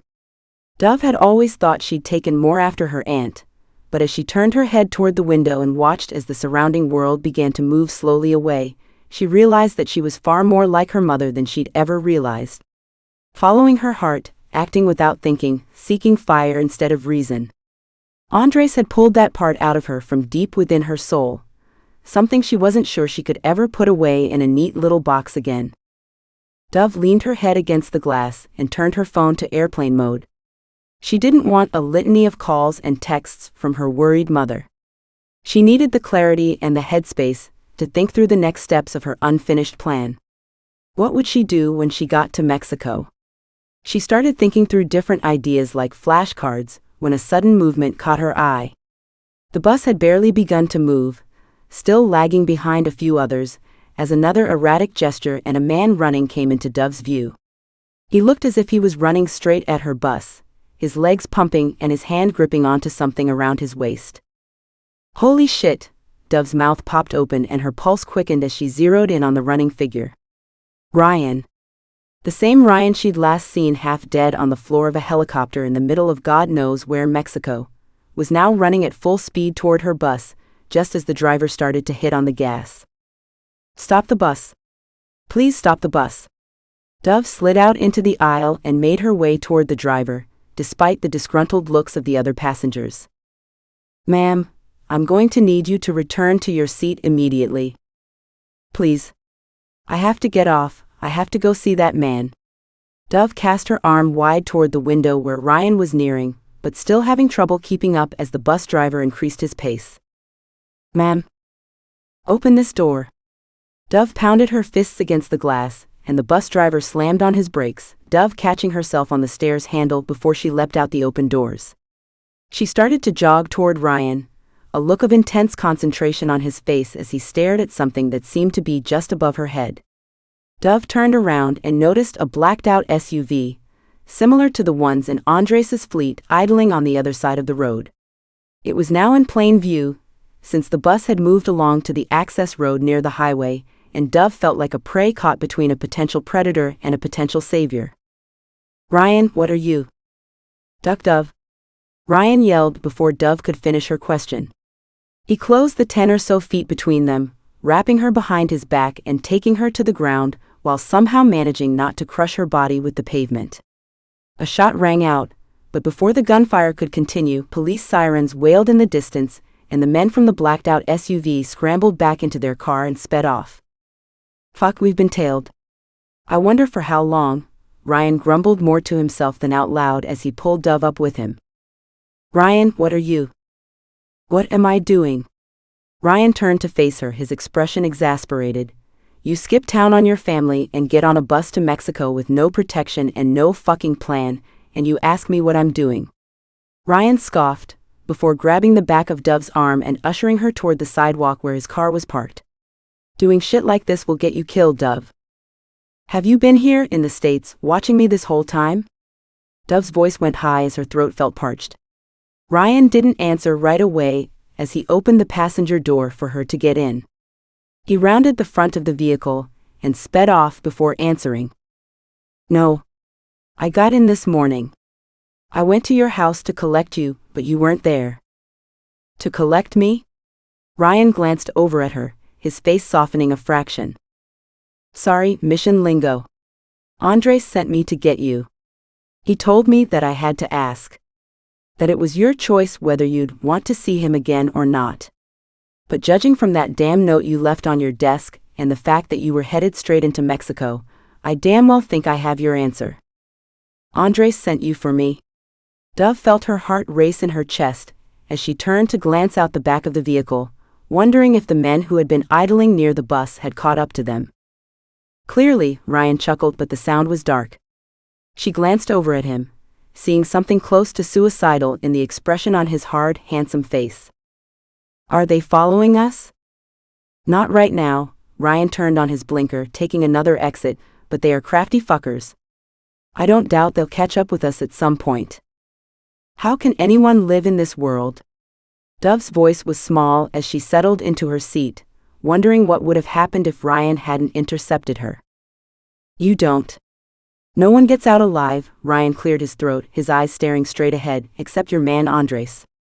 He's hell-bent on being the first, and I think he might just pull it off." Dove felt a small but powerful sense of hope bloom in her chest as she pictured Andres' face, his body. The thought of actually seeing him again soon, knowing he'd sent Ryan for her. She knew she hadn't been wrong about the depth of the bond they shared. It wasn't just a one-sided figment of her imagination. "Where are we going?" "Probably best that you don't know," Ryan smirked at her as he slid on a pair of Wayfarer sunglasses, "but it sure as hell isn't Mexico, I can tell you that much." Dove nodded heavily at his response, wanting to pry for more information, wanting to know exactly how many hours it would be until Andres had his arms around her again. But she didn't want to distract Ryan any more than she already had. "Thank you, Ryan. For everything." Dove had felt anything but safe since being ripped from her aunt's home, but the only times that she had felt safe were when she was with Andres or Ryan. None of Andres' other men instilled the level of confidence in her that Ryan did, and she knew he was her best and only bet at being safely reunited with Andres. "Just following orders," Ryan grunted, keeping his face straight ahead. Then he turned slightly in Dove's direction, not quite looking at her fully. "You're welcome." Chapter 33. "Dove, wake up." Ryan's gruff voice was near Dove's ear as he gently shook her shoulder. She sat up in the passenger seat, disoriented by the darkness outside. "Where are we?" "Don't ask. Come on, you have a flight to catch." "A what?" Dove felt herself awaken like a cold bucket of water had been splashed on her face. How long had they been driving? Where were they? Had the other men ever caught up to them? Don't. Ryan gave Dove a stern look as he climbed out of the car and came around to open her door. Don't start asking a million questions. You'll see Andre soon. Save them for him, okay? You can do this. Dove blinked rapidly as she stepped out of the car, the sky dark and clear above them as she took in a long paved runway in the middle of nowhere. This was most certainly not a commercial airport. A small jet glittered from within against the darkness of the sky as Ryan guided Dove toward it, his hand on her lower back, his steps quick. He kept glancing down at his watch, and as much as Dove wanted to do anything that would get her closer to Andres, she'd feel a hell of a lot better if Ryan was getting on this random out-of-nowhere plane with her. A pilot greeted them, his smile charming and devilish, and Dove realized he looked familiar. Wait, you're the same pilot that saved this guy's life? Yes, I am. He tipped his head at her and winked at Dove. Just another day on the job. Just fly the damn plane, okay? The pilot laughed at Ryan's annoyed tone. Head on up, Dove. She glanced at Ryan, her eyes wide with fear, but he had completely locked himself down. Dove was at the destination point. She had been collected without injury, and was now at the drop-off stage. Ryan wasn't on this mission anymore, Dove could see it on his face. And she had the visceral, wrenching feeling that this may be the last time she ever saw Ryan alive. Ryan? Stop, Dove. I had my own woman worry about me once. Don't need another man's doing the same. He leaned down and planted a chaste kiss on her forehead. Well, let's get this baby in the air, shall we? The pilot clapped his hands and Ryan stepped back. Dove ascended the short flight of stairs that led onto the private plane, and she turned back once to offer Ryan a small wave. He nodded once before heading back into the darkness, his body disappearing to an outline as Dove stared out the small airplane window, her heart thundering in her chest. Unfortunately, we don't have much of a beverage and dining service on board this aircraft. Considering it's just you and me, the pilot climbed in after closing the door hatch behind Dove, but there's a restroom in the back and some water bottles in the fridge. Make yourself comfortable. There's no co-pilot. Dove glanced around the luxurious interior of the private plane. Something she'd never experienced in her entire life, let alone in a circumstance like this one. But she could hardly enjoy the luxury or novelty of it when her body was trembling with nerves. Sweetheart, I've flown an F-22 Raptor directly into enemy bullet fire downwind with one engine out and no radio connection. Didn't need a co-pilot then. Sure as hell don't need one now. Dove swallowed past the lump in her throat as she nodded. That makes sense, thank you. Don't thank me, sweetheart, thank your Andres. He's paying me a pretty penny to fly this thing. Easy as pie considering it isn't even weighed down with drugs. You're the only precious cargo on this flight, and by the looks of it you're not more than 120 pounds soaking wet. Dove let out a small laugh as she settled into her seat and buckled her seatbelt. The pilot barked out a laugh of his own at seeing Dove take the one available safety precaution as he climbed into the cockpit of the plane. Can you at least tell me where we're going? Nope, sweetheart. But I can promise to get you there in one piece. Dove rolled her eyes as she pulled a blanket over her legs, clasping her hands together in prayer, as the plane started its race down the runway, tipping up into the air for its ascent. She thought of her mother and her aunt, of Ryan and his darkness, of Andres and all that he had done and set in place just to get them back together again. She was in the air, unsure of where she'd land in more ways than one, and she just hoped that Andres really would be waiting for her on the other side. That he'd be free of his past life and ready to start a new one with her together.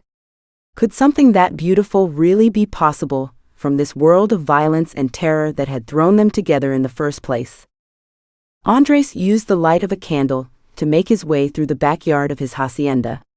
This was the only selfish, risky moment he had allowed himself over the past few weeks, as he essentially secured the demise of the Vargas Empire. He was ruining himself to find freedom from the ash. He was burning down the Vargas name, until he could be completely unrestrained from the blood throne that had bound him since birth. He walked over to the mounds of packed dirt under a large avocado tree. He knelt down to the earth, the candlelight allowing him to read the etched words on the humble stone that marked his mother's grave. His father hadn't given her a proper burial, a proper tombstone. He treated her and killed her like a dog, one bullet straight to the head. Andres ran his hand over her name in the stone, bending forward to kiss it once. He had loved his mother more than anyone in his life, until Jessica. And now Dove. 3 beautiful, strong women marked the phases of his life, and he was grateful for each of them. To think that his mother had come into his father's life the same way Dove had come into his, purchased for sale against her will at the hands of violent men, had him folding his fists firmly into themselves, vowing to give Dove the love and the life that his father had so brutally taken from his mother. Te quiero, Mama. Andres stood slowly, saying goodbye to the only beautiful thing still tied to the blood-soaked land of the Vargas hacienda. Andres neared the hacienda back door, blowing out the light of his candle as he slipped back in and grabbed the duffel bag out from under his bed. Cash, gold, 2 Glocks, a new passport and ID. The start of a new life. Tomorrow, an ambush would take place. A rival cartel would be driving to his hacienda and unloading a rainstorm of bullet fire down on his home. They'd shoot through every window, every doorway, until the luxurious house looked like an ancient ruin from a battleground.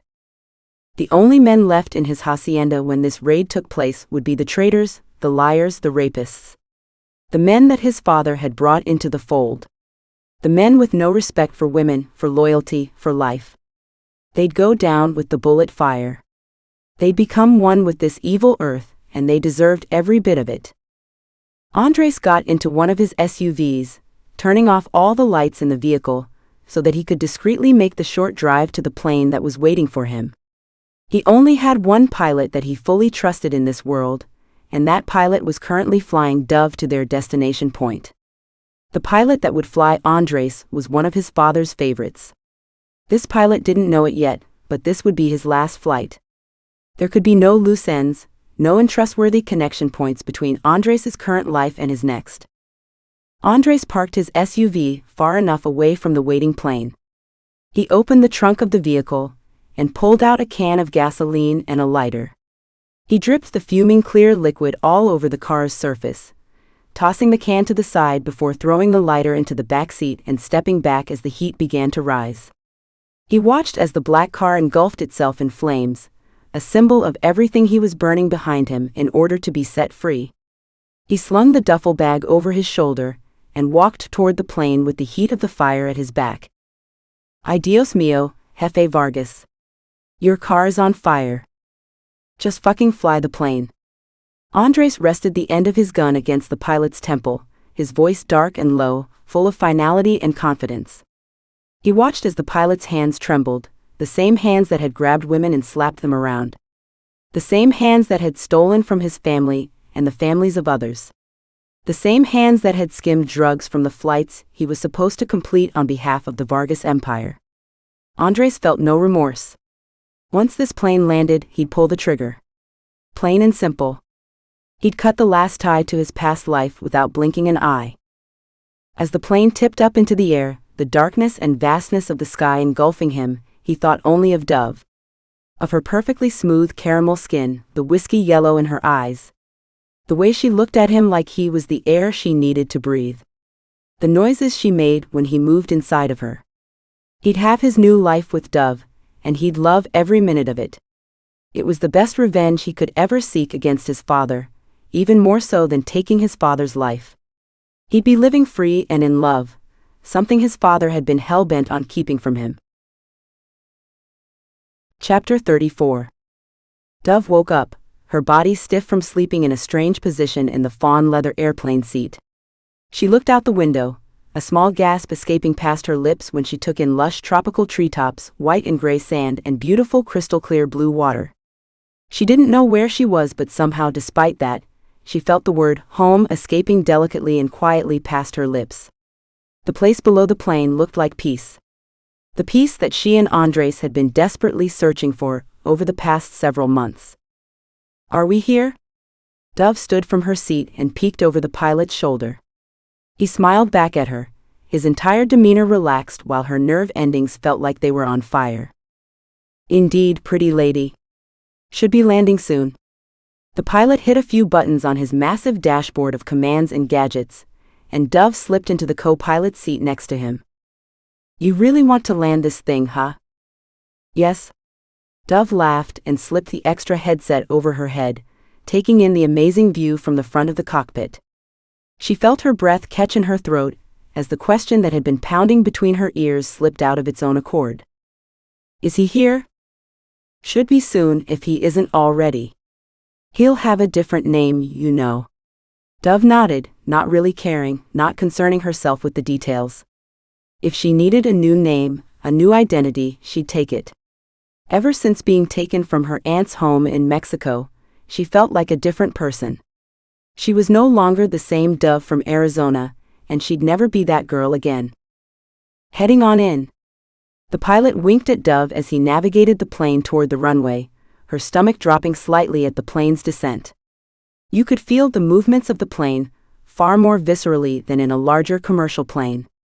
She gripped the edges of the cockpilot's seat, her cheeks flushed pink with excitement. The wheels hit the ground and Dove let out a small yelp, scouring the window for any sign of Andres. Would he be standing by the tarmac, waiting for her? Or would he be in some waiting car, ready to whisk her away? Damn beautiful, you've got it bad. The pilot brought the plane to a stop and pulled off his headset. Andres is one lucky man. Dove hopped up and waited for the pilot to open the hatch door, so that she could feel her feet firmly on this new ground. The ground of her new life. So now can you finally tell me where we are? Dove's voice was breathless as she started to descend the stairs, the warm, fresh air washing over her face. Bali, Indonesia. Welcome home. Andres pulled the trigger, dark red blood splattering the elegant leather chair of the pilot's seat. He hadn't listened to the traitorous pilot's pleas, his false apologies only in the face of imminent death. Andres vowed that this would be the last bullet he ever fired, hoping like hell that this last kill would sever the ties to his past life forever. Wiping the gun down with a cloth, he settled it in a squeaky-day position within the pilot's lap. He grabbed the duffel bag he had packed back at his hacienda in Mexico, and descended the steps of the plane. The sunshine hit his face, the beautiful tropical trees surrounding the tarmac. He pulled out a burner phone from his bag that he turned on for the first time, and texted Dove's pilot, informing him of his arrival. Andres walked toward the road, no longer having a fleet of private bulletproof SUVs at his beck and call. He couldn't care less. He'd walk, crawl, swim his way to Dove if he had to. He felt the lightest he'd ever felt in his entire life, a small sweat breaking out over his brow and between his strong shoulder blades as he walked his way into town where he could hail a local cab. When he pulled up to the private airport where Dove would land, he looked up into the sky and saw her plane. Stepping out of the cab, his aviator sunglasses shielding his eyes from the sun's rays, he leaned against the car door, his arms crossed over his broad chest. Despite all the barriers, all the insurmountable obstacles, he was here. Free. Assumed to be dead by all those that knew him in Mexico. Taken out in a massive ambush, where no survivors of the Vargas cartel remained at his hacienda. Andres Vargas was dead. And Santiago Reyes was born. The name on his new passport and ID.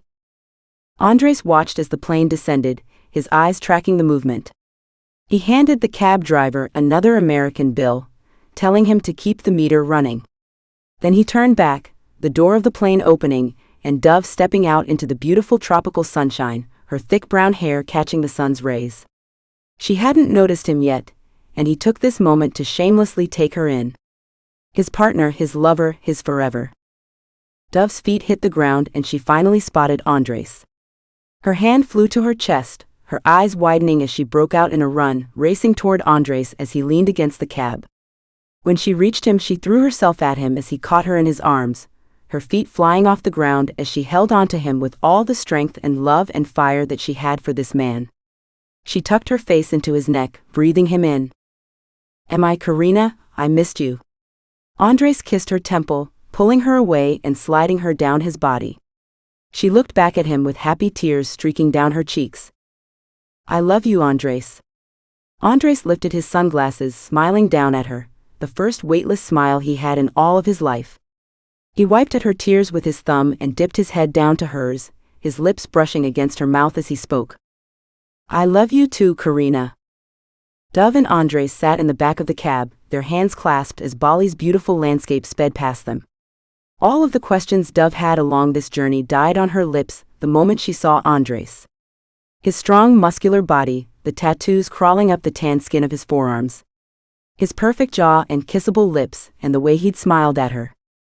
Truly and fully smiled. She'd never seen his face transform like that. And she vowed to see it many more times over. After a few minutes, the cab stopped outside of a beautiful white cottage that sat on a small hilltop with a view of the ocean down below. Dove glanced over at Andres, who had a shy smile on his handsome face. "Welcome home, baby."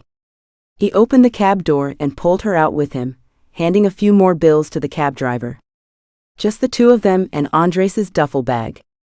Nothing else. They didn't need anything else, as long as they had each other. He led her up the walkway and through the front door.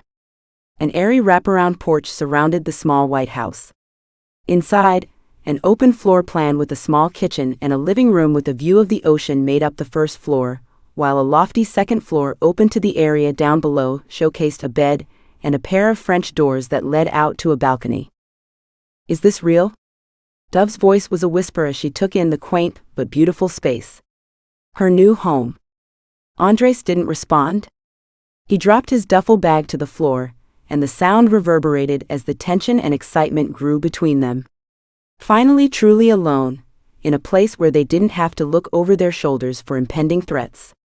Didn't have to flee or escape or fight.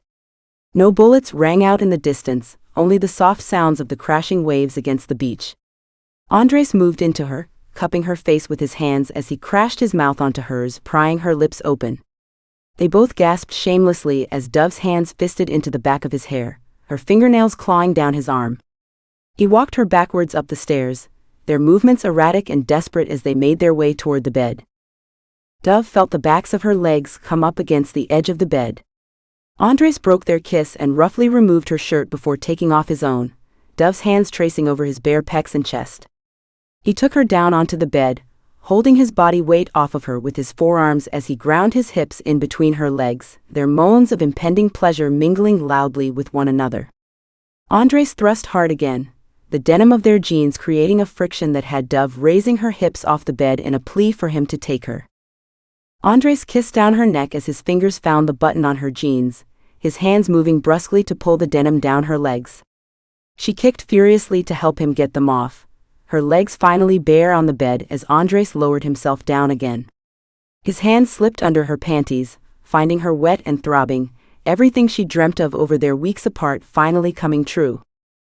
"Fucking Christ, Dove, I'm addicted to you," Andres growled in her ear as his fingers pumped inside of her.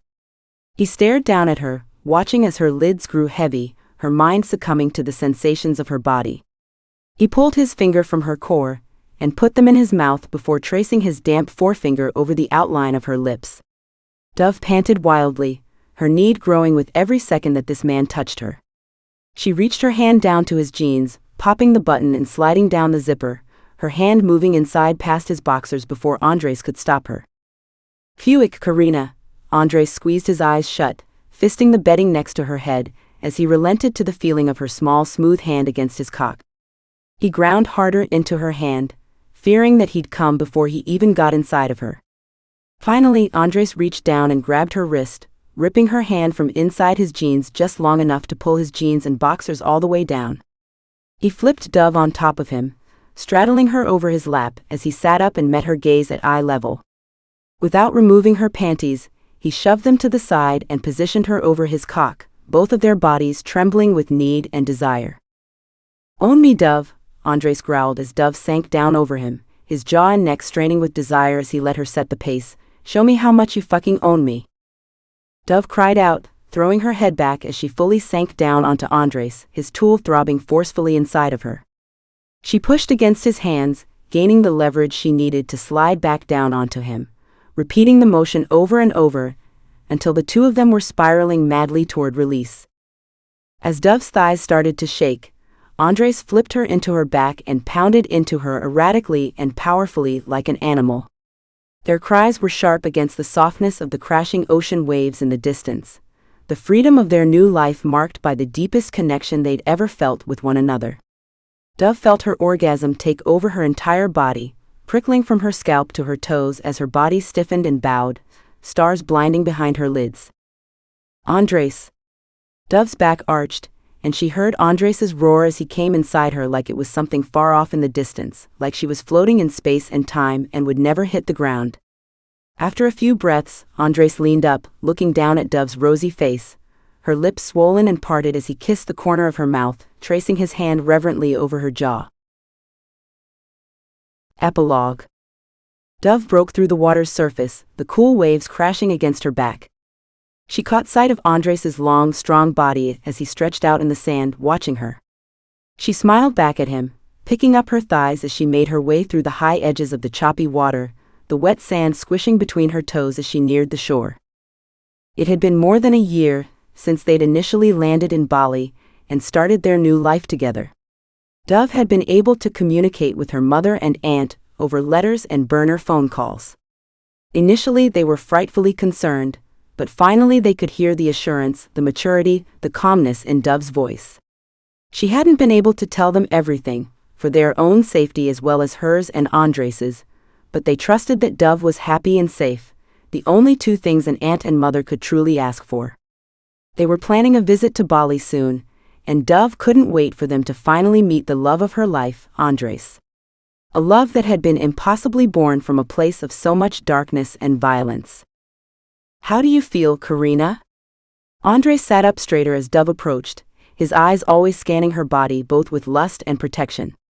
He watched her like she was a moving work of art. "I'm fine, Andres. I feel great actually." Dove looked down at her growing stomach and ran her hand over the smooth curved surface. "You still think it will be a boy?" Andres smirked up at her as she sat down on the towel beside him. "I know it will be a boy, trust me. Women's intuition or whatever." Dove popped a blueberry in her mouth before tilting her head back and taking in the sun's rays. Ever since arriving in Bali, they had taken life slowly, at their own pace. They made new friends tentatively, as that small tingling of fear that someone may be watching them from their past life still remained, a reminder to never let their guard down completely in public. Dove had started working as the manager at one of the island's most premier hotel spas, and Andres had started his own small but successful accounting business. Except this time, he did everything legally and above board for his clients, but his past extensive accounting experience from managing the Vargas Empire's books certainly came in handy. Their excitement was no longer born of adrenaline rushes and chaos from enemy ambushes or hiding out in bunkers. It was the small moments of making dinner together, followed by making love, and of the surprise at Dove's pregnancy, which they found out 6 months ago. "What are you going to name him, if you're so sure he's a boy?" Andres leaned all the way back on the towel, bending his arm behind his head as he stared up at Dove. She took a slice of watermelon and chewed thoughtfully as Andres played with the ends of her long, thick hair falling down her back. "I think I like the name Ryan." Dove glanced down at Andres and paused before following up with a question. "What do you think?" "It's a little bit gringo if you ask me," Andres chuckled, and Dove slapped his shoulder playfully before his expression grew more serious, "but I think Ryan is a fine name. Strong, determined, loyal to the death." Dove nodded and glanced out at the sea, wondering if Ryan had ever found the vengeance he'd so clearly been seeking when he dropped her off at the plane bound for Bali almost 1 year ago. And if he'd lost himself to his mission in the process. "He's alive, Karina," Andres spoke gently, his voice low. "I limit my updates from the outside world to be as few as possible, but this I know. At least as of a few weeks ago. He is." Dove laid down next to Andres, her hand tracing over his chest, lingering on the parts that were scarred. She'd memorized each of them like the answers to a test, tracking and tracing, laying in bed beside him as he told her the origin story of each scar. It was like they truly died and been born again, the stories of those scars having no place in their peaceful, quiet, bliss-filled life on the beaches of Bali. "Perhaps he can come visit someday, when the baby is born." Andres kissed the top of Dove's head as she snuggled closer into him, even if you have to end up naming our baby girl Ryan. It's a boy. Karina, my mother taught me a few things as well. You're carrying high. My bet is it's a girl. What? You're wrong, my love. Dove sat up, placing her palm on his pecs as she looked down at him. Do you want a girl? Another you in this world? Of course, Karina. And a boy? Andres glanced away, his eyes squinting from the sun and from the depth of his thought. I don't know if I could be a good father to a boy. I only learned from the worst. Dove cut off Andres's words by crashing her lips down onto his, taking the air right out of the excuse that had no place being on his tongue. Andres would be the best father, protector, role model, no matter their child's gender. Dove needed him to know that, to believe that as fully as she did. You will be the best father to our child, Andres. I have no doubt. Dove took his hand and rested it on her chest near her heart. Do you trust me? Forever, Karina. The end.